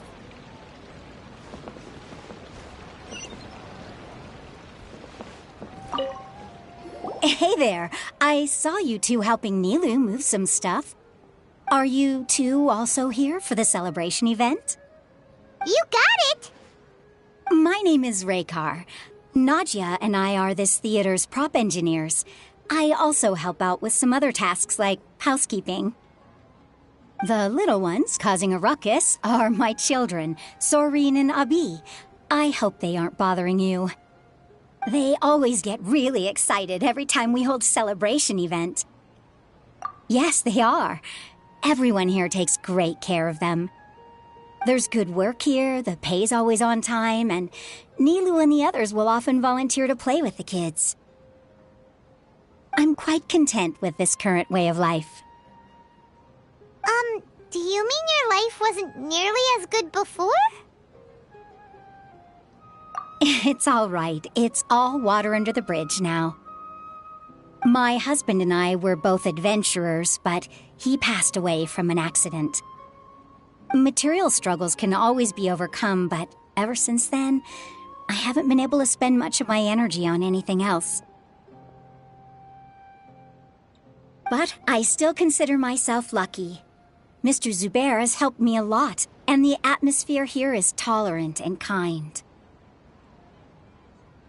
Sorry for bringing up such sad memories. Oh, it's all right. I don't mind. Once the event starts, you'll be able to see for yourself the kind of atmosphere I was talking about.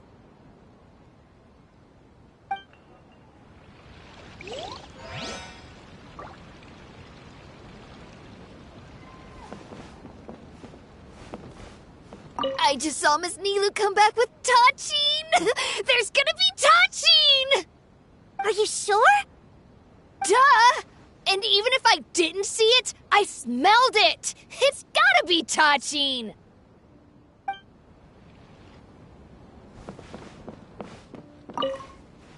Hey there! Ah, a newcomer. Doesn't look too bright. Hey! Talk about judging a book by its cover! You, on the other hand, you're a special one. How would you describe the concept of art? Mere curiosity is all. It makes no difference whether you answer or not. So that's what you think, hmm? Unremarkable. Better than an average person's thoughts, but nothing exceptional. Is art a product that we create and bring forth, or is it a naturally existing resource? I, for one, believe it to be the latter. Paimon doesn't follow. I've been staying here for a long time. On occasion, I'd assist them in penning lines of dialogue, but most of my time I just stand back and watch. I prefer to abstain from writing as it spoils the viewing experience. The existence of the theater, of Nilou, and of humanity itself, all of these can be considered as forms of art. It is not some intangible construct beyond the horizon. How does that have anything to do with us? Let me ask you this. What do you think is the meaning of art? I suppose that question was a little too difficult for you. To chance upon a spark of inspiration. I have been closely observing you, the players on the stage, and those watching in the audience. Art is already all around us.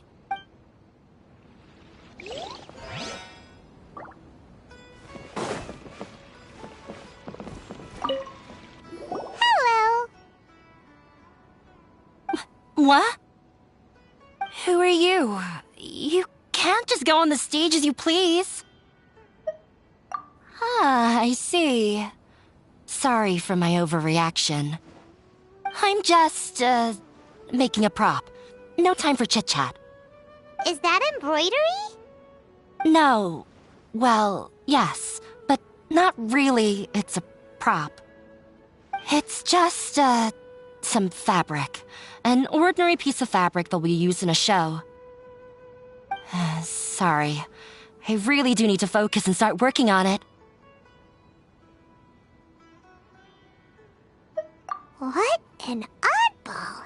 Is prop making something to be that jumpy about? Oh well, it's none of our business.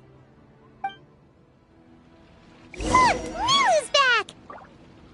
Let's meet up with her! The event's probably about to start. Sorry for the wait. Preparations for the celebration are finally done. I'll call everyone over, and then we can start. Let us give you a hand. Thank you.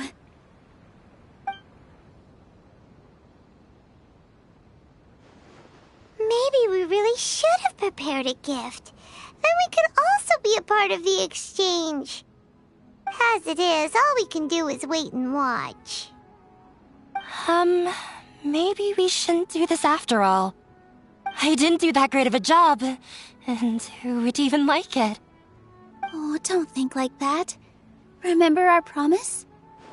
We're going to give everyone a pleasant surprise. And besides, you've never attended a celebration event before, so this will be a great opportunity. Everyone will love you. I'm still not really sure about this. There's nothing to be worried about. Just take a step forward and give yourself a chance. There aren't any scary people here, right? Right. Huh. All right. Maybe this will help. Everyone, over here! Inaya has something great to tell you all. Wait! I've already said that I'm not ready yet.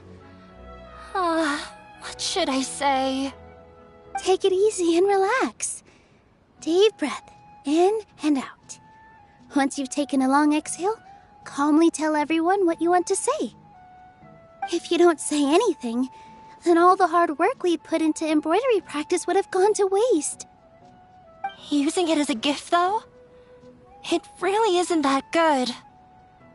So when Inaya was talking about making a prop, she was actually preparing a present. Yeah, it feels like she still doesn't really see herself as part of this community. But it looks like Nilou's trying to ease her through. Actually, Inaya had prepared a special present for everyone before the celebration kicked off. Woohoo! We're gonna get our first present from Miss Inaya! Pipe down! The louder you all are, the more nervous she'll become. You've worked on it for so long, so have some confidence. Don't be afraid. You've got this.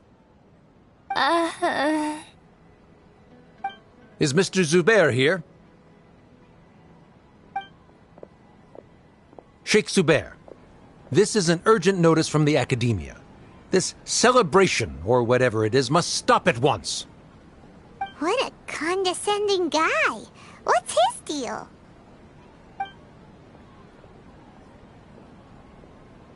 Since Zubair Theater has long violated the Academia's policies and orders, we have decided to demolish it. As its manager, you must halt all operations and dismiss all staff members within 30 days, after which you will report to the Academia for further punishment. Why? Why force us to do this all of a sudden? Little girl, this is not the first time you've been issued a warning. I didn't hear anything about demolition the last time I asked, and now I suddenly only have 30 days? We have more shows planned, but it's impossible to do anything in just 30 days. How am I supposed to explain this to my customers and staff? That issue is of no concern to me, Mr. Zubair. You seem to understand the situation quite clearly. Perhaps you can reflect on the reasons why you have failed to prepare for the scenario in advance. Demolition? Why do they want to demolish this place? The Academia has never liked us, and they've never respected our work. To them, what we do is all a waste of time. This isn't the first time they've come by. They had asked us several times in the past to improve the quality of our performances, by only putting on shows they consider to be sufficiently intellectual. But our audience isn't the Academia. It's the people of the Grand Bazaar. If our shows are too difficult to understand, or too removed from everyday life, nobody would watch them anymore. Changing our content would not only mean turning our backs on our vision, it would also directly lead to the loss of our livelihoods. Yeah, the theater is very important to each and every one of us. The way they're doing things is so scummy. But I also don't know how we can stop them. I do not wish to explain everything again from the beginning. Time is of the essence, so you should act with haste instead of asking frivolous questions. But none of us plan to accept this. Such an abrupt notice is contrary to established policy. Ask whoever you will. The answer will remain the same. We have already given you sufficient notice. Enough! Does your audacity know no limits, Father? Huh? Father? Their family? What academia? This is all because you don't like Zubair Theater. You're just using the Academia's name to threaten us. Let me tell you, even if you manage to tear down this place, nothing is going to change. You've always been awful. But even I never thought my father would sink this low. This is strictly business. It has nothing to do with where you are, what you do, or what you think. I hope you all have not been irrevocably blinded by folly. I will not waste more time on pointless arguments. Wrap everything up, and make preparations to shut down at once. Why is he always like that? This is quite the misfortune, but there's nothing we can do. That's it for today, everyone. Let's clean up. I'll go talk to them again tomorrow. The storms that come out of the blue are always the hardest to deal with.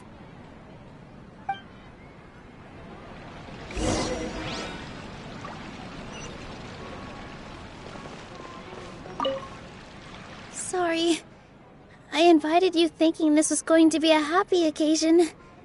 I didn't know that things would turn out like this. There's no need to apologize, Nilu. No one could have seen this coming. Paimon just wishes she could have at least gotten to the food. Is what that guy said true? The Academia has already given you many warnings? Yeah, I guess you could say that. They've always seen us as being meaningless. Knowledge is king in Sumeru, and their pursuit of it leaves no room for the arts. But if that's all it is, there's also no reason to go so far as to demolish the theater. After Anaya ran away from home, I brought her here to Zubair Theater. She rarely talks about her family. All I know is that she didn't get along with them. I never expected it to blow up like this. If you did nothing wrong, then there's no reason to listen to the Academia, right? Nahida? You mean Lesser Lord Kusanali? She'd probably help if she knew what was going on. No matter how nasty the Academia could get, surely they can't win against Lesser Lord Kusanali. No. I wasn't doubting her ability. I just feel like we shouldn't bother her with such a trivial problem. Plus, if the Dendro Archon were to intervene, then it wouldn't feel like our victory was earned. That's true. Who cares? Let's just take him in a fight. That's true. I'll try to think of something. We can't just let everyone suffer in a perpetual state of fear and uncertainty. What to do? Can you pretend to shut down, but secretly continue to hold your shows somewhere else? Or we could go through a list of customers and try to see if anyone in there might be willing to help out. A debate? Huh. Well, scholars do love to use them to solve their problems, but how would that work in this case? Oh, if we can prove to Inaya's father that the Academia's position doesn't hold water, then they won't have a reason to demolish the theater! I see. Defeating him in a debate. It's a good idea, but which one of us could hope to win against a researcher? Huh? Me? No. I'm the literal worst at arguments. I can't debate. Nilu, you are only so stressed out right now because you care so much about protecting the theater. This theater holds a special meaning in all of our hearts. It's irreplaceable. But I just don't know. Can I really take on such a huge responsibility? Paimon will help too. You'll feel a lot more confident after doing some prep work. Believe in yourself. Thanks, you two. Alright, I've decided.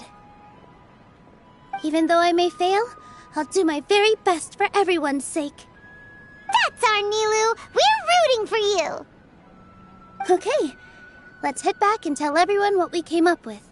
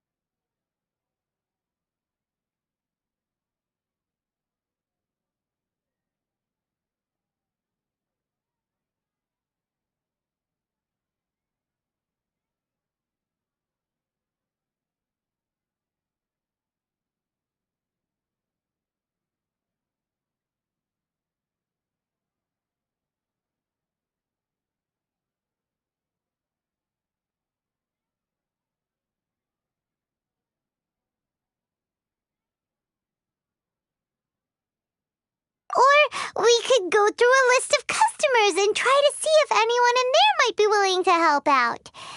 That also doesn't sound like it'll work.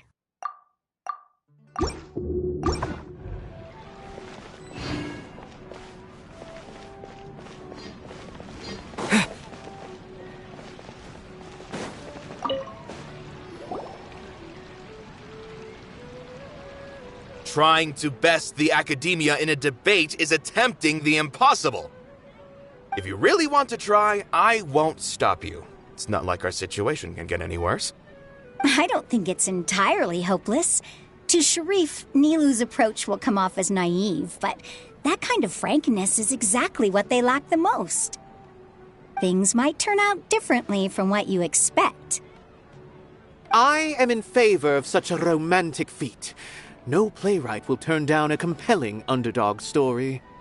Sure, in fiction, but I'm not sure how well that will translate to reality. I'm not saying that I don't support you, Nilu. If you need my help, just say the word. Anything is better than just standing aside and watching the theater get demolished. I'm also pitching in. Let's show the academia that we have some fight in us. Thank you, everyone. I feel a lot less nervous with your support. Not to rain on your parade, but my father is a real hard guy to deal with. He's erudite, meticulous, demanding, and exceedingly familiar with rigorous logic. It'll be extremely difficult to beat him in a debate. You all already knew that. But you just didn't want to hurt Nilu's feelings. When all's said and done, aren't you hurting her just the same? That's enough, Inaya. Sorry, I ruined the mood. I just can't force myself to expect a positive outcome. Nilu shouldn't have to push herself for the sake of an impossible goal. Yeah, it's way too early to give up. You're right, Inaya. We're up against the academia. Everyone knows that they're very powerful. Being skeptical might actually be the more normal response. But I still want to try. I'm reluctant to just let Zubair Theater go. And it's not just me. I think everyone else here feels the same way. If we're unhappy, we should speak up and let our voices be heard. Say what's on your mind, and do what you think should be done. If we fail after that, then at least we won't have any regrets. I mean, after all, the only thing we can control right now is our choice at this very moment. I understand what you're trying to say. I also have my own intense feelings of anger and regret. Then, could I trouble you to tell your father about our plan for a debate? You can still get in touch with your family, right? Yes, I can. Then, please help us pass on my request. I've never participated in a debate, and truth be told, I'm still not really confident in myself. But since we've decided on a debate, I'll do my best to prepare for it. I'll gather everyone's thoughts and let them be known to all during the debate. I, by myself, definitely don't have enough wisdom to beat your father, but what about the entire theater combined? Then we should have a chance, right? Right. That's right, Miss Nilu! Beat the bad guy! Justice will prevail! Make him eat dirt! You too. We aren't getting into a fight. But thank you for your encouraging words. I'll do my best. Well said back there, Nilu. I felt that I might have said a bit too much. Anyway, we better start preparing now. First, let's see what everyone thinks about the situation. Mr. Zubair, we're trying to put together a list of arguments that might be useful. Any ideas? It won't be difficult to explain our position. They're in the wrong, and they know it. I have meticulously managed this theater's affairs for years, and I have abided by every procedure and obtained every permit. I did all of that to protect ourselves if something like this were to occur. I didn't expect them to disregard the rules altogether. Yes, I know. But anyone who's staying at the theater is one of us.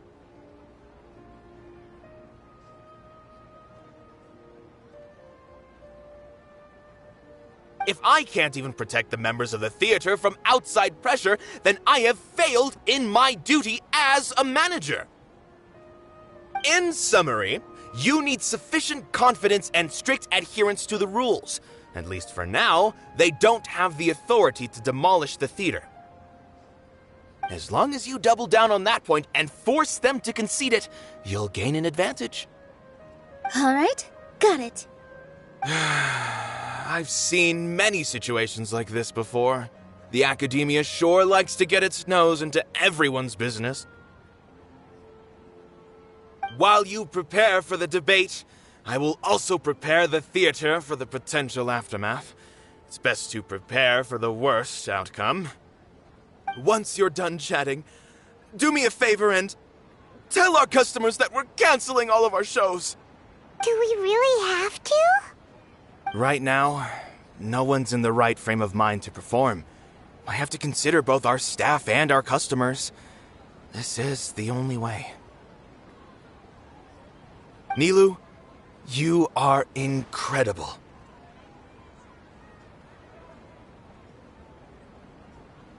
With your talent and youth, you had the least to lose out of all of us. And yet you were still the first to take a stand.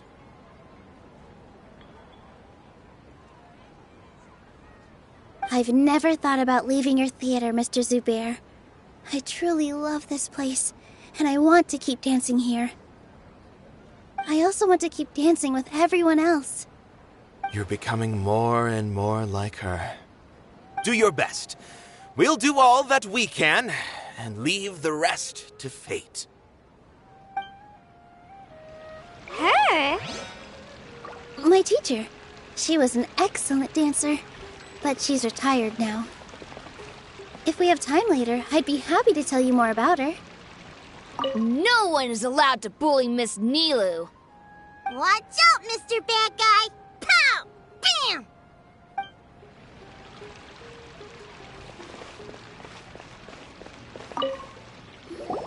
I didn't expect you all to challenge the academia. That reminded me of my younger years. Back then, I feared nothing and no one, and I was always charging into the most dangerous of places. I can't do things like that anymore, but those were some of the best times of my life. Sorry. If the theater really ends up getting demolished, then you, Soren, and Abi will all...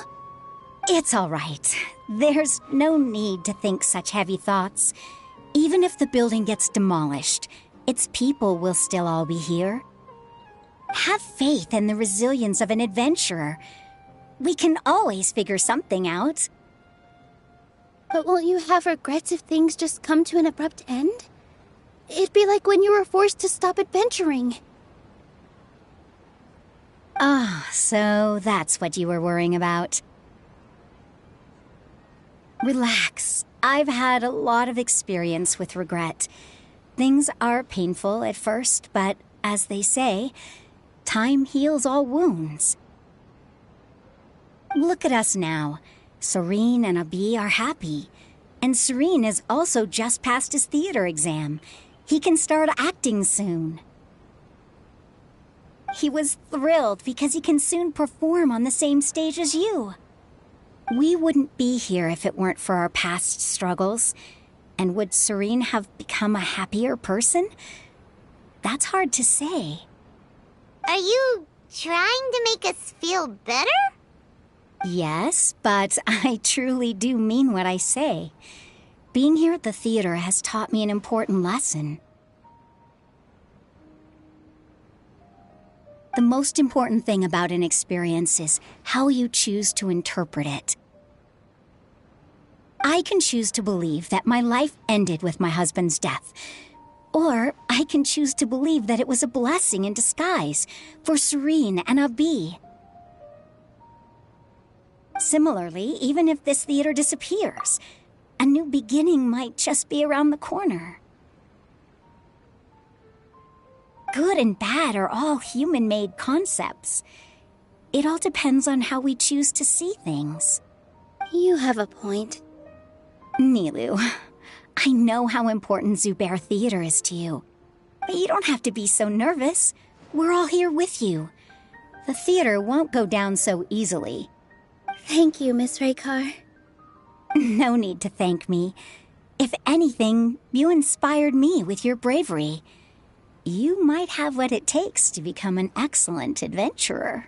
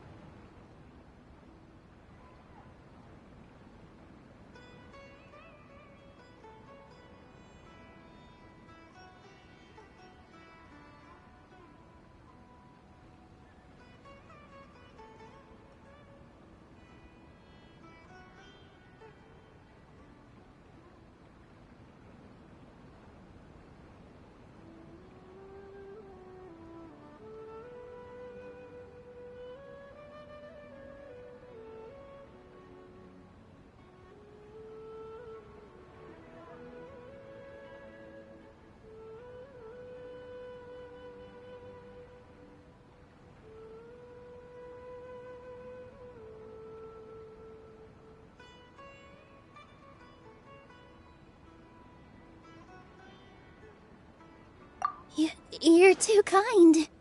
All right, I gotta cheer up. I can't waste everyone's words of encouragement. I feel a lot better. Good.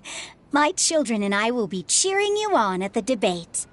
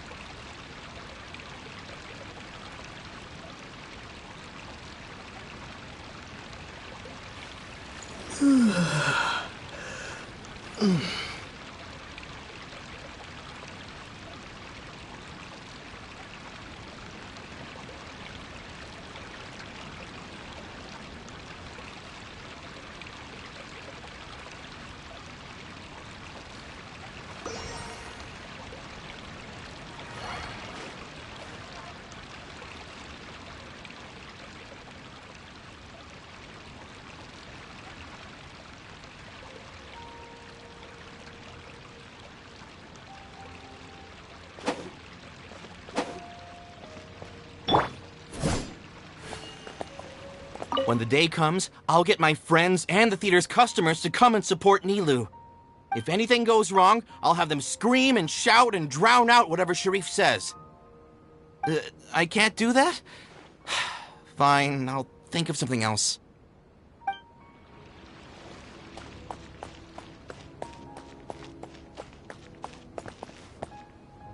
This just came out of nowhere. What'll happen next? Beats me. Everyone else must also be at a loss.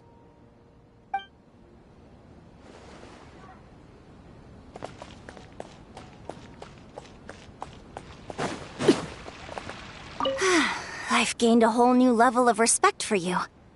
Inaya was right. It's true that I couldn't bear to bring down Nilou.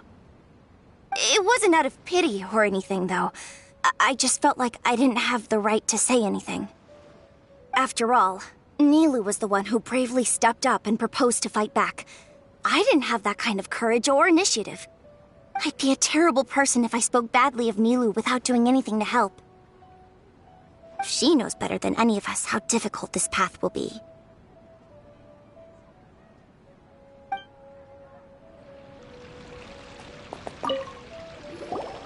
Paimon doesn't really want to talk to him.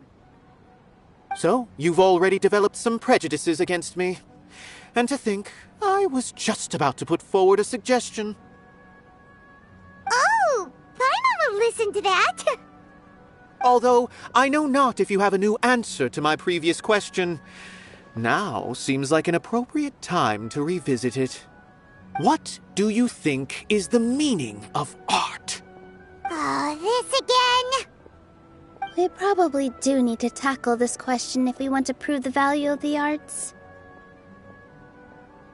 I don't know how to explain it, but all I know is that when my performance makes the audience happy, I also become very happy.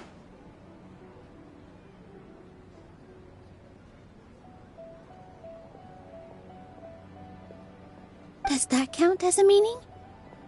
You answered him so seriously. Careful, Nilou, this guy's ramblings never make any sense. No. Nilou's answer far surpasses yours, and it is close to my own. The meaning of art comes not from its creators, but from its audience. In other words, only art that can be appreciated by others will impart its essence and value upon the minds of its audience. This is something that the academia can never understand. I once pursued the mastery of art, much like how a researcher would chase wisdom and knowledge. However, the more of a connoisseur I became, the less I felt I understood. I began to question what it truly meant for art to be understood at all. I knew that the most sophisticated works are often the least appreciated, and yet somehow that provided me with little solace. I remained even perplexed about this conundrum until I visited this theater and watched one of Nilou's performances.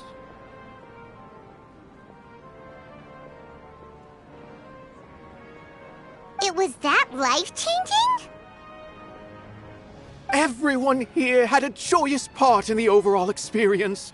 The actors upon the stage basked in the love of their audience, while those in the house immersed themselves in the wondrous ambiance. In all honesty, from a purely critical point of view, the performances here are exceedingly average. Hey, don't say something like that.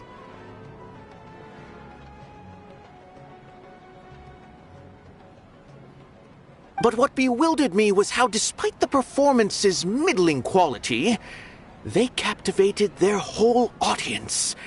They captivated even me. I realized then that I had walked the wrong road. The mastery of art was never what I truly wanted. I left the so-called frontiers of artistic research and came to this theater, for this is where I can finally find what I seek. Art will no longer be a castle in the sky. Whether it be inspiring or entertaining, art must be appreciated by others to confer value.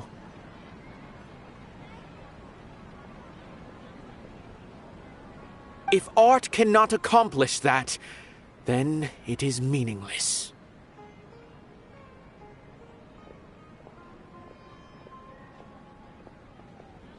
When you put it that way...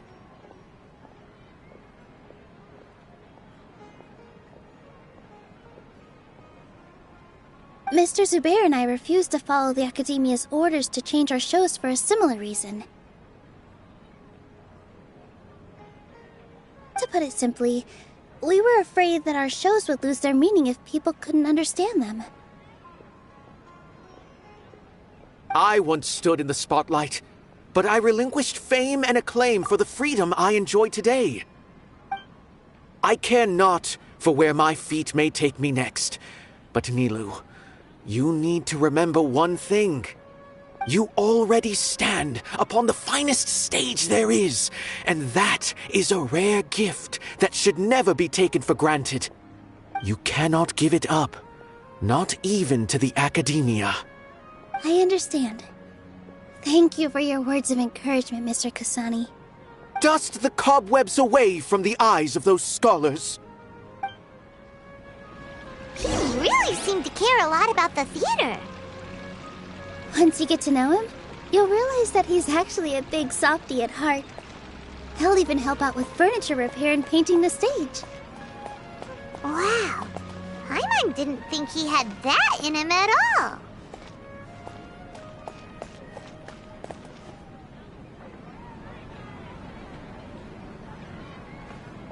You're here.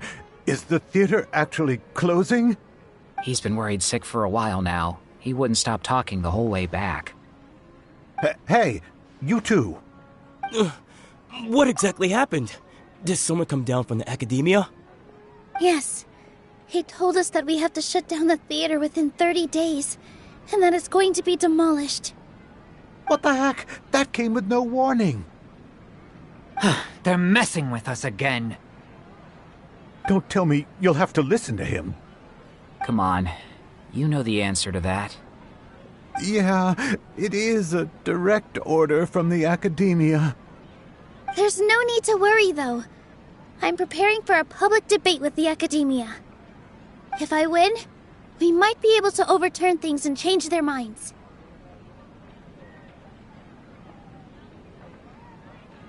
Really? That's terrific. You have my full support, no doubt about that. Mine too! So what was their excuse anyway? They still not a fan of the theater's programs?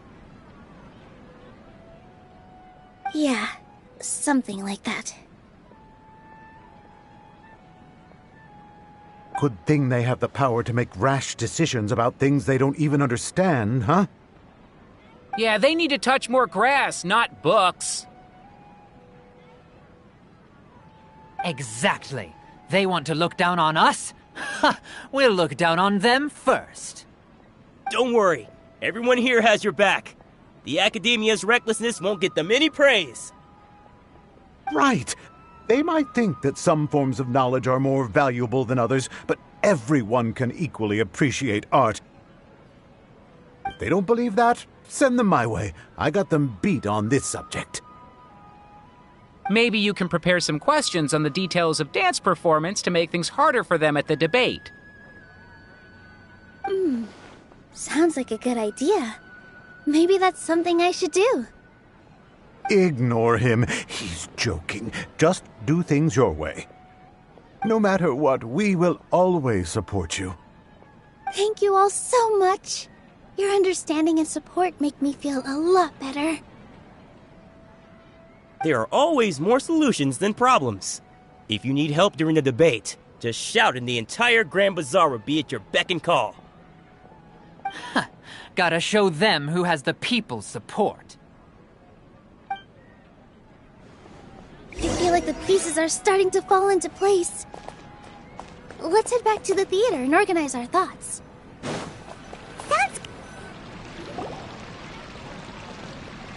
Abi? Have you seen Miss Inaya? No, Miss Nilou. Miss Inaya isn't back yet.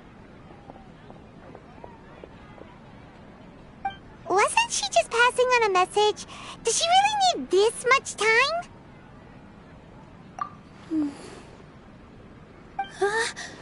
Oh no. Traveler, Paimon, I think I've messed up big time. What if Inaya never planned to come back? What? It's just a gut feeling, but knowing her, she probably feels like she's completely responsible for what happened. She probably thinks that all of this happened because she was staying here. Oh, right. As soon as her father showed up, she said that her father was targeting her. So she's felt like that this whole time. She has a long-standing conflict with her father. That's why she ran away from home. She doesn't think that we can win the debate, and she doesn't want to implicate us, so she thought leaving was the best thing to do. Mm-hmm. And then she just quietly left afterward. Exactly. She's being too pessimistic. How will you know if you don't try? Anyway, first things first. We have to get her back. But where should we start? Sumeru is huge! I think I might know. Let's start by looking outside the city. Before I brought her to Zubair Theater, she was staying at a remote campsite. She got a fever from drinking unclean water, so I carried her back. If she has nowhere else to go after leaving the theater, she might go back and strike out on her own again. Then let's go take a look. Yes, let's hurry.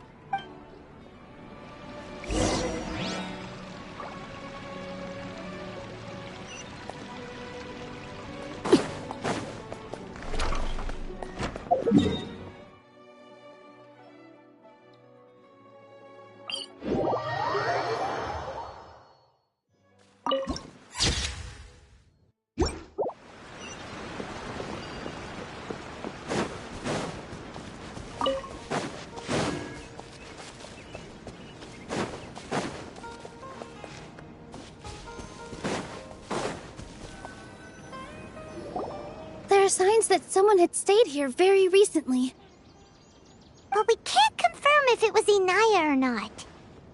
Let's take a look around first. Did you hear that? I heard it too. Let's investigate.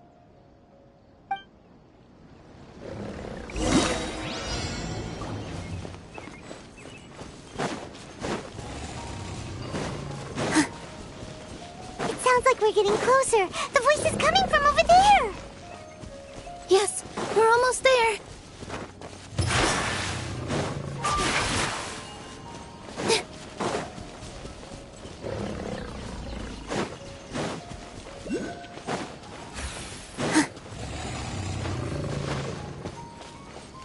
Stay back! It's Inaya! She's being attacked by wild animals! Inaya, don't be scared! We're coming to help!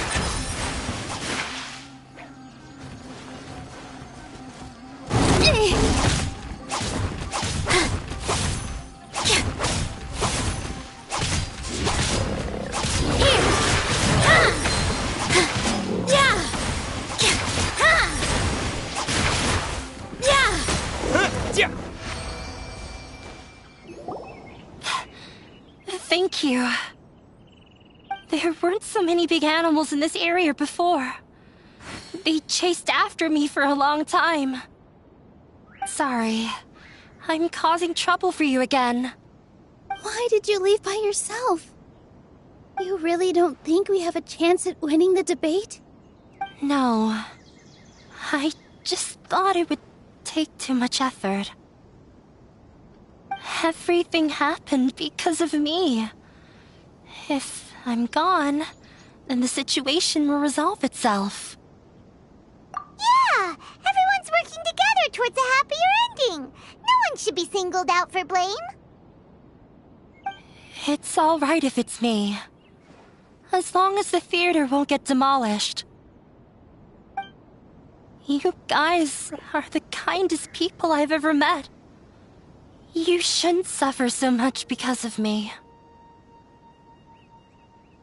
Listen to me, Inaya.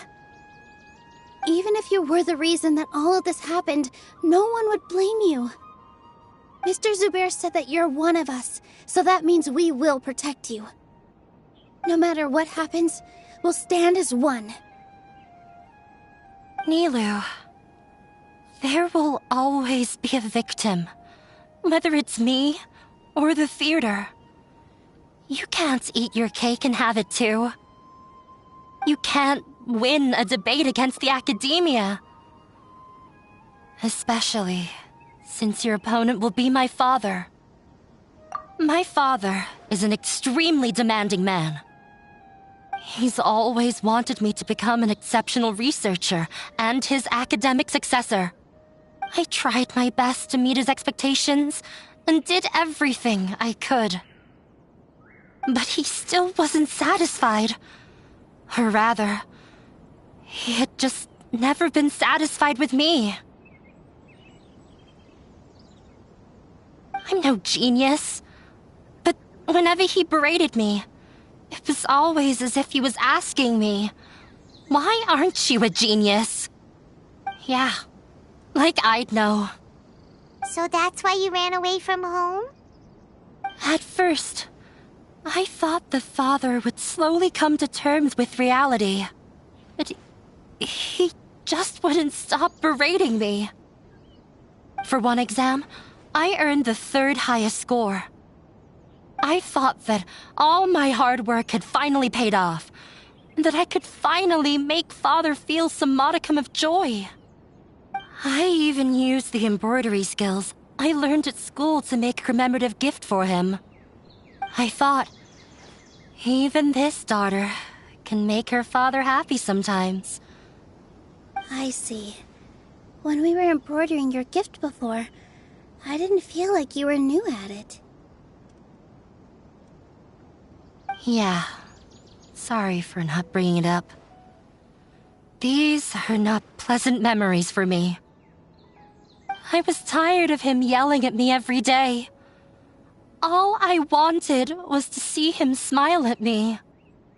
But he was more angry than ever before once I'd given him my embroidery and told him my score. He flung my present to the side. You think you should be proud of 3rd place? Reflect on why you weren't 1st. I forgot how long I'd cried for. I only remember my parents arguing. My mother also thought he went overboard. They argued for such a long time. My father eventually stormed out and slammed the door behind him. I didn't get a single sentence of apology or any words of comfort. I've completely given up. We're destined to never understand each other. How horrible! I don't think you can beat him in a debate. Because he doesn't even understand what kind of place a theater is. He can never understand the relationship performers have with their audience. He just wants everything to happen according to his wishes, as if the world revolves around him. What we cherish, our little place in this world, means nothing to him. It sounds like your past has had a huge impact on you. I understand now, Inaya. But when we were preparing for the debate, I heard something quite wise. Maybe it'll help you.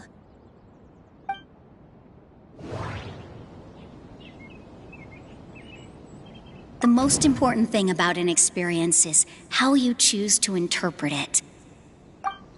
Art must first be appreciated by others to confer value. Mr. Zubair has been meticulously managing the theater. Everything checks out.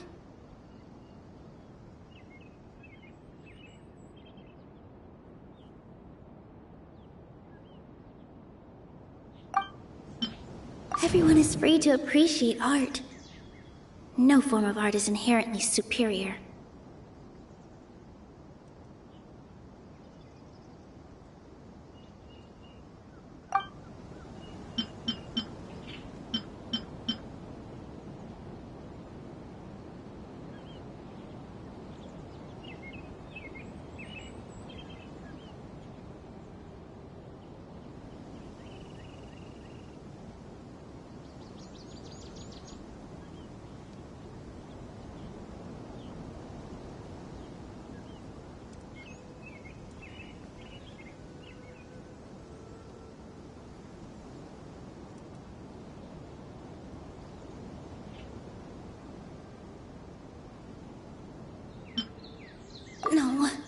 there should be something else that's more relevant. Miss Raykar has gone through a lot in her life, but she told us that she's very happy to live at the theater now.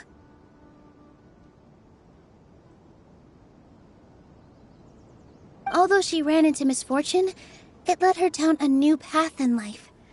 She sees that as a blessing. She told me that the most important thing about an experience is how you choose to interpret it. Interpret it? I can sympathize with your unhappiness at home, but after you ran away, you ended up at the theater and became one of us. Those unhappy experiences allowed you to really cherish your bonds with everyone, and also gave you the opportunity to become friends with us. Don't let your past suffering keep you from the new life that you've worked so hard to find.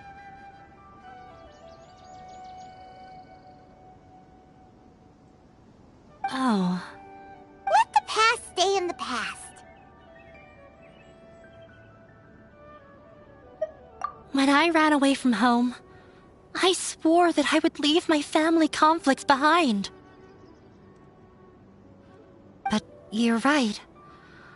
All I'm doing now is falling right back into it. Maybe you'll disappoint him, but that doesn't matter. You have a new future waiting for you. Don't let go of the answer you've worked so hard to find. That's right. If we put our heads together, there's bound to be a way. You're right. There's nothing to be afraid of. I'm not trying to meet his expectations, so why should I give up because of him? I can't afford to lose anything more. We have to win. The debate will not only protect Zubair Theater, but also allow me to settle things with Father. That's the spirit! Let's go. I'll tell my father about the debate. I know him very well. Even if he looks down on us, I know how to make him accept. All right, let's go.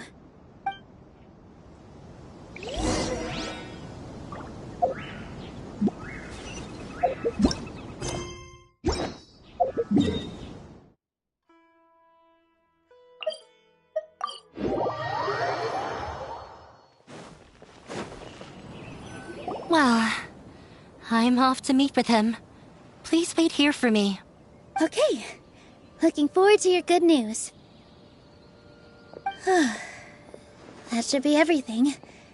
The only thing left to do now is to wait until the debate. I'm not sure why, but I'm getting nervous again. You were great, Nilou! Your words won over Inaya! Talk like that during the debate, and you'll get an easy win! Thanks for that, Paimon. But I still feel like it'll be an uphill battle. I need to be calmer, cooler, and more collected. Yeah. I'm acting as everyone's representative, so I'll need to act brave, even if I won't feel like it. Huh? What's left? Huh? What a strange question. Isn't a theater just a theater? Why would it need to be anything else? Wait. You're not asking what the theater does, but what it is. Let me think.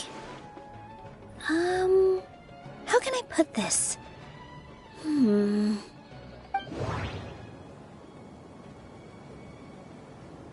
most important thing about an experience is how you choose to interpret it. Art must first be appreciated by others to confer value. Mr. Zubair has been meticulously managing the theater. Everything checks out. Everyone is free to appreciate art. No form of art is inherently superior. Everyone is free. Inaya really wants to win. She doesn't want to lose anything else because of her painful past.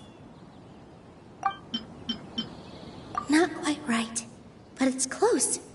I almost have it. got it. When we were trying to find a way to save the theater, we heard many stories not of the theater, but of the people whose lives have been touched by it. Zubair Theater is our reason for coming together. It connects us all in unique ways. In other words, it's like a bond. A bond? The theater provides money for Miss Raykar and her children, inspiration for Mr. Kasani, and enjoyment for the people of the Great Bazaar. It also gives Inaya shelter from her family. It has brought us together after taking care of every single one of us. And its story won't end here. In the future, many more people will come to the theater and receive its blessing. And we'll all be there for them. Our warm, welcoming community will show them the same kindness we were shown in the past. Aside from the delivery of performances, isn't this another reason for Zubair Theater's continued existence? Yeah, that makes sense. We definitely felt that warmth during the preparations for the event. But Paimon doesn't see how this will help in the debate. Oh, gotcha! No matter how strong an opponent is, they'll have to go on the defensive if pressed on a weak point. I feel like that's another prong in our attack. Thank you so much. Paimon also feels a lot more relieved. Let's show him what we got! Sorry for the wait. I'm back. Things went a lot more smoothly than I expected.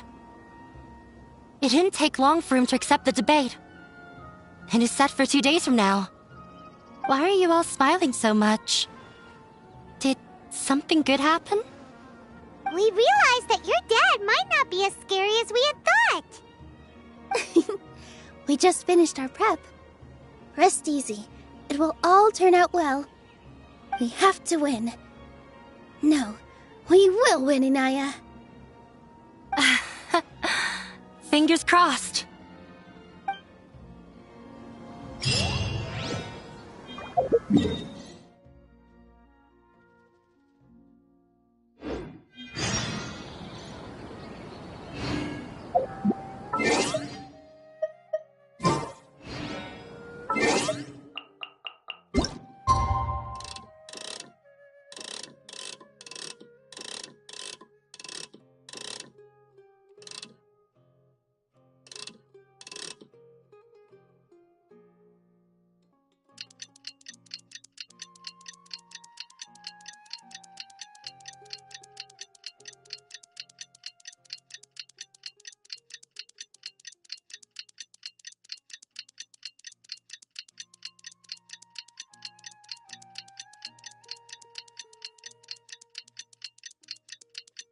In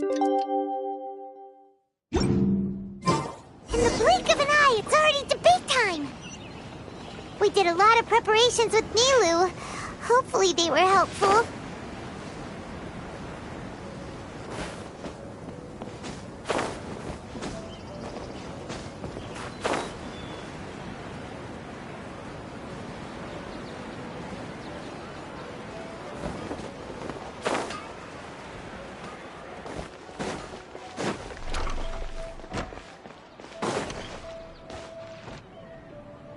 Hello and welcome, everyone. I am Safwan, a scholar from the academia, and I will serve as this debate's adjudicator. I swear to judge both parties with the utmost wisdom and impartiality. I will neither interfere with the proceedings nor demonstrate bias. I ask for both parties to stand. May the Dendro Archon also serve as a witness to this duel of wits. Since you so desperately demand an explanation, I will expound on the Academia's stance. You may have misunderstood us from the outset and believe that the Academia is prejudiced against you. However, the truth is that the Academia wishes for every resident of Sumeru to be afforded opportunities to grow and cultivate their wisdom. Therefore, the works they consume should also possess enlightening qualities and intellectual value. We have failed to identify these qualities in the shows performed at Zubair Theater. In other words, instead of struggling against the academia in pointless confrontations, if you had spent your time reflecting on improving the quality of your shows and enlightening your audience, Zubair Theater would not be today facing such a tragic fate. Aggressive from the get-go. He's really putting on the pressure. Can Nilu stand her ground? Calm down, Nilu. First, carefully analyze what he said. He said that we were shut down not because the academia looks down on the arts, but rather because our shows aren't up to their standards. However,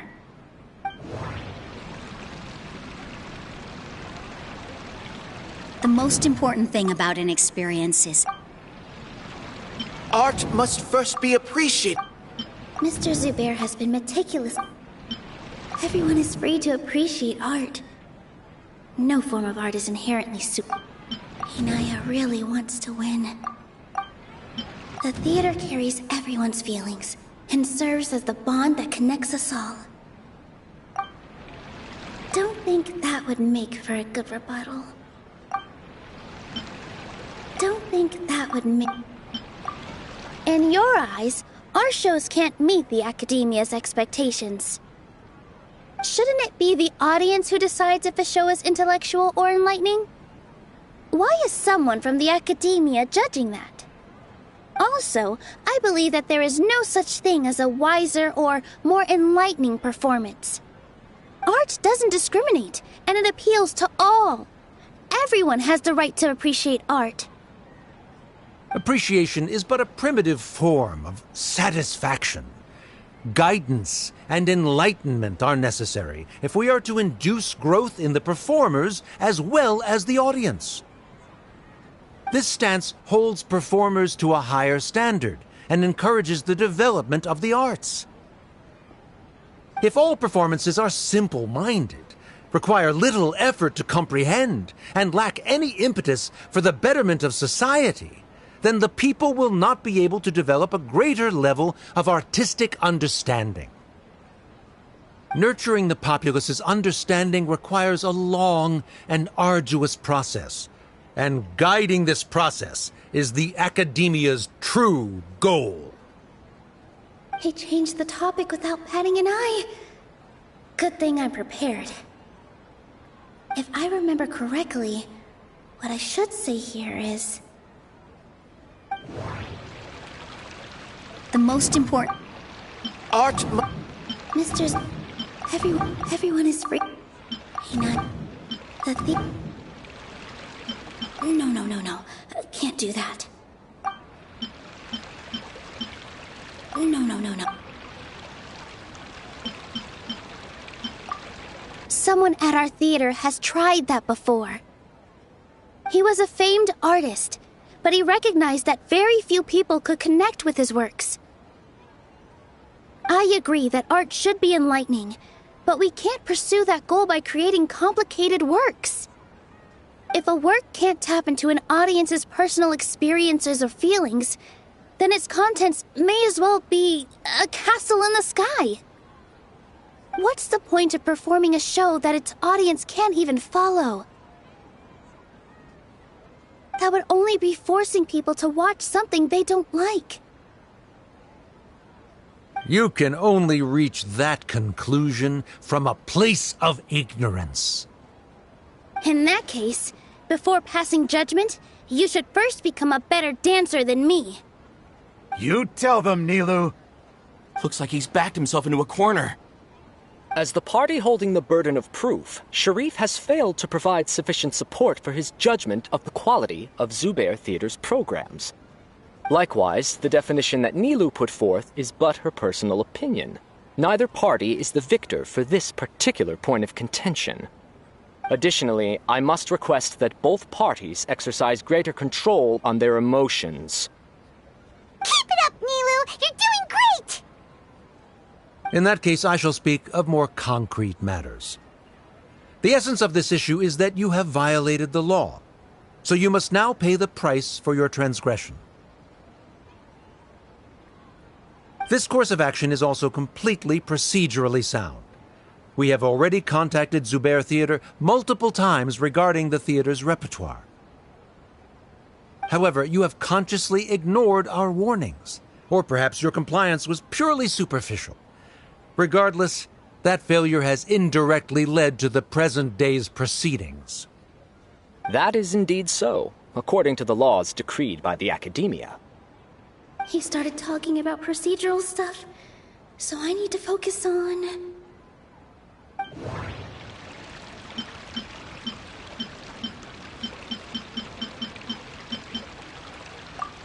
Mr. Zubair has already provided signed copies of all documentation related to our operations. Everything is perfectly filled out and valid. Although the theater's performances don't align with the Academia's requests, the law doesn't say that Zubair Theater can be demolished only because of that reason. Demolition notices need to be provided in writing and made available to the public. Otherwise, the theater can continue to operate as long as its license is valid. Failing to follow these rules makes your stance procedurally unsound. Yeah! That's right! There are different ways to apply the rules. There is precedent for this. So long as this matter is discussed within the Academia, this course of action will come to pass. Looking at the past 27 cases of similar nature, 90% of them support Sharif's claim and position.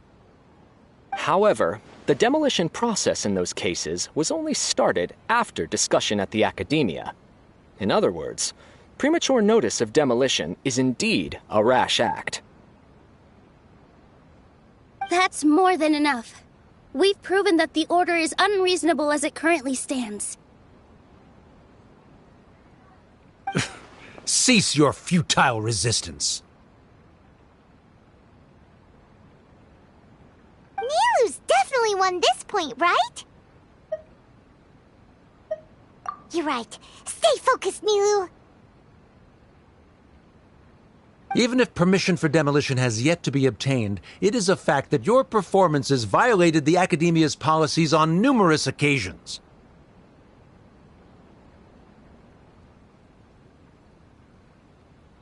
Based on that fact, we can permanently revoke your right to perform in Sumeru.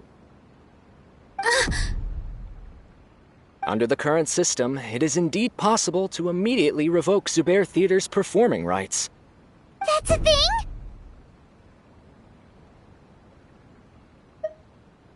Rather than protecting Zubair Theater, I surmise that your true intention is to maintain your hold over your audience and their patronage as your source of income. Without them, Zubair Theater is nothing more than an empty building.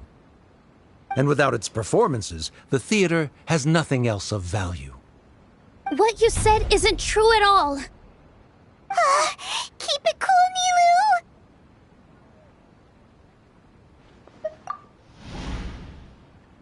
Right.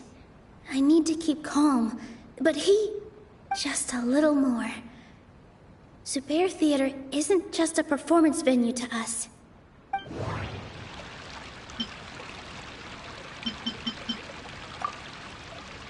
Zubair Theater isn't simply a performance venue to us. It means more than that. It's been our home for a long time. Miss Raykar can't go on adventures anymore, but she has found a stable career and a new life at the theater. Her son, Soren, has already passed his theater exam, and he'll soon be our newest member. Mr. Kasani found a new way to look at art.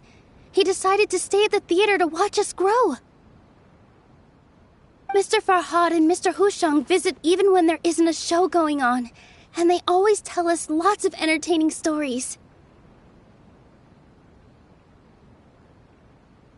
Even Inaya wants to stay with us, and she's starting to look forward to a new future. Zubair Theater exists for them, for every single one of us. Perhaps Zubair Theater has provided you with a multitude of positive emotions and experiences. However, you have misconstrued something, young miss. The interpersonal relationships you speak of were established upon normal theater operations. Sheikh Zubair operates the theater for his livelihood. His employees work for their wages, and the audience comes to enjoy performances. Relationships are merely a byproduct in this exchange of interests. They may be pleasant and captivating, but they can only ever be secondary. When scholars collaborate to solve difficult problems, we freely share our knowledge and resources with one another as if we were all kin. However, this collaboration ends after the results of our work are published. The reason is simple. We are scholars, and there are new projects that await our attention. He really doesn't think much of relationships.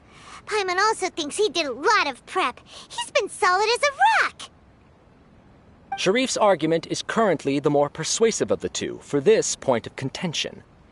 The continuance of the interpersonal relationships Nilou spoke of remains hypothetical before the theater's demolition, whereas the situation that Sharif described has been well documented at the Academia. The Academia has made significant academic contributions, in no small part due to its researchers' efficiency and ability to compartmentalize.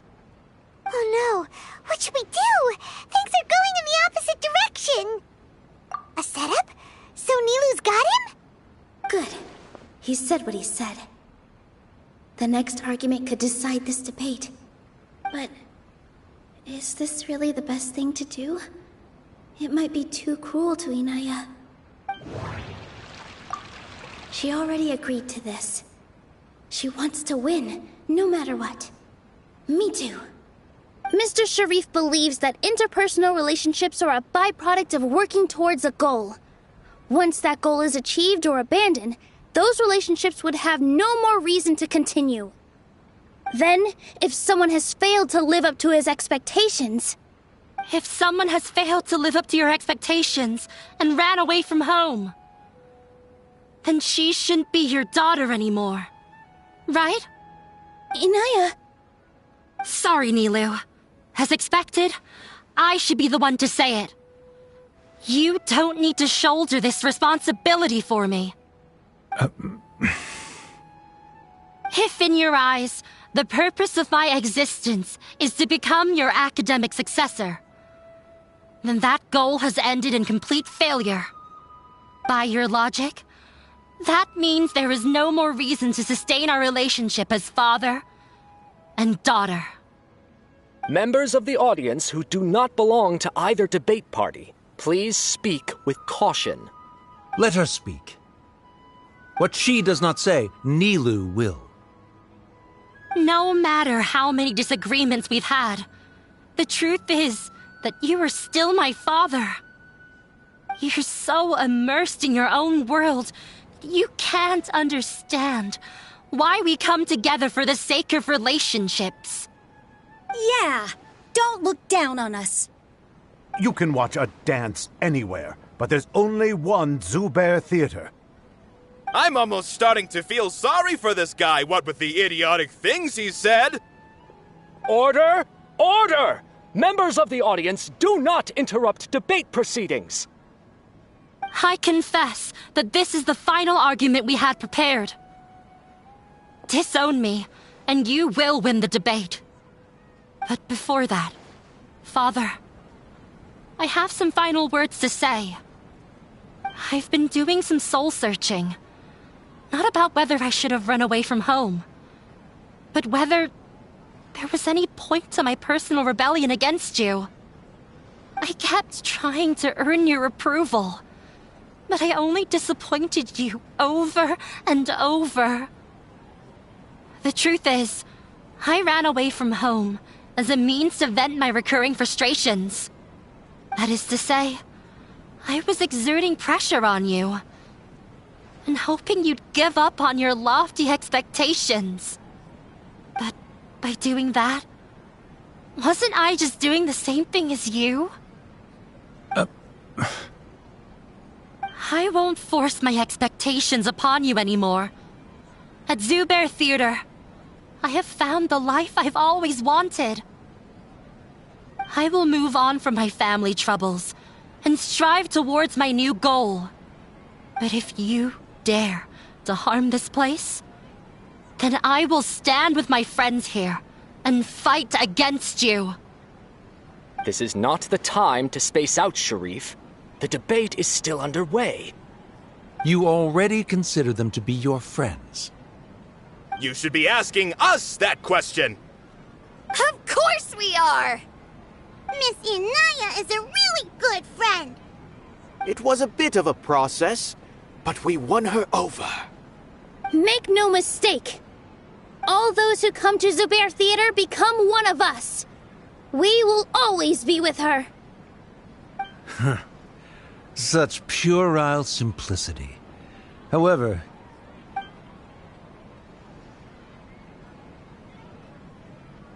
it is surprisingly a relief. Wait, what are you... never mind. They left? Does that mean we've won? We won? Nilu, you're amazing!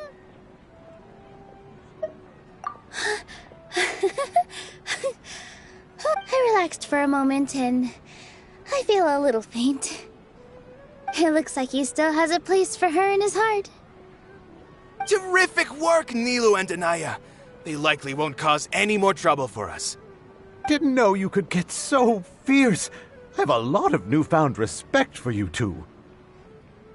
This really took a lot out of me, though.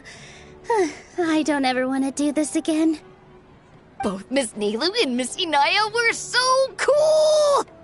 Should we throw a second round of celebrations?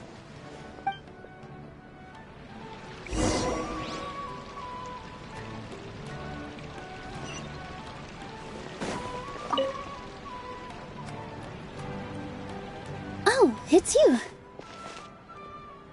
Yes, I feel a lot better. The more I think back on everything, the more surreal it all feels. I don't think I could repeat what I did a second time. Yes, and it's all thanks to you.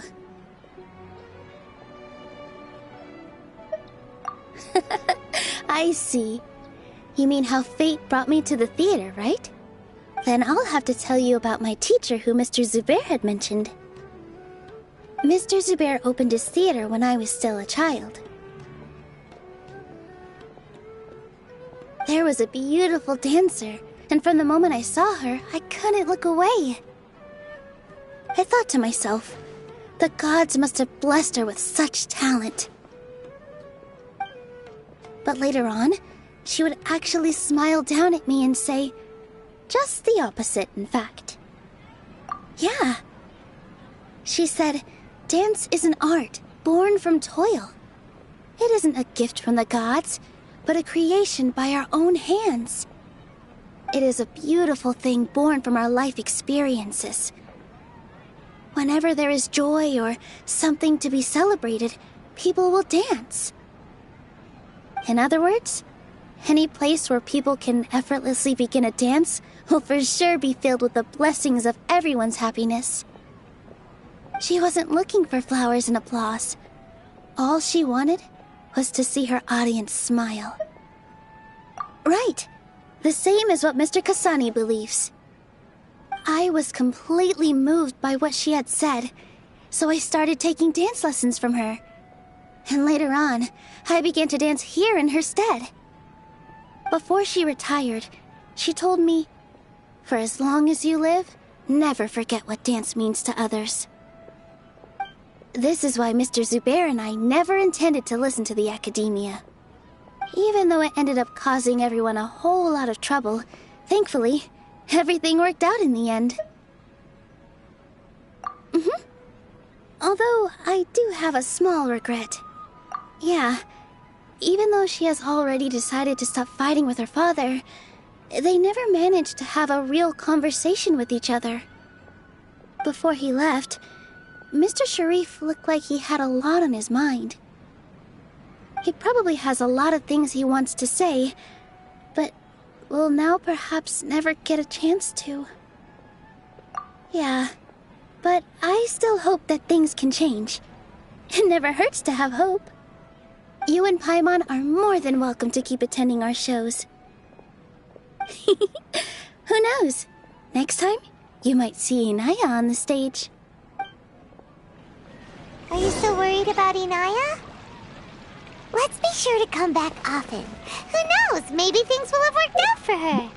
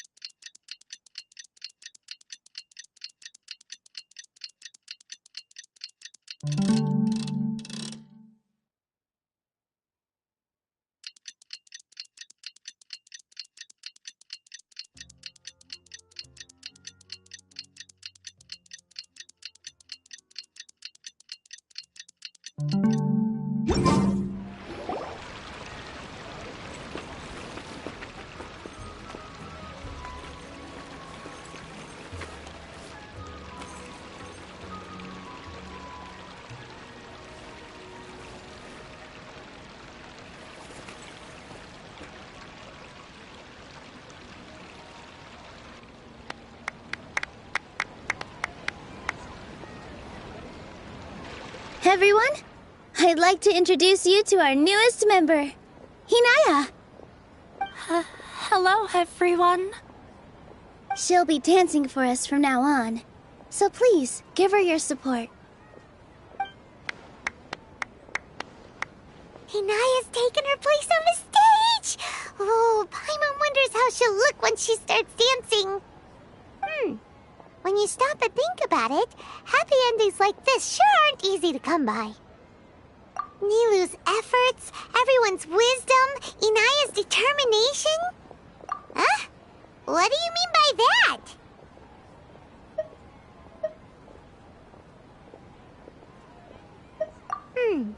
You do have a point there. The whole demolition thing was going overboard, but he really could have banned Nilou and the others from dancing. If he really wanted to be ruthless, he could have done some real damage, even without winning the debate.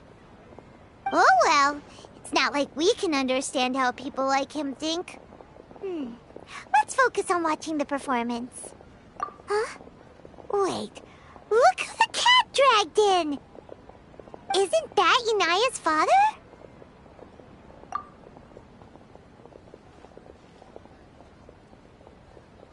Oh, it's you two.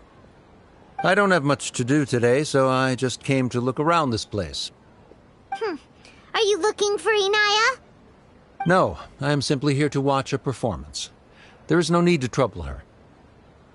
Well, I was for a time. My loss at the debate caused quite the loss of face for the academia, so there was a period of unrest. I used this opportunity to suggest that my superiors temporarily suspend me from duty. Otherwise, the rumors would probably persist for even longer. Suspended from duty? Yes, I am temporarily unemployed. However, I now have an abundance of time, so I can afford to come here and watch a show. I admit that I do not understand the magic that this theater possesses, but my curiosity has been piqued. I still cannot forget that young lady's perseverance. Inaya would almost certainly mature in the presence of such a person. There are no parents who do not worry about their children. I suppose she managed to hit a weak spot of mine. Never mind. I do not have the right to say that. You're already here, so you might as well go see her. No, that is not necessary. I will take my leave after the show concludes. Do not tell her that I was here. Come on. Who knows if you'll get a chance like this again? But... Huh? You said you were going to make peace with your past. Show your father how much you've grown. Don't be nervous. Everyone at Zubair Theater has your back.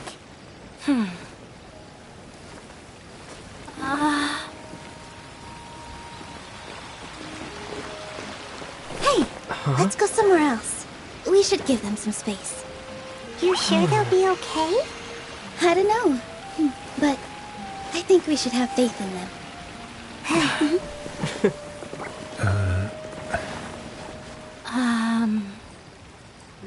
Yes, Inaya. I have something for you. I'm still learning. It's hardly a masterpiece, but it's yours, if you'll take it. Huh? You don't have to take it. It's fine. Never mind.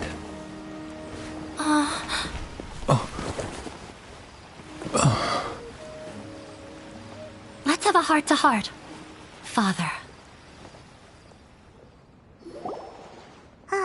Like father, like daughter. They're both so awkward with their feelings. Yeah, she probably would have snuck away as well if I didn't drag her back. Do you think they'll be able to reconcile? I'm not sure. A complete reconciliation may also not be the best thing for them right now. All those years of arguments and misunderstandings can't be settled overnight. It might be best if they continue to keep some distance for now. But no matter where their hearts and bodies may be, they will always be family. All I wish for them is to be able to one day tap into the warmth of that bond. Oh, by the way, everyone's really thankful to you for helping out with the debate. So, we made you a little something. Hope you'll like it. Isn't this Zubair Theater? Whoa! This is amazing! It's so detailed and polished! We've also never made anything this complicated before. Mr. Zubair and Mr. Kasani took charge of the design, while Inaya and I made all the little pieces with the help of others. Miss Raykar and Miss Nadia made and assembled the centerpiece. As adventurers, you two will doubtlessly travel to many more lands and see many more things. That's why we hope that your time at Zubair Theater will become a fond memory of your journey. You two are welcome back anytime. We'll come back and watch you dance whenever we get the chance. You're welcome. And there's no need to be so polite. You learned fast. Come on, take it. This is the story of you and me. It's a tale that I'll never, ever forget.